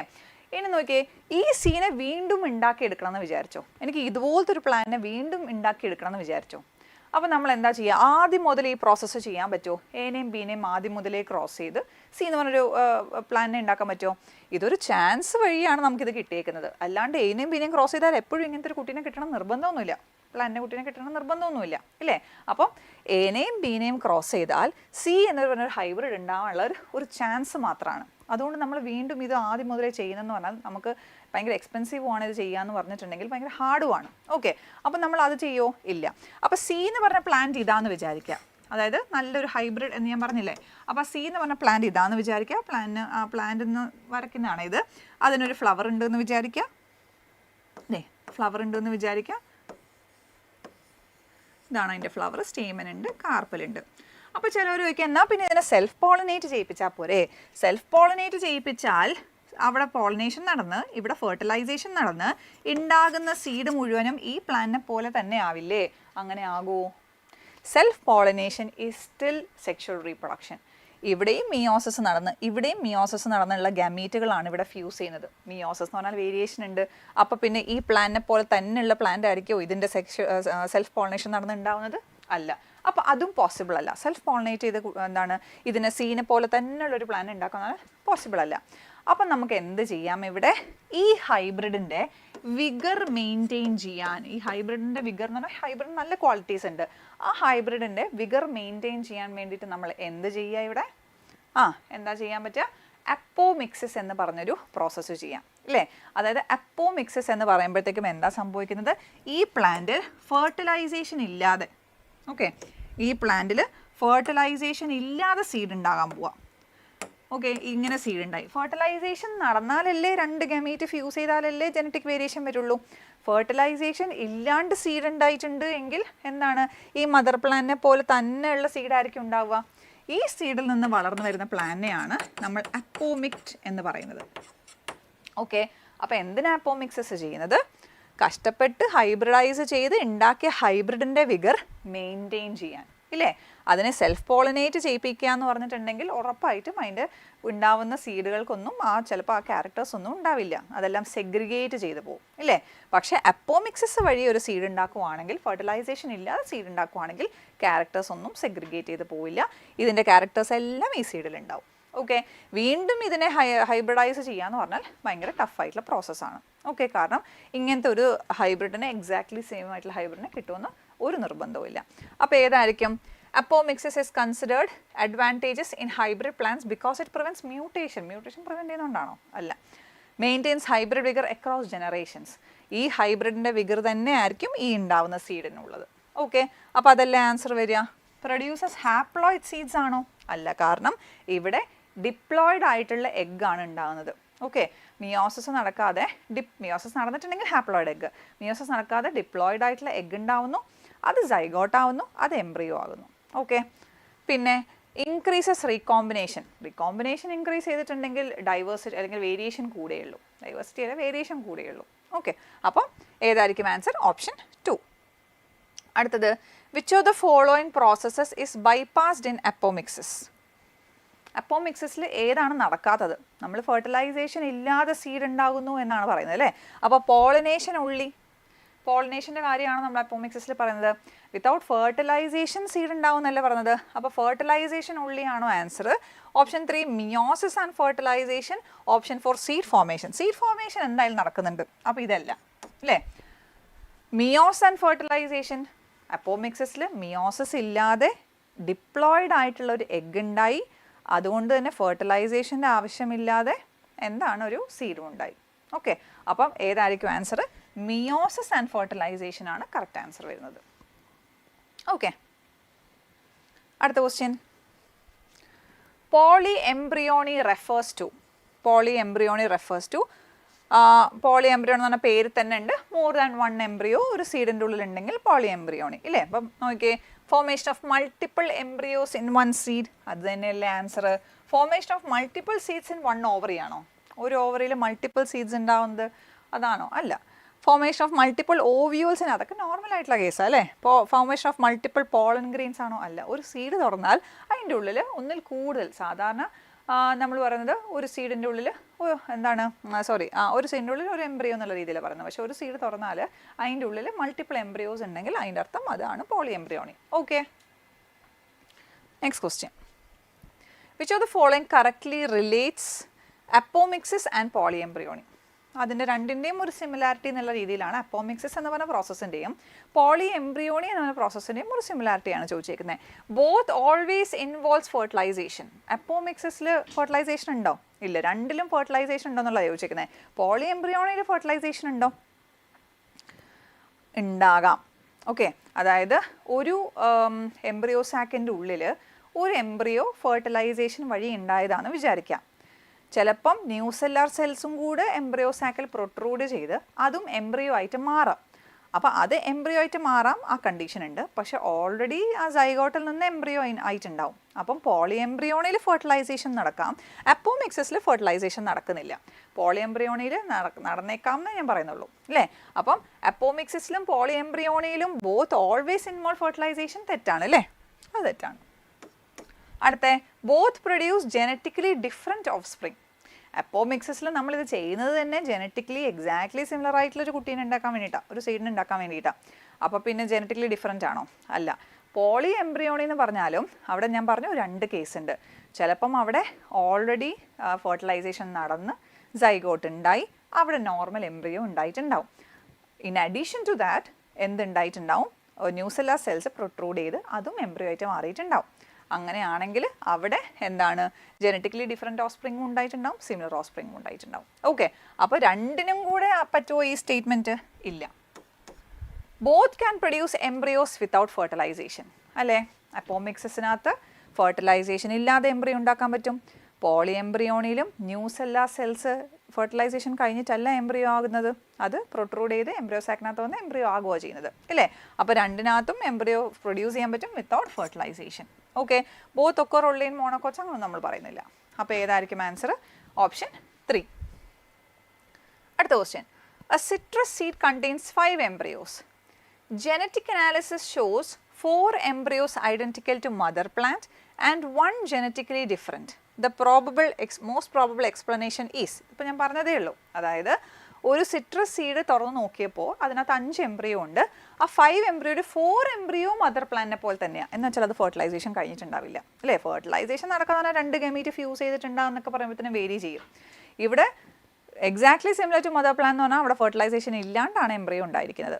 ഓക്കെ, അപ്പോൾ എന്താ 4 എംബ്രിയോസ് അങ്ങനെയും 1 ജനറ്റിക്കലി ഡിഫറെൻറ്റ്, അപ്പോൾ അത് ഫെർട്ടിലൈസേഷൻ കഴിഞ്ഞിട്ടായിരിക്കും ആണല്ലോ. അങ്ങനെയാണെങ്കിൽ 4 സൈഗോട്ടിക് എംബ്രിയോ എന്ന് പറഞ്ഞാൽ ജനറ്റിക്കലി ഡിഫറെൻറ്റാണ്. ഇവരിവിടെ പറഞ്ഞേക്കുന്നത് only 1 genetically different. Zygotic embryo 4 zygotic embryo വരുമോ? ഇല്ല. ഒരു സൈഗോട്ടിക് എംബ്രിയോ ആയിരിക്കും വരുന്നത്, കാരണം ഒരെണ്ണമേ ഉള്ളൂ ജനറ്റിക്കലി ഡിഫറെൻറ്റ് ആണല്ലോ. പിന്നെ ഒരു സൈഗോട്ടിക് എംബ്രിയോ എന്ന് പറഞ്ഞാൽ ഓപ്ഷൻ ഇതല്ലേ, 1 zygotic embryo. 4 nucellar embryo എന്ന് വെച്ചാൽ ന്യൂ സെല്ലാർ എന്ന് പറയുന്നത് സാധനം പ്രൊട്രൂഡ് ചെയ്ത് എംബ്രിയോ സാക്കിനകത്ത് കയറി എംബ്രിയോ ആകുന്നതെന്നാണ് പറയുന്നത്. അപ്പം അത് genetically similar to the mother plant ആയിരിക്കും. അപ്പോൾ ഏതായിരിക്കും ഓപ്ഷൻ? 4 സൈഗോട്ടിക് എംബ്രിയോ ആണോ? അല്ല, 4 ന്യൂ സെല്ലാർ എംബ്രിയോ. 5ഉം സൈഗോട്ടിക് എംബ്രിയോ ആകുമോ? ഇല്ല. അങ്ങനെയാണെങ്കിൽ 5ഉം ജനറ്റിക്കലി ഡിസിമിലർ ആയനെ. 5 ന്യൂ സെല്ലാർ എംബ്രിയോ ആകുമോ? ഇല്ല. അങ്ങനെയാണെങ്കിൽ 5ഉം സിമിലർ ആയനെ ആണല്ലോ. അപ്പം ദ ഓപ്ഷൻ ഇസ് 2. ഓക്കെ, അപ്പം അത്രയായിരുന്നു സെക്ഷൽ റീപ്രൊഡക്ഷൻ ഫ്ലവറിംഗ് പ്ലാന്റ്സിലെ ക്വസ്റ്റ്യൻസ്. ഇനി നമുക്ക് ബയോടെക്നോളജി പ്രിൻസിപ്പിൾസ് ആൻഡ് പ്രോസസ്സിനകത്ത് ക്വസ്റ്റ്യൻസ് നോക്കാം. Okay, PBr322 does not contain. PBr322 ഒരു വെക്റ്റർ ആണെന്ന് നമുക്കറിയാം. ഇക്വലൈ ക്ലോണിംഗ് വെക്റ്റർ എന്ന് പറഞ്ഞ് നമ്മൾ പഠിച്ചിട്ടുണ്ട് ഇല്ലേ? ഡസ് നോട്ട് കണ്ടെയ്ൻ റോപ്പ് ഉണ്ടല്ലോ. അതായത് PBr322 നമ്മളിങ്ങനെ വരയ്ക്കുകയാണെങ്കിൽ നമുക്കറിയാം ഇവിടെ ഓറായി എന്ന് പറഞ്ഞ സൈറ്റ് ഉണ്ട്. അകത്ത് എഴുതാണെങ്കിൽ ഇവിടെ ഓറായി എന്ന് പറഞ്ഞ സൈറ്റ് ഉണ്ട്, ഇവിടെ റോപ്പ് എന്ന് പറഞ്ഞൊരു സൈറ്റ് ഉണ്ട്, ഇവിടെ ആംപിസിലിൻ റെസിസ്റ്റൻറ്റ് ജീൻ ഉണ്ട്, ഇവിടെ ടെട്രാസൈക്ലിൻ റെസിസ്റ്റൻറ്റ് ജീൻ ഉണ്ട്. അങ്ങനെയല്ലേ? അപ്പോൾ PBr322 ഡസ് നോട്ട് കണ്ടെയ്ൻ ഏതായിരിക്കും? ഡസ് നോട്ട് കണ്ടെയ്ൻ റോപ്പ് ഉണ്ട് അല്ലേ? Multiple recognition sequences PBr322 does not contain multiple recognition sequences എന്ന് പറയുമ്പോഴത്തേക്കും നോക്കിയേ, നമുക്കറിയാം ഇവിടെ എല്ലാം അവിടെ എഴുതിയേക്കുന്നത് എന്തായിരുന്നു? റെസ്ട്രിക്ഷൻ എൻഡോന്യൂക്ലിയസിൻ്റെ റെസ്ട്രിക്ഷൻ സൈറ്റ്സ് ആണ് എഴുതിയേക്കുന്നത്. അപ്പോൾ ഒന്നിൽ കൂടുതൽ റെക്കഗ്നിഷൻ സീക്വൻസ് അല്ലെങ്കിൽ റെസ്ട്രിക്ഷൻ സൈറ്റ്സ് ഉണ്ടല്ലോ, ഉണ്ട്. അപ്പം ഇത് ആൻസർ ഇതുമല്ല. Multiple restriction site for a particular restriction endonuclease. ഒരു പെർട്ടിക്കുലർ റെസ്ട്രിക്ഷൻ എൻഡോന്യൂക്ലിയസിന് ഒരൊറ്റ അല്ലെങ്കിൽ മൾട്ടിപ്പിൾ റെസ്ട്രിക്ഷൻ സൈറ്റ് ഉണ്ടെന്നാണ് പറഞ്ഞേക്കുന്നത്. ഇപ്പോൾ BAM-H1 എന്ന് പറയുന്ന എൻസൈം കട്ട് ചെയ്യുന്നത് ഇവിടെയാണ്, BAM-H1 ഇല്ലേ? പിന്നെ SAL1 ഇവിടെയാണ് കട്ട് ചെയ്യുന്നത് ആണല്ലോ. അങ്ങനെയാണെങ്കിൽ BAM-H1ന് മൾട്ടിപ്പിൾ റെസ്ട്രിക്ഷൻ സൈറ്റ്സ് ഉണ്ടോ? റെക്കഗ്നിഷൻ സീക്വൻസസ് ഉണ്ടോ? ഇല്ല. അങ്ങനെ ഉണ്ടായിരുന്നെങ്കിൽ ഈ ഒരു വെക്ടർ മുഴുവനും ഫ്രാഗ്മെൻറ്റഡ് ആയനെ.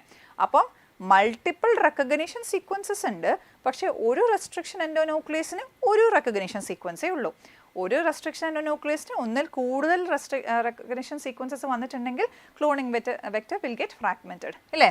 അപ്പോൾ ഏതാണ് ആൻസർ വരുന്നത്? This one. ഇത് PBr322 ഇല്ലാത്തതാണ് ചോദിച്ചത്, അതിനില്ലാത്ത കാര്യമാണ് ചോദിച്ചേക്കുന്നത്. ഓക്കെ, സെലക്റ്റബിൾ മാർക്കർ ഉണ്ടല്ലോ. സെലക്റ്റബിൾ മാർക്കർ ആംപിസിലിൻ റെസിസ്റ്റൻറ്റ് ജീനാകാം, ടെട്രാസൈക്ലിൻ റെസിസ്റ്റൻറ്റ് ജീനാകാം. അറ്റ് എ ടൈം ഓൺലി വണ്ണേ യൂസ് ചെയ്യാൻ പറ്റുള്ളൂ. ഓക്കെ, അടുത്ത question. Pick the incorrect statement. Selectable marker gene should be a character of host cell ആണോ? സെലക്റ്റബിൾ മാർക്കർ നമ്മൾ selectable മാർക്കറായിട്ട് യൂസ് ചെയ്തത് നേരത്തെ കേസിൽ PBr322ൻ്റെ കേസിൽ ആംപിസിലിൻ റെസിസ്റ്റൻറ്റ് ജീനോ ടെട്രാസൈക്ലിൻ റെസിസ്റ്റൻറ്റ് ജീനോ ആണ്. അപ്പോൾ അവർ ചോദിക്കുന്നത് സെലക്റ്റബിൾ മാർക്കർ എന്ന് പറഞ്ഞ ജീൻ ഒരു ഹോസ്റ്റ് സെല്ലിൻ്റെ ക്യാരക്ടർ ആകാൻ പാടുണ്ടോ? നമ്മുടെ ടെക്സ്റ്റ് ബുക്കിൽ ബയോടെക്നോളജിയുടെ ചാപ്റ്ററിനകത്ത് ഒരു സ്റ്റേറ്റ്മെൻറ്റ് ഉണ്ട്, ഈക്കോളൈൻ്റെ ക്യാരക്ടർ അല്ല, ഈക്കോളൈക്ക് ഇതെല്ലാം സെലക്റ്റബിൾ മാർക്കേഴ്സായിട്ട് യൂസ് ചെയ്യാൻ പറ്റും, ബിക്കോസ് ഈക്കോളൈക്ക് ഈ ക്യാരക്ടേഴ്സ് ഒന്നും ഇല്ല. അപ്പം നമ്മൾ സെലക്റ്റബിൾ മാർക്കറായിട്ട് യൂസ് ചെയ്യുന്ന ജീൻ ഒരിക്കലും ആ ഹോസ്റ്റ് സെല്ലിൻ്റെ ക്യാരക്ടർ ആകാൻ പാടില്ല. അങ്ങനെ ആയിട്ടുണ്ടെങ്കിൽ നമുക്കതിനെ സെലക്ട് ചെയ്യാൻ പറ്റില്ല. അങ്ങനെയല്ലേ?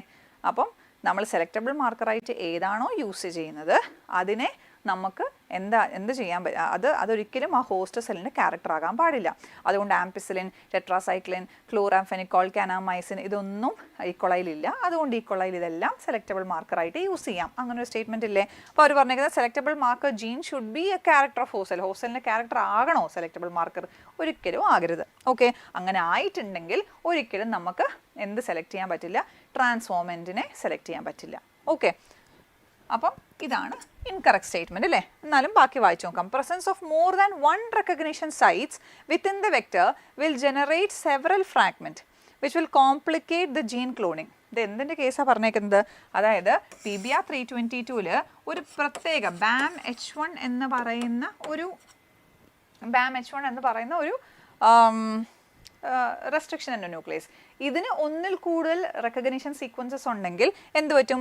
BAM-H1 ഇവിടെ പോയിട്ട് കട്ട് ചെയ്യും, BAM-H1 ഇവിടെ പോയിട്ട് കട്ട് ചെയ്യും, ഇവിടെ പോയിട്ട് കട്ട് ചെയ്യും. അങ്ങനെയാണെങ്കിൽ ഇവിടെ 3 ഫ്രാഗ്മെൻറ്റ് വന്നു. ഇങ്ങനെ ഇരിക്കുന്ന 3 ഫ്രാഗ്മെൻറ്റിലോട്ട് എങ്ങനെയാണ് നമ്മൾ ഫോറിൻ ജീൻ ലിങ്ക് ചെയ്ത് വെക്കുക അല്ലേ?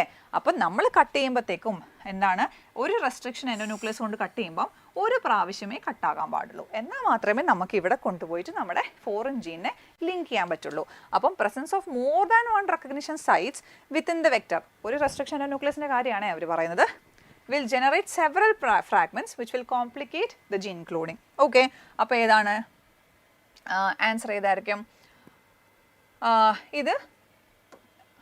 ഇതാണ് ഇൻകറക്റ്റ് സ്റ്റേറ്റ്മെൻറ്റ് അല്ലേ? ഇത് ശരിയായിട്ടുള്ള സ്റ്റേറ്റ്മെൻറ്റാണ്.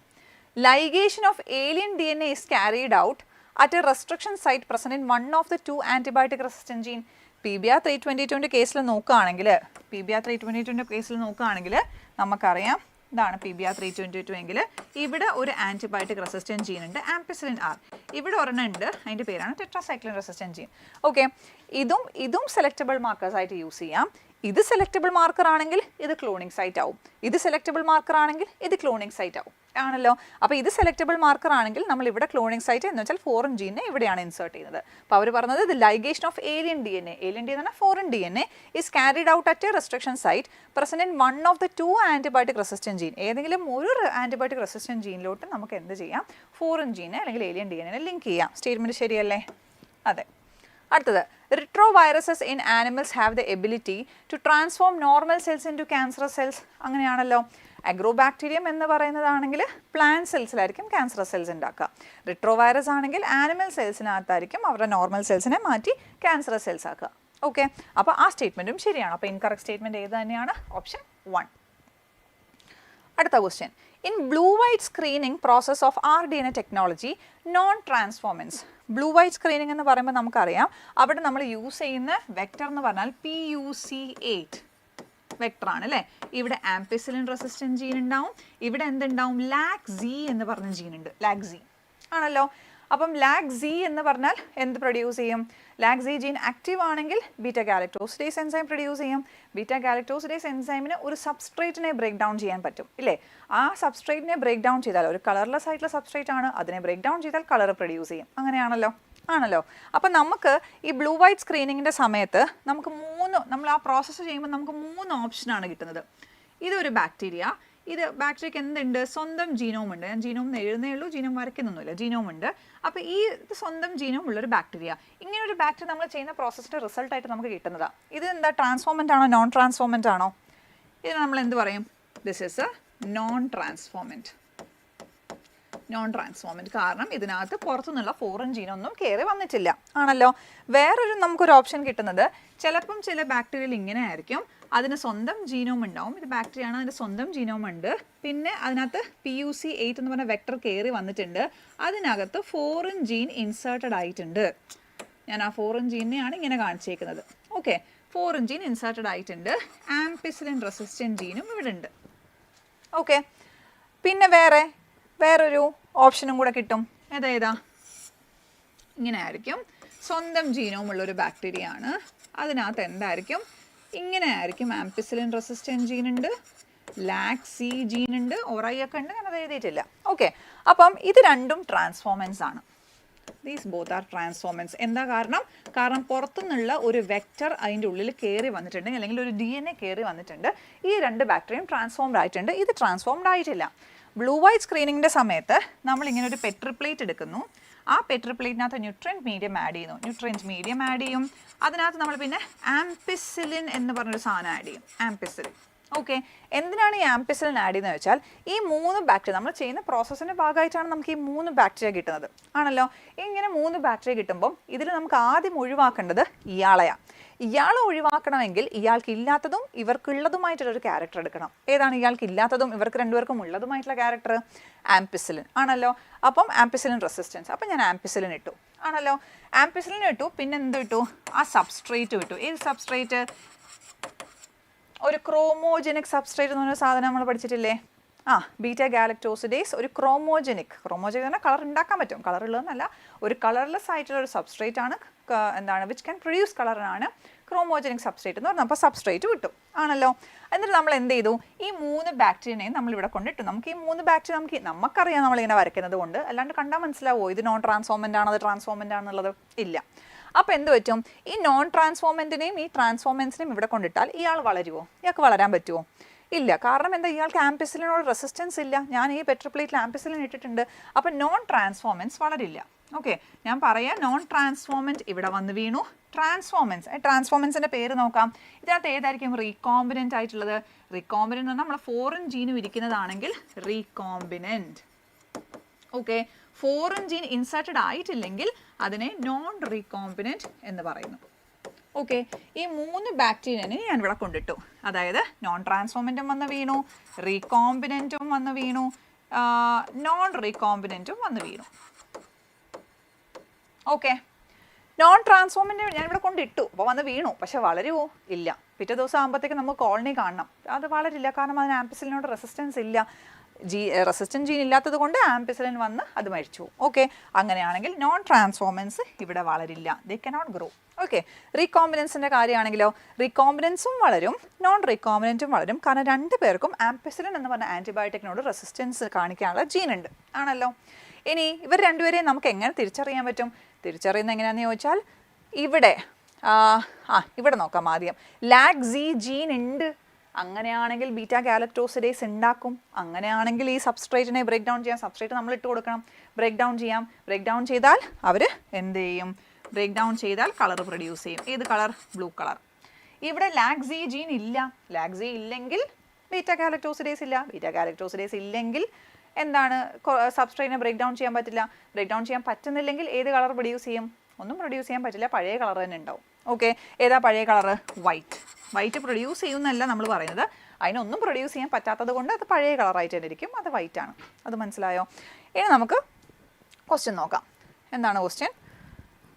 In blue white screening process of RDN technology non transformants ഏത് കളർ കാണിക്കുന്നതാണ് ചോദിച്ചേക്കുന്നത്? ഷോ ബ്ലൂ കളർ ആണോ? അല്ല. Show white colour? അതുമല്ല. Does not grow at all in the medium. മീഡിയത്തിൽ വളരാൻ പറ്റുമോ? ഇല്ല. അപ്പോൾ അതല്ലേ answer. Produce a different colour other than white and blue. അങ്ങനെയാണോ? അല്ല. അവർക്ക് വളരാൻ പറ്റില്ല. സിമ്പിൾ. ഓക്കെ, അപ്പോൾ ഇതാണ് ബ്ലൂ വൈറ്റ് സ്ക്രീനിങ്. ഓക്കെ, അടുത്ത question. Which of the following is not a feature of primer used in PCR? Which of the following is not a feature of primer used in PCR? Primer എന്ന് പറയുമ്പോഴത്തേക്കും നമ്മൾ PCR എന്ന് പറഞ്ഞ ആ ഒരു amplification പ്രോസസ്സിൽ use ചെയ്യുന്ന നമ്മൾ കെമിക്കലി സിന്തസൈസ് ചെയ്ത് അല്ലെങ്കിൽ ആർട്ടിഫിഷ്യലി സിന്തസൈസ് ചെയ്ത ഒരു സാധനമാണ് അല്ലേ. അപ്പോൾ അതിൻ്റെ പ്രത്യേകത എന്ന് പറഞ്ഞാൽ അത് ഇങ്ങനെയായിരിക്കും. എന്ന് വെച്ചാൽ പോളിന്യൂക്ലിയോടൈഡ് ആണോ? ഫ്യൂ ന്യൂക്ലിയോടൈഡ്സ് അതിനകത്ത് കാണുള്ളൂ. ഫ്യൂ ന്യൂക്ലിയോടൈഡ്സ് ഉണ്ടെങ്കിൽ നമ്മൾ അതിനെ പറയുന്നത് ഒലിഗോ ന്യൂക്ലിയോടൈഡ് എന്നാണ്. കാരണം ഷോർട്ടായിട്ടുള്ള സിംഗിൾ സ്ട്രാൻഡഡ് ആയിട്ടുള്ള സാധനം. DNA ഇങ്ങനെയാണെങ്കിൽ, DNA ഇങ്ങനെ ഡബിൾ സ്ട്രാൻഡഡ് ആണെങ്കിൽ പ്രൈമർ സിംഗിൾ സ്ട്രാൻഡഡ് ആയിരിക്കും, ഷോർട്ട് ആയിരിക്കും, ഒലിഗോ ന്യൂക്ലിയോടൈഡ് ആണ്. അപ്പോൾ ഇവിടെ വരേണ്ടത് ഒലിഗോ ന്യൂക്ലിയോടൈഡ് എന്നാണ്. അപ്പോൾ ഒലിഗോ ന്യൂക്ലിയോടൈഡ് ആയിരിക്കണം, ഷോർട്ടാണ്, അത് ശരിയാണ്. കെമിക്കലി ഓർ ആർട്ടിഫിഷ്യലി സിന്തസൈസ്ഡ് ആണ്. നമ്മുടെ ആവശ്യത്തിന് വേണ്ടി നമ്മൾ PCR-ലേക്ക് ഉണ്ടാക്കി എടുക്കുന്ന ഒരു സാധനമാണ് primer.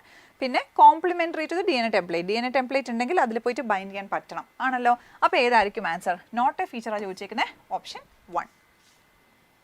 Okay, next question 23. AGE is used. AGE എന്ന് പറഞ്ഞാൽ അഗാരോസ് ജെൽ ഇലക്ട്രോഫോറസിസ് ആണെന്ന് നിങ്ങൾക്ക് അറിയാം അല്ലേ. അപ്പം ഇലക്ട്രോഫോറസിസ് എന്തിനാണ് ചെയ്യുന്നതെന്ന് ചോദിച്ചിട്ടുണ്ടെങ്കിൽ എന്താ, to know whether the DNA is digested or not. അങ്ങനെ ഒരു സ്റ്റേറ്റ്മെൻറ്റ് ടെക്സ്റ്റ് ബുക്കിൽ നമുക്ക് ഇതിന് ഈ 2 പോയിൻറ്റും 2 സ്ഥലത്താണ് എഴുതി വെച്ചേക്കുന്നത്. അതുകൊണ്ട് അതിനകത്ത് കൺഫ്യൂഷൻ ഉണ്ടാവാൻ പാടില്ല. 2 കാര്യത്തിന് വേണ്ടിയിട്ടാണ് അഗാരോസ് ജെൽ ഇലക്ട്രോഫോറസിസ് ചെയ്യുന്നത്. നമ്മൾ റെസ്ട്രിക്ഷൻ എൻഡോന്യൂക്ലിയസ് എന്ന് പറയുന്ന ഒരു എൻസൈം, നമ്മളിത് ഒരു ടെസ്റ്റ് ട്യൂബാണ്, ചെറിയൊരു ട്യൂബാണ്. ഇതിനകത്ത് നമ്മൾ DNA ഉണ്ട്. ഇതിലോട്ട് നമ്മൾ റെസ്ട്രിക്ഷൻ എൻഡോന്യൂക്ലിയസ് നമ്മൾ കൊടുത്തിട്ടുണ്ടെങ്കിൽ ഈ റെസ്ട്രിക്ഷൻ എൻഡോന്യൂക്ലിയസ് ഇതിനെ പോയി കട്ട് ചെയ്യും എന്നാണ് നമ്മൾ വിചാരിക്കുന്നത്. എപ്പോഴും കട്ട് ചെയ്യണമെന്നില്ല. കണ്ടീഷൻസ് നല്ലതല്ലെങ്കിൽ, അല്ലെങ്കിൽ അതിന് ഫേവറബിൾ ആയിട്ടുള്ള കണ്ടീഷൻസ് നമ്മൾ കൊടുത്തിട്ടില്ലെങ്കിൽ, നമ്മളാണ് കണ്ടീഷൻസ് കൊടുക്കുന്നത്, ആ കണ്ടീഷൻസ് അതിന് കിട്ടിയിട്ടില്ലെങ്കിൽ ചിലപ്പോൾ റെസ്ട്രിക്ഷൻ എൻഡോന്യൂക്ലിയസ് വർക്ക് ചെയ്യില്ല അല്ലേ, അത് കട്ട് ചെയ്യില്ല. കട്ട് ചെയ്തോ ഇല്ലയോ നമുക്ക് ഇങ്ങനെ നോക്കിയിട്ട് പറയാൻ പറ്റുമോ? ട്യൂബ് നോക്കിയിട്ട് പറയാൻ പറ്റുമോ? DNA കണ്ണുകൊണ്ട് കാണാൻ പറ്റുന്ന ഒരു സാധനമാണോ? അല്ല. കട്ട് ചെയ്തോ ഇല്ലയോ നമുക്ക് അറിയാൻ പാടില്ല. അത് നമുക്ക് ആദ്യം ഉറപ്പ് വരുത്തണം. കട്ട് ചെയ്തോ ഇല്ലയോ. കട്ട് ചെയ്തിട്ടുണ്ടെങ്കിൽ നമ്മൾ പറയും ഡൈജസ്റ്റഡ്, കട്ട് ചെയ്തില്ലെങ്കിൽ നമ്മൾ പറയും അൺഡൈജസ്റ്റഡ് ആണല്ലോ. ഇനി കട്ട് ചെയ്തിട്ടുണ്ടെങ്കിൽ ഇതാണ് അൺഡൈജസ്റ്റഡ് അല്ലേ. ചിലപ്പോൾ കട്ട് ചെയ്താൽ എങ്ങനെ ഇരിക്കും? കട്ട് ചെയ്തിട്ടുണ്ടെങ്കിൽ ഇങ്ങനെ കുറേ ഫ്രാഗ്മെൻറ്റുകളായിട്ട് മാറും. അപ്പോൾ ആദ്യം നമുക്കറിയണം കട്ടായോ ഇല്ലയോ, ഡൈജസ്റ്റഡ് ആയോ ഇല്ലയോ.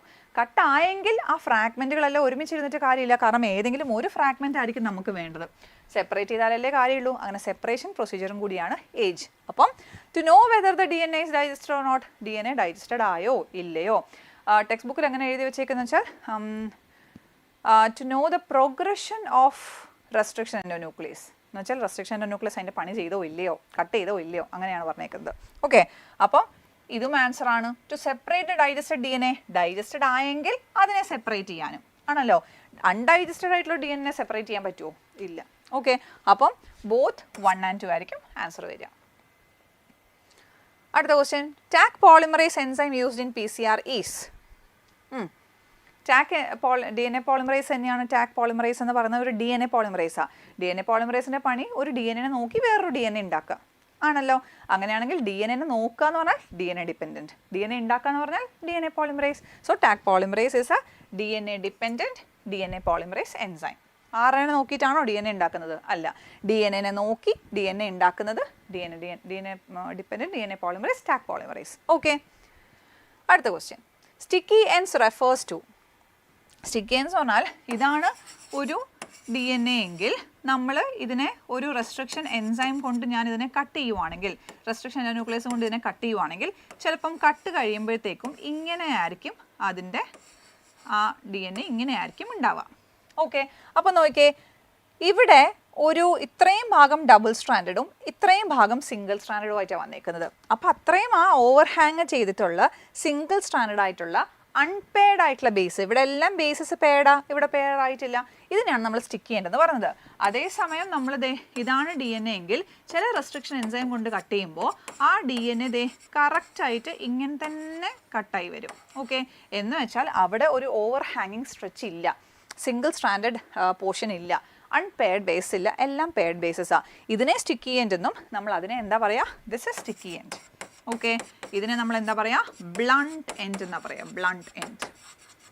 ഓക്കെ, മനസ്സിലായെന്ന് വിചാരിക്കുന്നു. അപ്പോൾ sticky end refers to single stranded portions at the end, over ഹാങ്ങിങ് സ്ട്രെച്ച്, അൺപെയർഡ് ബേസസ്, എല്ലാം അല്ലേ? അപ്പം all the above. Okay, DNA ligase joins two fragments of DNA by creating. DNA ligase ഏത് ബോണ്ട് ക്രിയേറ്റ് ചെയ്തിട്ടാണ് 2 DNA ഫ്രാഗ്മെൻസിനെ അടുത്തടുത്ത് കൊണ്ടുവരുന്നത്? ഏത് ബോണ്ടാണ് ക്രിയേറ്റ് ചെയ്യുന്നത്?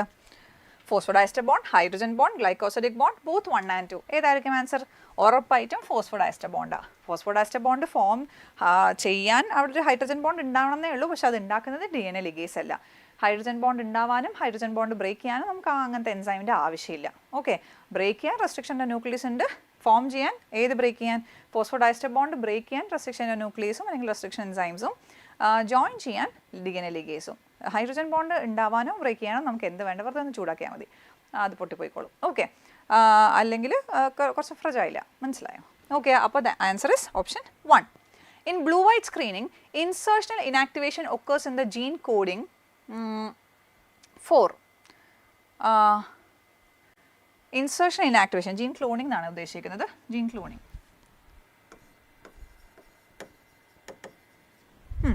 അതായത് ബ്ലൂ വൈറ്റ് സ്ക്രീൻ എന്ന് പറയുമ്പോഴത്തേനും ഏതാ? PUC8. അവിടെ ആംപിസിലിൻ റെസിസ്റ്റൻസ് ഉണ്ട്, ലാഗ് ഉണ്ട്. ഇതിനകത്ത് എവിടെ ഇൻസേർഷൻ ഇനാക്ടിവേഷൻ നടക്കുള്ളൂ? ഇവിടുത്തെ ക്ലോണിംഗ് സൈറ്റ് ഏതാ? ഇത് സെലക്റ്റബിൾ മാർക്കറായിട്ടും നമ്മൾ എന്താ എന്ന് വെച്ചാൽ ട്രാൻസ്ഫോർമൻസിനെ ഐഡൻറ്റിഫൈ ചെയ്യാനായിട്ടും ലാഗ് നമ്മൾ എന്താ അതാണ് അവിടെയാണ് നമ്മൾ ഫോറിൻ ജീനെ കൊണ്ട് ഇൻസേർട്ട് ചെയ്യുന്നത്. ഫോറിൻ ജീൻ അവിടെ ഇൻസേർട്ടഡ് ആകുമ്പം ഈ ജീൻ എന്ത് പറ്റും? ഇൻസേർട്ട് ചെയ്ത് കാരണം ഇനാക്ടിവേറ്റ് ആയി പോകും. ഓക്കെ, ലാഗ്സീനെ സെലക്റ്റബിൾ മാർക്കർ എന്ന് പറയാം. ഇവിടെ ഇപ്പം ഞാൻ ആ കേസ് പറയുമ്പോൾ ഇവിടെ സെലക്റ്റബിൾ മാർക്കർ എന്തിനെ? ട്രാൻസ്ഫോർമൻസിനെ ഐഡൻറ്റിഫൈ ചെയ്യാൻ. ഇതെന്താ? ലാഗ്സി എന്തായിരുന്നു? Cloning site. അവിടെയാണ് ഫോറിൻ ജീൻ ഇൻസേർട്ടഡ് ആവുന്നത്. ഇൻസേർട്ടഡ് ആയിട്ടുണ്ടെങ്കിൽ ആ lacZ gene will get inactivated. Okay, അപ്പം ഏതാണ് blue white screening? Insertion activation occurs in the gene coding for. Gene coding for അത് തന്നെ കേട്ടോ. Gene coding for. ഏത് gene coding for? LacZ gene coding for beta galactosidase. Okay, ചെറിയൊരു mistake പറ്റിയതാണ്. അടുത്തത്, which statement about palindromic sequence recognition by restriction enzymes is correct? Palindromic sequence പറഞ്ഞിട്ടുണ്ടെങ്കിൽ എന്താണെന്നുള്ളതൊക്കെയാണ് അവർ ഉദ്ദേശിക്കുന്നത്. Same sequence in both strands. Same sequence ആയിരിക്കണം, both സ്ട്രാൻഡിലും same sequence ആയിരിക്കണം, same direction. അങ്ങനെ വരുമോ? അതായത് GAATTC, വീണ്ടും GAATTC, സെയിം സീക്വൻസ് സെയിം ഡയറക്ഷനിൽ. ഇത് പാലിൻഡ്രോം ആണോ? അല്ല. ഓക്കെ, അപ്പോൾ ഇത് ആൻസർ ആണോ? അല്ല.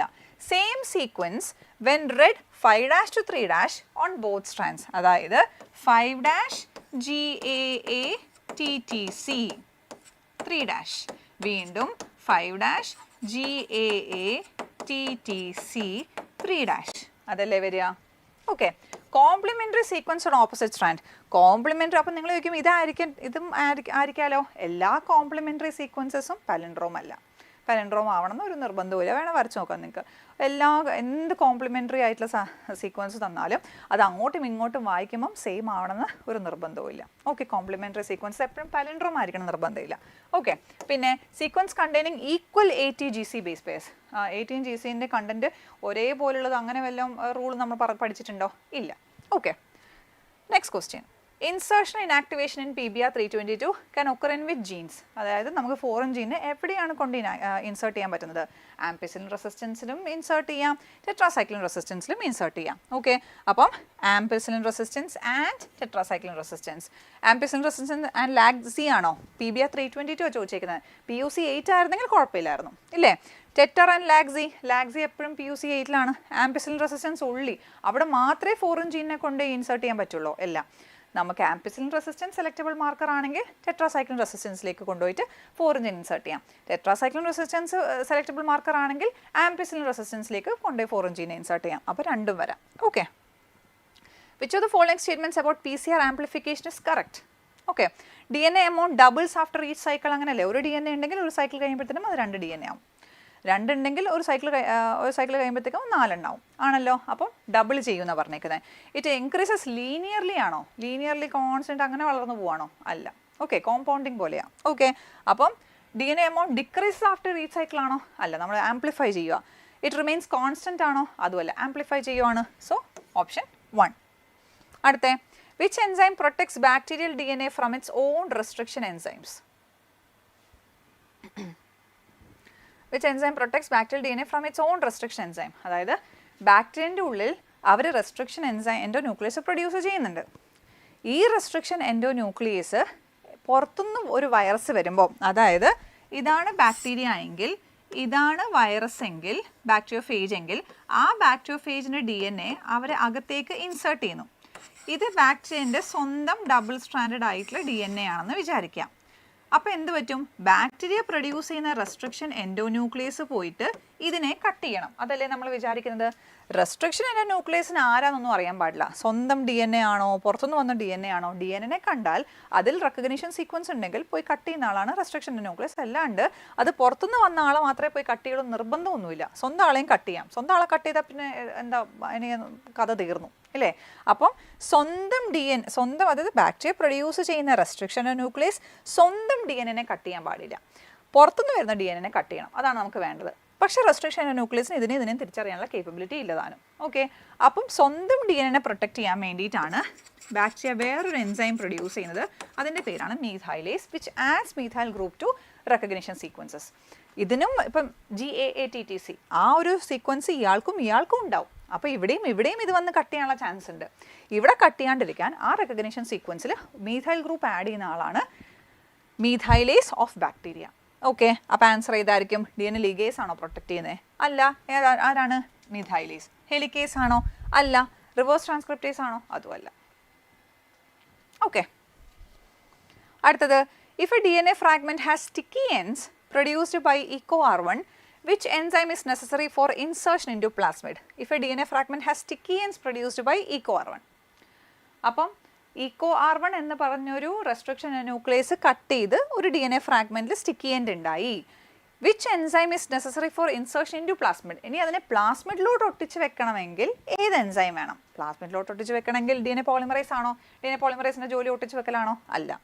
DNA ലിഗേസ് അല്ലേ ഒരു DNAനെയും വേറെ DNA ഫ്രാഗ്മെൻറ്റിനെ ഒട്ടിച്ച് വെക്കുന്നത്? അപ്പോൾ അതല്ലേ ആൻസർ വരിക? റെസ്ട്രിക്ഷൻ എൻസൈംസ് ആണോ? റെസ്ട്രിക്ഷൻ എൻസൈം കട്ട് ചെയ്യുന്ന ആളാണ്. ഈ സാധനത്തിന് ഒട്ടിച്ച് വെക്കുന്ന കാര്യമാണ് ചോദിച്ചേക്കുന്നത്. റിവേഴ്സ് ട്രാൻസ്ക്രിപ്റ്റേസ് ആണോ? റിവേഴ്സ് ട്രാൻസ്ക്രിപ്റ്റേസ് RNAയിൽ നിന്ന് DNA ഉണ്ടാക്കുന്ന ആളാണ്. ആ പ്രോസസ്സ് ഒന്നും അല്ല ഇവിടെ പറഞ്ഞേക്കുന്നത്. So the option is 2. Okay, അടുത്ത മാച്ച് ദ ഫോളോയിങ്. ഓറൈ എന്ന് പറയുന്നത് നമുക്കറിയാം. Ori initiation of replication. Okay, ori is initiation of replication. അപ്പോൾ എ എന്ന് പറയുന്നത് നമുക്ക് 2ലേക്ക് മാച്ച് ചെയ്യാം ആണല്ലോ. സെലക്റ്റബിൾ മാർക്കർ എന്ന് പറയുമ്പോഴത്തേക്കും ഇവിടെ ചിലപ്പം ഒരു സംശയം ഉണ്ടാവും. ഐഡൻറ്റിഫിക്കേഷൻ ഓഫ് റീകോമ്പിനൻസ് ഇനി 3 ഓപ്ഷനാണ് ബാക്കിയുള്ളത്.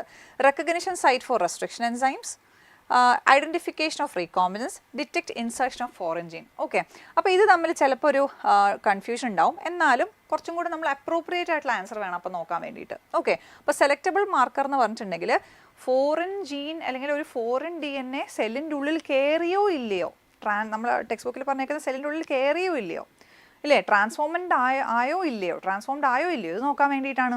ഓക്കെ, അപ്പം നമുക്ക് എന്താ സെലക്റ്റബിൾ മാർക്കറിനെ നമുക്ക് detect insertion of foreign DNA ആയിട്ട് ഇൻറ്റു സെൽ എന്നുള്ളതും കൂടെ ഉണ്ടെങ്കിൽ കുറച്ചും കൂടെ നിങ്ങൾക്ക് അത് എന്താണ് മനസ്സിലായത്. Detect insertion of foreign DNA into cell in the cell, അല്ലേ, ഒരു ഹോസ്റ്റ് സെല്ലിൻ്റെ ഉള്ളിൽ ഇത് കയറിയോ ഇല്ലയോ എന്ന് നോക്കാൻ വേണ്ടിയിട്ട് എന്നുള്ള രീതിയിൽ. ഓക്കെ, അടുത്തത് ക്ലോണിങ് സൈറ്റ് എന്ന് പറയുമ്പോഴത്തേക്കും എന്താ ആ restriction site for restriction enzymes, അല്ലേ, അങ്ങനെ നോക്കാം. ക്ലോണിങ് സൈറ്റ് എന്ന് പറഞ്ഞാൽ ആ സൈറ്റിൻ്റെ ഉള്ളിൽ എന്തുണ്ടാവും? റെക്കഗ്നിഷൻ സൈറ്റ്, അവിടെ ഒരു റെക്കഗ്നിഷൻ സൈറ്റ് ഉണ്ട് റെസ്ട്രിക്ഷൻ എൻസൈമിന്. അപ്പോൾ ചോദിക്കും സെലക്റ്റബിൾ മാർക്കറിലും ഇല്ലേ? ഞാൻ പറഞ്ഞില്ല കുറച്ചും കൂടെ അപ്രോപ്രിയേറ്റ് ആയിട്ടുള്ള നോക്കാൻ വേണ്ടിയിട്ടാണ് അങ്ങനെ കൊടുത്തേക്കുന്നത്. അപ്പോൾ ഏതാ? സി. പിന്നെ റിപ്പോർട്ടർ ജീൻ എന്ന് പറയുമ്പോഴത്തേക്കും നമുക്ക് ലാഗ് ജീനെ എനിക്ക് തോന്നുന്നു ടെക്സ്റ്റ് ബുക്കിൽ ഏറ്റവും ലാസ്റ്റ് ക്വസ്റ്റ്യൻസിൽ അങ്ങനെ ഒരു വാക്കുണ്ട്. റിപ്പോർട്ടർ ജീൻ എന്ന് പറഞ്ഞിട്ടുണ്ടെങ്കിൽ ഫോറിൻ ജീൻ ഉള്ള പ്ലാസ്മിഡാണ് അകത്തിരിക്കുന്നതെങ്കിൽ അത് മനസ്സിലാക്കാൻ വേണ്ടിയിട്ട്, ഫോർ എക്സാമ്പിൾ ജീൻ ഓഫ് ഇൻട്രസ്റ്റിൻ്റെ ഇഷ്ടംപോലെ കോപ്പീസ് ഉണ്ടാക്കുന്നത് അതേതാ? ട്രാൻസ്ഫോർമേഷൻ ആണോ? ട്രാൻസ്ഫോർമേഷൻ എന്ന് പറഞ്ഞാൽ അകത്തോട്ട് കയറി പോകും, ഹോസ്റ്റ് സെല്ലിൻ്റെ അകത്തോട്ട് കയറി പോവുക. കോപ്പീസ് ഉണ്ടാക്കിയെന്ന് പറഞ്ഞിട്ടില്ല, അതിനകത്ത് പോയി കഴിഞ്ഞിട്ട് കോപ്പീസ് ഉണ്ടാക്കും. ട്രാൻസ്ഫോർമേഷൻ എന്ന പ്രൊസീജിയർ എന്ന് പറഞ്ഞാൽ അകത്തോട്ട് കയറി പോവുക ആണല്ലോ, ഹോസ്റ്റ് സെല്ലിൽ അകത്തോട്ട് കയറി പോവുക. ആംപ്ലിഫിക്കേഷൻ അതല്ലേ, PCR ആംപ്ലിഫിക്കേഷൻ, കോപ്പീസ് ഉണ്ടാക്കുക, അല്ലേ. അല്ലെങ്കിൽ പിന്നെ ക്ലോണിങ് എന്ന് പറയാമായിരുന്നു, അല്ലേ. പിന്നെ അടുത്ത ലൈഗേഷൻ എന്ന് വെച്ചാൽ ഒട്ടിച്ച് വെക്കുക. ഐസൊലേഷൻ എന്ന് പറഞ്ഞാൽ ആ DNA പുറത്തേക്ക് എടുക്കുക, അല്ലേ. അപ്പോൾ ഏതാ ആൻസർ വരിക? 2. In blue white screening transformants appear. ഏതാണ് ട്രാൻസ്ഫോർമൻസിൻ്റെ കളർ? ഏതാ? നമ്മൾ ഓൾറെഡി അത് വരച്ച് കാണിച്ചിട്ടുണ്ട്. നോൺ ട്രാൻസ്ഫോർമൻസ് വളരെയില്ല. ട്രാൻസ്ഫോർമൻസ് ബ്ലൂ ആയിരിക്കാം. Transformants can be recombinants or non recombinant, അല്ലേ. അപ്പോൾ അത് ബ്ലൂ ആയിരിക്കാം, വൈറ്റ് ആയിരിക്കാം. വൈറ്റ് ആണെന്ന് ഉറപ്പിച്ച് പറയാൻ പറ്റുമോ? ഇല്ല, ചിലപ്പോൾ ബ്ലൂ ആയിരിക്കും. ദേ വിൽ നോട്ട് ഗ്രോ ആണോ? അതാരാ? നോൺ ട്രാൻസ്ഫോർമൻസാ. Transformants appear blue or white. Okay, next question. If a plasmid loses its selectable marker gene, what is the most likely consequence? പ്ലാസ്മിഡിനകത്ത് നിന്ന് സെലക്റ്റബിൾ മാർക്കർ പോയാൽ, സെലക്റ്റബിൾ മാർക്കർ എന്തിനാ? നമുക്ക് ട്രാൻസ്ഫോമൻസിനെ പെട്ടെന്ന് identify ചെയ്യാനാണ്. ബാക്ടീരിയനെ കണ്ടാൽ മനസ്സിലാവുമൊന്നുമില്ല അത് ട്രാൻസ്ഫോംഡ് ആയോ ഇല്ലയോ എന്നുള്ളത്, അല്ലേ. അത് പുറത്തുനിന്നുള്ള ജീൻ എടുത്ത് അല്ലെങ്കിൽ DNA എടുത്ത് വെച്ചോ ഇല്ലയോ എന്നുള്ളത് നമുക്ക് മനസ്സിലാവില്ല. അത് മനസ്സിലാക്കണമെങ്കിൽ സെലക്റ്റബിൾ മാർക്കർ വേണം. സെലക്റ്റബിൾ മാർക്കർ പോയാൽ ഇറ്റ് കനോട്ട് റെപ്ലിക്കേറ്റ് ആണോ? അല്ല. ട്രാൻസ്ഫോമൻസ് cells cannot be identified easily, അതല്ലേ. ട്രാൻസ്ഫോമൻസിനെ നമുക്ക് ഐഡൻറ്റിഫൈ ചെയ്യാൻ പറ്റില്ല. DNA കനോട്ട് ബി ഇൻസേർട്ടഡ് ആണോ? അല്ല. പിന്നെ റെസ്ട്രിക്ഷൻ എൻസൈംസ് കനോട്ട് കട്ട്, അങ്ങനെയാണോ? അല്ല. ഏതാണ്? ട്രാൻസ്ഫോമൻസ് cells cannot be identified easily. 4 DNA fragments of size 200 base pairs, 500 base pairs, 1000 base pairs and 1500 base pairs are subjected to agarosal electrophoresis. നമ്മൾ ഇത്രയും length ഉള്ള ഫ്രാഗ്മെന്റിനെ separate ചെയ്യാൻ നോക്കുക. Which fragment will be closest to the cathode after the run? അപ്പോൾ cathode എന്ന് പറയുമ്പോഴത്തേക്ക് നമുക്കറിയാം ഇതാണ് ജെൽ ഇലക്ട്രോഫോറസിസ് ചെയ്യുമ്പോൾ ഇതാണ് വെല്ലെങ്കിൽ ഇവിടെയാണ് നമ്മൾ DNA ലോഡ് ചെയ്യുന്നതെങ്കിൽ ഇതാണ് കാഥോഡ് ആണല്ലോ. DNA ലോഡ് ചെയ്യുന്നത് ഇവിടെയും DNA റൺ ടുവേർഡ്സ് ആനോഡ് എന്നാണ് നമ്മൾ പഠിച്ചേക്കുന്നത്. അപ്പോൾ കാഥോഡിൻ്റെ സ്ഥലത്ത് ആരായിരിക്കും? കാഥോഡുമായിട്ട് ക്ലോസ് ആയിട്ട് ഏത് ഫ്രാഗ്മെൻ്റ് ആയിരിക്കും? ഏറ്റവും ചെറിയ ഫ്രാഗ്മെൻ്റ് ആയിരിക്കും ഏറ്റവും താഴെ വരിക അല്ലേ, 200 ബേസ് പെയർ ആണല്ലോ. അത് കഴിഞ്ഞിട്ട് അതിൻ്റെ മുകളിലായിരിക്കും 500 ബേസ് പെയർ, അതിൻ്റെ മുകളിലായിരിക്കും 1000 വരിക, അതിൻ്റെ മുകളിലായിരിക്കും 1500 ബേസ് പെയർ വരിക. കാരണം 1500 ആണ് ഏറ്റവും നീളമുള്ള ഫ്രാഗ്മെൻറ്റ് ആണല്ലോ, ഏറ്റവും ലെങ്ത് കൂടിയ ഫ്രാഗ്മെൻറ്റ് അതായിരിക്കും. ലെങ്ത് കൂടുതലാണെങ്കിൽ മൂവ് ചെയ്യാനുള്ള പാടുണ്ട് ആണല്ലോ, അപ്പം മൂവ് ചെയ്യാൻ പാടാണ്. ഓക്കെ, അപ്പം ഏതായിരിക്കും ആൻസർ? 1500 ബേസ് പെയർ കാഥോഡിൻ്റെ അവിടെ. Okay, next question. A DNA sample contains fragments of equal length. Okay, DNA sample നോക്കുമ്പോഴത്തേനും കുറേ ഫ്രാഗ്മെൻറ്റ്സ് ഉണ്ട്, ഇതെല്ലാം ഈക്വൽ ലെങ്ത്താണ്, പക്ഷേ ഡിഫറെൻറ്റ് സീക്വൻസസ് ആണ്, പല സീക്വൻസസ് ആണ്. ലെങ്ത് ഒക്കെ സെയിം തന്നെ, പക്ഷേ പല സീക്വൻസ് ആണ്. ഡ്യൂറിങ് ഇലക്ട്രോഫോർസിസ് ദേ വിൽ എന്ത് പറ്റും അവർക്ക്? സെപ്പറേറ്റ് ബേസ്ഡ് ഓൺ സീക്വൻസ് അനുസരിച്ചാണോ സെപ്പറേറ്റ് ചെയ്യുക? അല്ല, separate based on GC content. എന്നാൽ പിന്നെ ഇതിനകത്ത് കുറേ GC ഉണ്ട്, എന്നാൽ പിന്നെ കുറേ സെപ്പറേറ്റ് അല്ലെങ്കിൽ കുറേ മൂവ് ചെയ്തേക്കാം അങ്ങനെ വിചാരിക്കുമോ? ഇല്ല. Migrate together as A single band, അങ്ങനെയല്ലേ നമ്മൾ പഠിച്ചേക്കുന്നത്. ഒന്നിൽ കൂടുതൽ ഫ്രാഗ്മെൻറ്റ്സ് സെയിം സൈസിൽ അല്ലെങ്കിൽ സിമിലർ സൈസ്ഡ് ആയിട്ടുണ്ടെങ്കിൽ അവർ ഒരു ബാൻഡ് ആയിട്ടായിരിക്കും കാണപ്പെടുന്നത്. എന്ന് വെച്ചാൽ ഇതാണ് അഗാരോസൽ ഇലക്ട്രോഫോറസിസ് എങ്കിൽ ഇതാണ് വെല്ലെങ്കിൽ ഈ കാണുന്ന ഒരു ബാൻഡ് എന്ന് പറഞ്ഞാൽ അതിനകത്ത് ഒരു DNA ഉള്ളൂ എന്ന് നമുക്ക് ഒരിക്കലും പറയാൻ പറ്റില്ല. ഒന്നിൽ കൂടുതൽ DNA ഫ്രാഗ്മെൻറ്റിന് സിമിലർ സൈസ് ഉണ്ടെങ്കിൽ അതൊരൊറ്റ ബാൻഡ് ആയിട്ടായിരിക്കും കാണുക. Okay, so the answer will be migrate together as single band. Move in opposite direction ആണോ? നടക്കില്ലല്ലോ. ഓക്കെ, അടുത്തത്. A DNA sample is amplified using PCR for 5 cycles. Okay. If the initial DNA molecule is single, how many double-stranded DNA molecules will be produced? ഇതെങ്ങനെ കാണുന്നത്? നമ്മൾ എന്താ 2 raised to n 2 raised to 5 equal to 32. ഇങ്ങനെയല്ലേ? ആ, okay, അപ്പം ഏതാണ് option? 3. Okay, ഇങ്ങനെയാണ് 2 raised to n ഇങ്ങനെയാണ് കണ്ടുപിടിക്കുന്നത്. n equal to number of cycles. The insect resistance. അപ്പോൾ ബയോടെക്നോളജി പ്രിൻസിപ്പിൾസ് കഴിഞ്ഞു, ഇനി നമ്മൾ ഏതാണ്? ആപ്ലിക്കേഷൻ ആണ്. Insect resistance in BT cotton is due to expression in of which type of protein? ഏത് പ്രോട്ടീനാണ് ആ ഒരു സമയത്ത് എക്സ്പ്രസ്ഡ് ആവുന്നതെന്ന് ചോദിച്ചേക്കുന്നത്? കൈറ്റിനൈസ് എൻസൈം അതാണോ? Cry protein, BT toxin enzyme, lipase, ഏതാണ് വരിക? Cry protein. അപ്പോൾ എല്ലാവരും ചോദിക്കും BT ടോക്സിൻ എൻസൈം അല്ലേ? പ്രോട്ടീൻ്റെ പേര് ക്രൈ പ്രോട്ടീൻ എന്നാണ്. BT ടോക്സിൻ എൻസൈം എന്ന് പറഞ്ഞ സാധനം നമ്മൾ പറയുന്നില്ലല്ലോ, ക്രൈ പ്രോട്ടീൻ എന്നാണ് നമ്മൾ പറയുന്നത്. അതുമായിട്ട് എന്തോ ഒരു പേരുമായിട്ട് സാമ്യം ഉണ്ടെന്ന് മാത്രമല്ലേ ഉള്ളൂ. Okay, so it's cry protein. അടുത്തത്.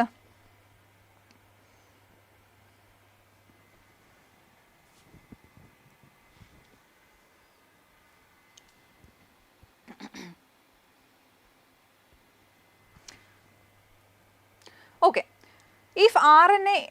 in RNA interference technology, gene silencing occurs due to. എങ്ങനെയാണ് ഒരു ജീനിനെ സൈലൻസ് ചെയ്യുന്നത് അവിടെ? ഓക്കെ, ഒരു ജീനിൽ നിന്ന് mRNA ഉണ്ടാവും, ശരിയല്ലേ? അപ്പം ഇതാണ് ഒരു ജീനെങ്കിൽ ഇത് ജീൻ എന്ന് പറഞ്ഞ DNA ആണ്. ഈ DNAയിൽ നിന്ന് ട്രാൻസ്ക്രിപ്ഷൻ എന്ന് പറഞ്ഞ പ്രോസസ്സ് നോർമലായിട്ട് നടക്കുന്നുണ്ട്. ട്രാൻസ്ക്രിപ്ഷൻ നടന്ന് അവിടെ എന്ത് ഉണ്ടാവുന്നുണ്ട്? mRNA ഉണ്ടാവുന്നുണ്ട്. mRNAയിൽ നിന്ന് ട്രാൻസ്ലേഷൻ നടന്നാൽ പ്രോട്ടീൻ ഉണ്ടാവും. ഇത് നോർമൽ പ്രൊസീജിയറാണ്. പക്ഷെ നമ്മുടെ ആവശ്യം ഇവിടെ പ്രോട്ടീൻ ഉണ്ടാകാൻ പാടില്ല എന്നുള്ളതാണ്. അതുകൊണ്ട് നമ്മൾ RNA ഇൻ്റർഫറൻസ് എന്ന് പറഞ്ഞ മെക്കാനിസം വഴി നമ്മൾ ആരെ ഡീഗ്രേഡ് ചെയ്യും? mRNA ഡീഗ്രേഡ് ചെയ്യും. mRNA ഡീഗ്രേഡ് ചെയ്താൽ ട്രാൻസ്ലേഷൻ നടക്കുമോ? ഇല്ല. പ്രോട്ടീൻ ഉണ്ടാവുമോ? ഇല്ല. അപ്പോൾ ഒരു ജീൻ പ്രോട്ടീൻ ഉണ്ടായാലേ എക്സ്പ്രസ് ആയുള്ളൂ. പ്രോട്ടീൻ ഉണ്ടായില്ലെങ്കിൽ നമ്മൾ പറയും സൈലൻസ്ഡ് ആയി. ഓക്കെ, സോ DNA ഡീഗ്രഡേഷൻ ആണോ? ആദ്യമേ പോയിട്ട് ഇതിനെ ഡീഗ്രേഡ് ചെയ്ത് കളയോ? ഇല്ല, ജനറ്റിക് മെറ്റീരിയൽ. mRNA ഡീഗ്രഡേഷൻ ആണ് അല്ലേ? അപ്പോൾ 2. ഓക്കെ, പ്രോട്ടീനെ ആണോ ഡീനേച്ചർ ചെയ്യുന്നത്? അല്ല. tRNA മ്യൂട്ടേഷൻ അല്ല. Okay, next question. Which statement about gene therapy is correct? It permanently cures all genetic diseases. Permanent cure ആണോ ജനറ്റിക് ഈ ജീൻ തെറാപ്പി എന്നൊക്കെ പറഞ്ഞാൽ? എംബ്രിയോണിക് സ്റ്റേജിൽ ചെയ്യാൻ പറ്റുമായിരുന്നെങ്കിൽ പെർമനൻറ്റ് ക്യൂർ ആകുമായിരിക്കും, അങ്ങനെയൊക്കെ നമുക്ക് പറയാൻ പറ്റുള്ളൂ അല്ലേ. അല്ലാണ്ട് എല്ലാ ജനറ്റിക് ഡിസീസും ക്യൂർ ചെയ്യാൻ പറ്റും അങ്ങനെ നമ്മൾ പഠിച്ചിട്ടൊന്നുമില്ല. ഓക്കെ, പെർമനൻ്റ്ലി എന്നുള്ള രീതിയിൽ നമുക്ക് പറയാൻ പറ്റില്ല. It replaces defective genes with functional ones, അത് നമ്മൾ പഠിച്ചിട്ടുണ്ട്. ഡിഫക്റ്റീവ് ജീൻ ഉണ്ടെങ്കിൽ അതിനെ നമുക്ക് എന്താ ഫങ്ഷണൽ വൺ കൊണ്ട് റീപ്ലേസ് ചെയ്യാൻ പറ്റും, ശരിയല്ലേ. It removes chromosomes, chromosome remove ചെയ്യലാണോ? അല്ല. ഇറ്റ് മോഡിഫൈസ് പ്രോട്ടീൻസ് ഡയറക്ട്ലി, പ്രോട്ടീനിൽ അവിടെ പോയിട്ടാണോ? അല്ല. പ്രോട്ടീനല്ല നമ്മൾ ചെയ്യുന്നത്, നമ്മൾ ജീൻ തെറാപ്പിയാണ് ചെയ്യുന്നത്. ഫങ്ഷണൽ ജീൻ കൊടുത്തിട്ട് ഈ ഡിഫക്റ്റീവ് ജീനിനെ റീപ്ലേസ് ചെയ്യുന്നു. Option 2. Which of the following correctly describes biopiracy അല്ലേ. ഇല്ലീഗൽ ക്ലോണിങ് ഓഫ് ഓർഗാനിസം, അതാണോ ബയോപൈറസി? അല്ല. മോഷ്ടിച്ചുകൊണ്ട് വരുന്നതിനെയാണ് ബയോപൈറസി എന്ന് പറയുന്നത്. അപ്പോൾ എന്താ, ഏതെങ്കിലും ഒരു കൺട്രീൻ്റെ അസറ്റ് ആയിട്ടുള്ളൊരു സാധനം റിസോഴ്സസ്, ബയോളജിക്കൽ റിസോഴ്സ് അവരുടെ ഓത്തറൈസേഷൻ, പ്രോപ്പർ ഓത്തറൈസേഷൻ ഇല്ലാതെ യൂസ് ചെയ്യുന്നതിനെയാണ് നമ്മൾ എന്ത് പറയുന്നത്? ബയോപൈറസി. ഇല്ലീഗൽ ക്ലോണിങ് ഓഫ് ഓർഗാനിസംസ് ആണോ? അല്ല. Unauthorised use of biological resources of A country, ഇതല്ലേ ആൻസർ. ഇല്ലീഗൽ ജീൻ തെറാപ്പി ആണോ? അല്ല. ജനറ്റിക് മ്യൂട്ടേഷൻ ഇൻ ക്രോപ്സ് ആണോ? അല്ല. Okay. A patient suffering from adenosine deaminase deficiency receives genetically modified lymphocytes. Gene therapy കേസാ ഇല്ലേ. After some time symptoms appear. അപ്പം നമ്മൾ gene therapy ചെയ്തു, അഡനോസിൻ ഡിയാമിനേസ് ഡെഫിഷ്യൻസി ഉള്ള ആൾക്ക് നമ്മൾ ജനറ്റിക്കലി മോഡിഫൈഡ് ആയിട്ടുള്ള ADAൻ്റെ ഫങ്ഷണൽ ജീനുള്ള ലിംഫോസൈറ്റ്സ് കൊടുത്തു. എന്നിട്ടും സിംറ്റംസ് കുറച്ച് നാൾ കഴിഞ്ഞപ്പോൾ after some time symptoms appear. Most likely reason is, അപ്പം പല റീസൺ ഉണ്ടാവും, എന്നാലും അതിനകത്ത് ഏറ്റവും അപ്രോപ്രിയേറ്റ് ആയിട്ട് റീസൺ നമ്മൾ പഠിച്ചത് ഏതാണെന്നുള്ള രീതിയിലാണ് ചോദിക്കുന്നത്. ഓക്കെ, അപ്പം lymphocytes are short lived cells പഠിച്ചിട്ടില്ലേ. ലിംഫോസൈറ്റ്സ് ആർ നോട്ട് ഇമ്മോർട്ടൽ പഠിച്ചിട്ടില്ലേ. അപ്പം ലിംഫോസൈറ്റ്സ് നശിച്ചു പോകാൻ സാധ്യതയുള്ളതാണ്. അപ്പം ഷോർട്ട് ലിവ്ഡ് ആണ് എന്നാണ് അതിൻ്റെ അർത്ഥം. ഓക്കെ, അപ്പം ഷോർട്ട് ലിവ്ഡ് ആയതുകൊണ്ട് എന്താണ് പിന്നെയും നമ്മൾ കൊടുത്തില്ലെങ്കിൽ, ഈ ലിംഫോസൈറ്റ്സ് പിന്നെയും കൊടുത്തില്ലെങ്കിൽ അയാൾക്ക് എന്താണ് ആ സിംറ്റംസ് വീണ്ടും വരും ഇല്ലേ. അപ്പോൾ ഏതായിരിക്കും answer? 1. Inserted gene mutates immediately. ഇതൊക്കെ അപ്പം നമ്മൾ ഇതൊക്കെ നടന്നൂടെ? The most likely reason is, അങ്ങനെയാണ് ചോദിച്ചേക്കുന്നത്. ഓക്കെ, അപ്പം host immune system destroys enzyme, gene integrates only in mitochondria, ഇങ്ങനെയൊക്കെ. അപ്പോൾ ചില ഈ ക്വസ്റ്റ്യൻസ് ഒക്കെ വായിക്കുമ്പോഴത്തേക്കും നമ്മൾ നോക്കേണ്ടത് മോസ്റ്റ് അപ്രോപ്രിയേറ്റ് ആൻസർ ആണ്. ഓക്കെ, അടുത്തത് a farmer grows BT cotton in a region with a multiple insect species. Only some pests die while others survive. The best explanation is, അപ്പോൾ ഒരു ഫാമർ BT cotton ഒരു റീജിയനിൽ വളർത്തി, എന്താണ് ആ റീജിയനിൽ കുറേ ഇൻസെക്ട് സ്പീഷീസ് ഉണ്ടായിരുന്നു. only some pests die, ചില പെസ്റ്റ് മാത്രമേ ചത്തുപോയുള്ളൂ, ബാക്കിയുള്ളതൊക്കെ സർവൈവ് ചെയ്തു. അതെന്തുകൊണ്ടാണ്? ബെസ്റ്റ് എക്സ്പ്ലനേഷൻ, നമ്മളെല്ലാവരെയും കൊല്ലാൻ വേണ്ടിയിട്ടല്ല ഇത് കൊണ്ടുവച്ചിരിക്കുന്നത്. നമുക്ക് സെലക്റ്റഡ് ആയിട്ടുള്ള ഈ കോട്ടനെ നശിപ്പിക്കാൻ വരുന്ന പെസ്റ്റിനെ മാത്രം നശിപ്പിച്ചാൽ മതി. എല്ലാവരെയും കൊല്ലാനാണ് എന്നാൽ പിന്നെ കെമിക്കൽസ് അപ്ലൈ ചെയ്താൽ പോരെ. ഓക്കെ, അപ്പോൾ ഇത് ഉപയോഗിക്കുന്നത് തന്നെ, ഇത് ചെയ്യുന്നത് തന്നെ എന്താണ്, എൻവയൺമെൻറ്റിലെ എല്ലാ ഓർഗാനിസത്തിനെയും നശിപ്പിക്കരുത് എന്നുള്ള ഉദ്ദേശം കൊണ്ടാണ്. അപ്പം നമുക്ക് ടെക്സ്റ്റ് ബുക്കിൽ പറയുന്നത് BT toxins are insect group specific അല്ലേ. Cry proteins are universal insect toxin, അങ്ങനെയാണ് എല്ലാവരും ചത്തുപോയതിനെ അല്ലേ. Each cry protein is specific to certain insect, BT toxin genes are insect specific, അങ്ങനെ പഠിച്ചിട്ടില്ലേ. അപ്പോൾ ഏതായിരിക്കും ഓപ്ഷൻ? ഓപ്ഷൻ 2. ഓക്കെ, അടുത്ത recombinant insulin produced in bacteria lacks a connecting C-peptide found in human proinsulin. recombinant ആയിട്ട് produce ചെയ്ത insulin, അതിൽ C-peptide ഇല്ല ഇല്ലേ. അത് ചോദിച്ചേക്കുന്നത് റീസൺ ഈസ്, എന്തുകൊണ്ടാണ് C-peptide എവിടെ പോയി? C-peptide ഉണ്ടാക്കിയിട്ടില്ല, അതുകൊണ്ടാണ് അത് കാണാത്തത് ഇല്ലേ. C-peptide എന്തായാലും റിമൂവ് ചെയ്ത് കളയേണ്ട സാധനമാണ്, പിന്നെ ഉണ്ടാക്കേണ്ട ആവശ്യമുണ്ടോ? ഇല്ല. ബാക്ടീരിയ കനോട്ട് സിന്തസൈസ് പെപ്റ്റൈഡ്സ്, അതുകൊണ്ടാണോ? ബാക്ടീരിയക്ക് ഉണ്ടാക്കാൻ പറ്റാത്തത് കൊണ്ടാണോ? അല്ല. Bacteria remove C-peptide, bacteria remove ചെയ്തു അതുകൊണ്ടാണോ? ഉണ്ടായിരുന്നു പക്ഷേ റിമൂവ് ചെയ്തു അതുകൊണ്ടാണോ? അതുമല്ല. A and B chains are produced separately and later joined. Bacteria ശരിക്കും പറഞ്ഞാൽ Aയും Bയും കൂടെ ഒരുമിച്ച് ഉണ്ടാക്കിയിട്ടില്ല. A ഉണ്ടാക്കാൻ നമ്മളൊരു ബാക്ടീരിയനെ വെച്ചു, B ഉണ്ടാക്കാൻ ഒരു ബാക്ടീരിയ വെച്ചു, എന്നിട്ടാണ് Aയും Bയും നമ്മൾ ജോയിൻ ചെയ്തത്. നമ്മൾ C ഉണ്ടാക്കാൻ അതിനോട് പറഞ്ഞിട്ടില്ല, അതുകൊണ്ടാണ് അതിനകത്ത് C കാണാത്തത്. ഓക്കെ, അപ്പം ഓപ്ഷൻ ഇസ് 3. അടുത്തത് an example of genetically modified crop which has increased shelf life കൂടുതൽ, reduce post harvest losses. ഏതാ? ഗോൾഡൻ റൈസ് ആണോ? എൻഹാൻസ്ഡ് ന്യൂട്രീഷണൽ വാല്യൂ ആണ് ഇത്, വൈറ്റമിൻ A എൻറിച്ച്ഡ് ഇല്ലേ. ഫ്ലേവർ സേവർ ടൊമാറ്റോ ആണ് പോസ്റ്റ് ഹാർവെസ്റ്റ് ലോസസ് കുറയ്ക്കാൻ വേണ്ടിയിട്ട് അല്ലെങ്കിൽ ഷെൽഫ് ലൈഫ് കൂട്ടാൻ വേണ്ടിയിട്ട് നമ്മൾ ഉണ്ടാക്കിയ ജനറ്റിക്കലി മോഡിഫൈഡ് ക്രോപ്പ്. ഓക്കെ, ഇതൊക്കെ എന്താ? ഇൻസെക്ട് റെസിസ്റ്റൻ്റ് ആയിട്ടുള്ള ക്രോപ്സ് ആണ്. അടുത്തത് which of the following is incorrect about structure of insulin? Pro insulin has 3 chains, A, B, C. ശരിയല്ലേ? ശരിയാണ്. Human insulin has 2 chains, A and B interconnected by, ഇത് mature ഇൻസുലിൻ്റെ കേസാണ് പറഞ്ഞിരിക്കുന്നത്, A and B interconnected by 2 disulfide bridges. അതും ശരിയല്ലേ? A disulfide bridge occurs in B chain. B chainലാണോ അതായത് നമുക്ക് ആ പിക്ചറിൽ നോക്കുവാണെങ്കിൽ നമുക്ക് 3 ഡൈസൾഫൈഡ് ബോണ്ട് കാണാം. 2 എണ്ണം is between A and B, ഒരെണ്ണം is within A itself. എക്കകത്ത് കുറേ അമിനോ ആസിഡ്സ് ഉണ്ട്, എൻ്റെ ഉള്ളിൽ തന്നെ ഉള്ള അമിനോ ആസിഡ്സ് തമ്മിലുള്ള ഡൈസൾഫൈഡ് ബോണ്ടാണ് കാണുന്നത് ഇല്ലേ. അപ്പോൾ ഏതാണ് ആൻസർ? 3. ഈസ് ഇൻകറക്റ്റ് ആവില്ല ചോദിച്ചേക്കുന്നത്. ബി ചെയിനിലല്ല, ഇവിടെ എന്താ വരേണ്ടത്? എ ആണ് വരേണ്ടത്. ഓക്കെ, അങ്ങനെ ആയിരുന്നെങ്കിൽ അത് കറക്റ്റ് ആയനെ. C chain is removed prior to insulin formation, അതും കറക്റ്റ് സ്റ്റേറ്റ്മെൻ്റ് ആണ്. ഓക്കെ, അടുത്ത source of complementary double standard RNA in RNA interference is form. അപ്പം നമുക്കറിയാം RNA ഇൻറ്റർഫറൻസ് എന്ന് പറയുമ്പോഴത്തേക്കും നമ്മുടെ ബോഡിയിൽ വൈറസ് വന്ന് കയറിയാലോ ഓക്കെ, അല്ലെങ്കിൽ ട്രാൻസ്പോസോൺസ് ഉണ്ടെങ്കിലോ നമ്മുടെ ബോഡിയിൽ അത് കാരണം ഒരു ഡബിൾ സ്റ്റാൻഡേർഡ് RNA ഉണ്ടാവും. ആ ഡബിൾ സ്റ്റാൻഡേർഡ് RNA കാരണം നമ്മുടെ ബോഡിയിൽ RNA ഇൻറ്റർഫറൻസ് സ്റ്റാർട്ട് ചെയ്യും. ഓക്കെ, അപ്പം നമുക്ക് എന്താണ്, നമുക്ക് വേണ്ടാത്ത വൈറസിൻ്റെ ഇൻഫെക്ഷനിൽ നിന്ന് രക്ഷപ്പെടാൻ പറ്റും. ട്രാൻസ്പോസോൺസിൽ നിന്ന് നമുക്ക് അതെന്തെങ്കിലും പ്രശ്നം വരുത്തുന്നുണ്ടെങ്കിൽ അതിന് രക്ഷപ്പെടാൻ പറ്റും. ആ രീതിയിലാണ്. അപ്പം എവിടെ നിന്നാണ് നമ്മുടെ ബോഡിയിൽ ഡബിൾ സ്റ്റാൻഡേർഡ് RNA വരുന്നത് അല്ലേ? ഒരു ഡബിൾ സ്റ്റാൻഡേർഡ് RNA ഉണ്ടെങ്കിലേ RNA ഇൻറ്റർഫറൻസിന് തുടങ്ങാൻ പറ്റുള്ളൂ. അപ്പോൾ എവിടെ നിന്നാണ് നമ്മുടെ ബോഡിയിൽ RNA ഇൻറ്റർഫറൻസിനുള്ള കോംപ്ലിമെൻ്ററി ഡബിൾ സ്റ്റാൻഡേർഡ് RNA വരുന്നത്? ഇൻഫെക്ഷൻ ബൈ RNA വൈറസ് ശരിയാണ്. Transposons that replicate by RNA intermediate ശരിയാണ്. ഇൻഫെക്ഷൻ ബൈ ബാസിലസ് അങ്ങനെ പഠിച്ചിട്ടുണ്ടോ? ഇല്ല. അപ്പോൾ ഏതാ ആൻസർ?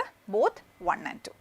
ഓക്കെ, അടുത്തത് cDNA is used instead of a gene in research and therapy because cDNA എന്ന് പറഞ്ഞാൽ കോംപ്ലിമെൻ്ററി DNA. ഒരു mRNAയിൽ നിന്ന് നമ്മൾ റിവേഴ്സ് ട്രാൻസ്ക്രിപ്റ്റേസ് കൊടുത്ത് DNA ഉണ്ടാക്കിയെടുക്കുകയാണെങ്കിൽ അതിനെയാണ് കോംപ്ലിമെൻ്ററി DNA എന്ന് പറയുന്നത്. അപ്പം നമ്മൾ സാധാരണ കോംപ്ലിമെൻ്ററി DNA ആണ് യൂസ് ചെയ്യുന്നത് റിസർച്ചിനകത്തൊക്കെ. എന്തുകൊണ്ട്? മെനി ഹോസ്റ്റ് സെൽസ് എന്ന് വെച്ചാൽ bacterial cells cannot process introns. അപ്പം ഒരു സാധാ ജീൻ എന്ന് പറയുമ്പോഴത്തേക്കും ഒരു ഹ്യൂമൻ്റെ ഒരു ജീൻ, ഇൻസുലിൻ ജീൻ എടുക്കാം. ഹ്യൂമൻ്റെ ഇൻസുലിൻ ജീൻ എന്ന് പറയുമ്പോൾ അതിനകത്ത് എന്തുണ്ട്? ഇൻട്രോൺസും എക്സോൺസും ഉണ്ട്. ആ ജീൻ അതേപടി ഞാൻ ബാക്ടീരിയക്ക് കൊടുത്താൽ ബാക്ടീരിയക്ക് ഇൻട്രോൺസിനെ കട്ട് ചെയ്ത് കളയാൻ അറിയാൻ പാടുമോ? ഇല്ല. അപ്പോൾ അതെന്താ, നമ്മൾ അതിന് ഇൻട്രോൺസ് എന്താണെന്നും അറിയില്ല, അതിന് സ്പ്ലൈസിങ് എന്താണെന്നും അറിയില്ല, പിന്നെ എങ്ങനെയാണ് അത് ഇൻട്രോൺസിനെ മുറിച്ച് കളയുക? അപ്പോൾ അതെന്താ, നമ്മൾ കൊടുക്കുന്നത് ജീൻ കൊടുത്തിട്ടുണ്ടെങ്കിൽ അത്ര എഫക്റ്റീവ് ആവില്ല. എന്ത് ചെയ്യണം? ജീനിൻ്റെ mRNA എടുത്ത് ആ mRNAയിൽ എക്സോൺസ് മാത്രമേ ഉള്ളൂ സ്പ്ലൈസിങ് കഴിഞ്ഞ് വരുന്നത് കൊണ്ട്. അതിൽ നിന്ന് DNA ഉണ്ടാക്കുവാണെങ്കിൽ അതിലും എന്ത് മാത്രമേ കാണുള്ളൂ? എക്സോൺസ് മാത്രമേ കാണുള്ളൂ. അപ്പോൾ cDNA കൊടുക്കാം. അതാണ് പറഞ്ഞേക്കുന്നത്. Many host cells cannot process introns because they lack the machinery for splicing. അവർക്ക് അറിയാൻ പാടില്ല എന്താ സ്പ്ലൈസിങ് എന്നുള്ളത്. അതുകൊണ്ട് ജീൻ കൊടുത്തിട്ടുണ്ടെങ്കിൽ പണി നടക്കില്ല, cDNA കൊടുക്കണം.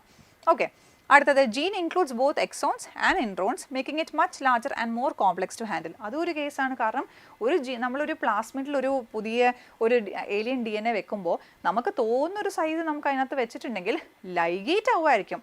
പക്ഷേ ബാക്ടീരിയ അതിൻ്റെ ബോഡിയിലോട്ട് അത് എടുക്കണം നിർബന്ധമില്ല. കാരണം DNA ലെങ്ത് അല്ലെങ്കിൽ പ്ലാസ്മിഡിൻ്റെ ലെങ്ത് കൂടുന്തോറും സൈസ് കൂടുന്തോറും എന്താണ് ട്രാൻസ്ഫോംഡ് ആവാനുള്ള ചാൻസ് കുറയുക ചെയ്യുന്നത്. അതുകൊണ്ട് ജീൻ കൊണ്ടുവരുമ്പോഴത്തേനും അതിനകത്ത് എക്സോണും ഉണ്ട് ഇൻട്രോണും ഉണ്ട്, അത് ബൾക്കി ആവും. ഓക്കെ, അതുകൊണ്ട് ഇൻട്രോൺ മുറിച്ച് കളഞ്ഞിട്ടുള്ള എക്സോൺ മാത്രമാണെങ്കിൽ നല്ലതാണ്, കാരണം കുറച്ചും കൂടെ size കുറയുമല്ലോ. cDNA represents only the coding sequence of the gene, അതായത് എക്സോൺസ് മാത്രമേ ഉണ്ടാവുള്ളൂ അതിനകത്ത്, which is smaller and easier to work with. Okay, അപ്പോൾ എല്ലാം ആൻസർ അല്ലേ? cDNA യൂസ് ചെയ്യുന്നതിന് ഇത് 3 നമുക്ക് പറയാം. So the answer is all the above. Okay, അടുത്തത് primers and probes are similar in all of the following characteristics. നമ്മൾ നേരത്തെ പറഞ്ഞ പ്രൈമർ പോലെ തന്നെ നമ്മൾ ആർട്ടിഫിഷ്യലി സിന്തസൈസ് ചെയ്യുന്ന ഒരു സാധനമാണ് പ്രോബ്. രണ്ടും കെമിക്കലി സിന്തസൈസ്ഡ് ആണ്, രണ്ടും ഷോർട്ടാണ്, രണ്ടും ഒലിഗോ ന്യൂക്ലിയോടൈഡ്സ് ആണ്, രണ്ടും സിംഗിൾ സ്ട്രാൻഡഡ് ആണ്. പിന്നെ എന്താ, RNA ആയിരിക്കാം, DNA ആയിരിക്കാം. ഒരെണ്ണം റേഡിയോ ലേബിൾഡ് ആണ്, പ്രോബ് റേഡിയോ ലേബിൾഡ് ആണ്, പ്രൈമേഴ്സ് റേഡിയോ ലേബിൾഡ് അല്ല. അപ്പോൾ ഏതാ? ബോത്ത് ആർ ആർട്ടിഫിഷ്യലി സിന്തസൈസ് ശരിയാണ്. ബോത്ത് ആർ ശരിയാന്ന് വെച്ചാൽ similar in all of the following except, similarity ഇല്ലാത്തതാണ് നമുക്ക് നോക്കേണ്ടത്. ബോത്ത് ആർ റേഡിയോ ലേബിൾഡ് ആണോ? അല്ല. അപ്പോൾ അതല്ലേ ആൻസർ വരിക? Both are single stranded DNA or RNA, both are oligonucleotide. പിടികിട്ടിയോ? ഓക്കെ, അപ്പം അടുത്തത് double standard RNA is formed in dash and mRNA degradation occur in dash during RNA interference mechanism of genetically modified tobacco. നമ്മളിവിടെ nematode resistant പ്ലാന്റ്സിനെ പറ്റിയാണ് പറയാം.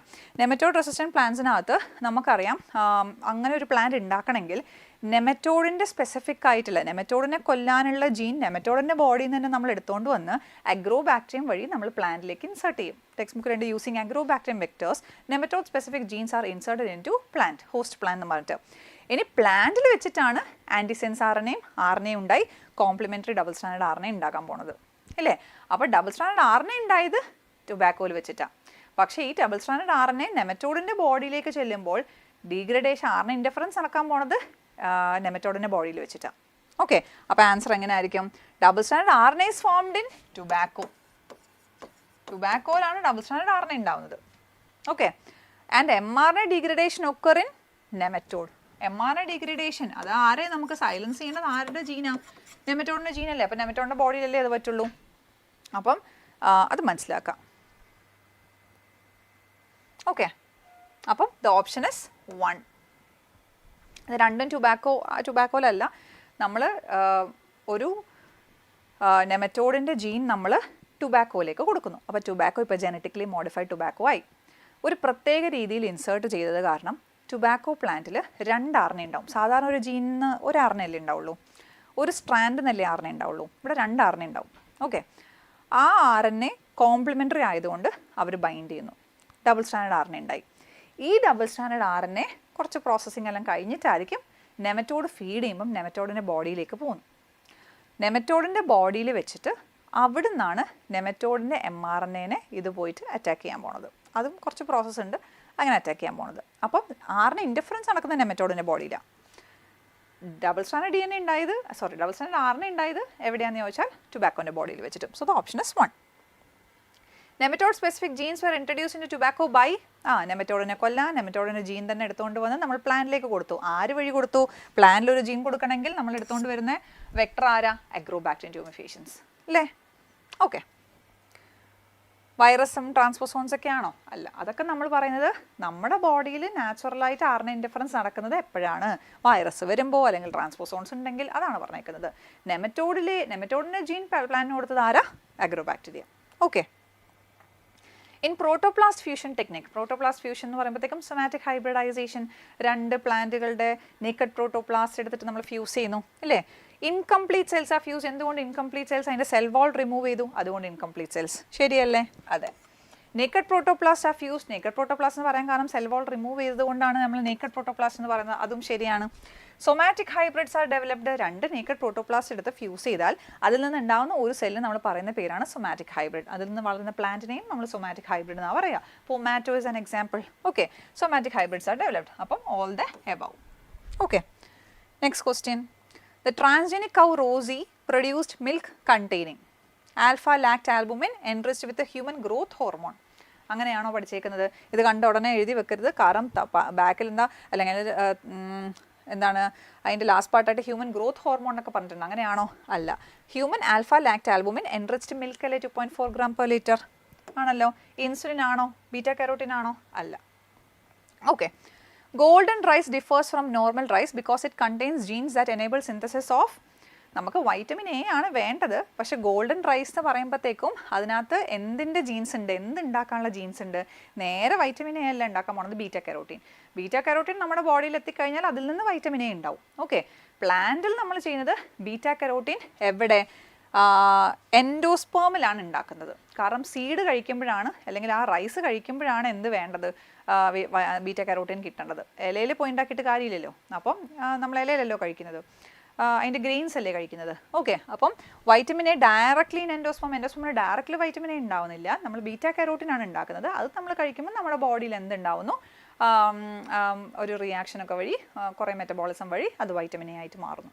Okay, so beta carotene in endosperm. അടുത്ത, a plant was engineered with the DNA sequences from a nematode gene arranged in sense and antisense orientation. Transcription produced complementary RNAs that formed a double-stranded RNA molecule. When the nematode melodigan incognita infected the plant roots, its gene expression was suppressed. The primary reason this strategy affects the nematode but not the plant is that പ്ലാന്റിനെ അത് effect ചെയ്തില്ല, പക്ഷേ നെമറ്റോഡിനെ effect ചെയ്തു. അതെന്തുകൊണ്ടാണ് ചോദിച്ചേക്കുന്നത്? RNA indifference occur only in animals. അങ്ങനെയാണോ? RNA indifference എല്ലാ യൂക്കാരിയോട്സിലും ഉണ്ടെന്നല്ലേ നമ്മൾ പറഞ്ഞേക്കുന്നത്. അപ്പം പ്ലാന്റ്സിനകത്ത് നടക്കില്ല എന്ന് നമ്മൾ പറയുന്നുണ്ടോ? ഇല്ല, പ്ലാന്റ്സിനകത്തും നാച്ചുറലായിട്ട് നടക്കും. ഈ കോണ്ടെക്സ്റ്റിൽ എന്തുകൊണ്ട് പ്ലാന്റ്സിനകത്ത് നടന്നില്ല? അതാണ് ചോദിക്കുന്നത്. Plant RNA polymerase cannot transcribe the inserted gene. അങ്ങനെയുണ്ടോ? ഇല്ല, ട്രാൻസ്ക്രിപ്ഷൻ നടന്നു. ജീൻ ഇൻസേർട്ട് ചെയ്തായിരുന്നു നമ്മൾ അഗ്രോബാക്ടീരിയം വഴി ജീൻ ഇൻസേർട്ട് ചെയ്തു, ട്രാൻസ്ക്രിപ്ഷൻ നടന്നു, RNA ഉണ്ടായി. അപ്പോൾ അതുമല്ലല്ലോ, ട്രാൻസ്ക്രിപ്ഷൻ നടന്നില്ല എന്ന് പറഞ്ഞാൽ ശരിയാണോ? അല്ല. The double standard RNA sequence is homologous to nematode gene. പ്ലാന്റിൽ നമ്മൾ ഡബിൾ സ്റ്റാൻഡേർഡ് RNA ഉണ്ടാക്കി, പക്ഷേ അത് നശിപ്പിക്കാനുള്ള RNA എവിടെ ഇരിക്കുന്നത്? നെമറ്റോഡിലായിരിക്കുന്നത്. അത് പോയിട്ട് ഒരു RNA നശിപ്പിക്കണ്ടേ? അതിരിക്കുന്നത് നെമറ്റോഡിലാണ്, പ്ലാന്റിൽ അതില്ലല്ലോ. നെമറ്റോഡിൻ്റെ ജീനെ നശിപ്പിക്കണമെങ്കിൽ അത് നെമറ്റോഡിൻ്റെ ബോഡിയിലോട്ട് കയറിയാലല്ലേ പറ്റുള്ളൂ. അപ്പോൾ അതുകൊണ്ടാണ് പ്ലാന്റിനെ അത് അഫക്റ്റ് ചെയ്യുന്നില്ല, നെമറ്റോഡിനെ അഫക്റ്റ് ചെയ്യുമെന്ന് നമ്മൾ പറയുന്നത്. അപ്പോൾ ഓപ്ഷൻ 3. അടുത്തത്, which of the following best represents resource partitioning? ഇപ്പോൾ ബയോടെക്നോളജി 2, അതായത് ആപ്ലിക്കേഷൻസ് കഴിഞ്ഞു. ഇതേതാണ്? Organisms and population. Okay. Which of the following best represents resource partitioning?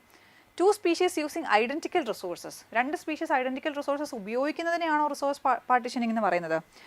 അതോ species using the same resource but different times of spaces? കുറച്ചും കൂടെ apt ആയിട്ടുള്ള ഏതാ?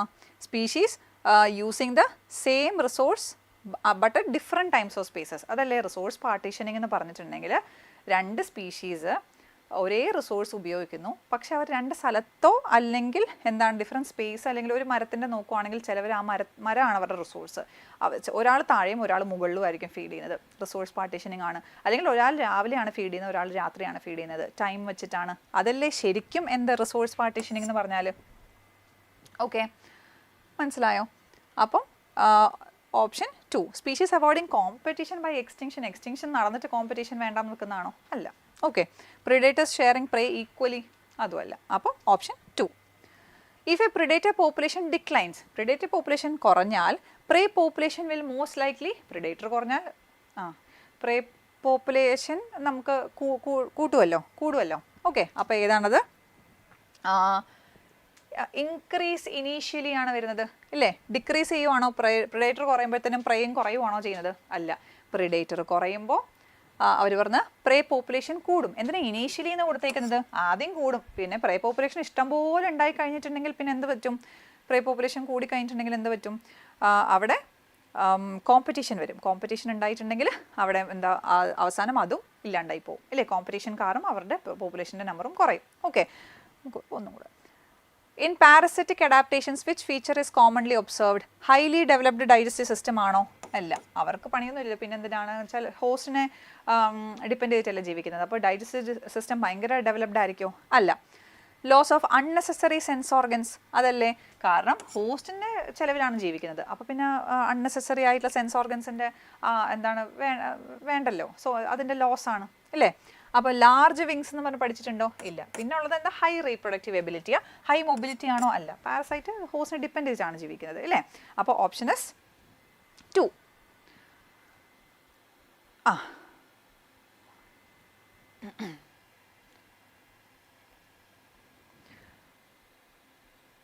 Okay, ഒരു ക്വസ്റ്റ്യൻ കൂടെ ചെയ്തിട്ട് നമുക്ക് വൈൻഡപ്പ് ചെയ്യാം. A population of rabbits is introduced into a grassland where food is abundant and predators are absent. Initially, the population grows rapidly, but after several years, the growth rate slows and eventually stabilizes around a certain value.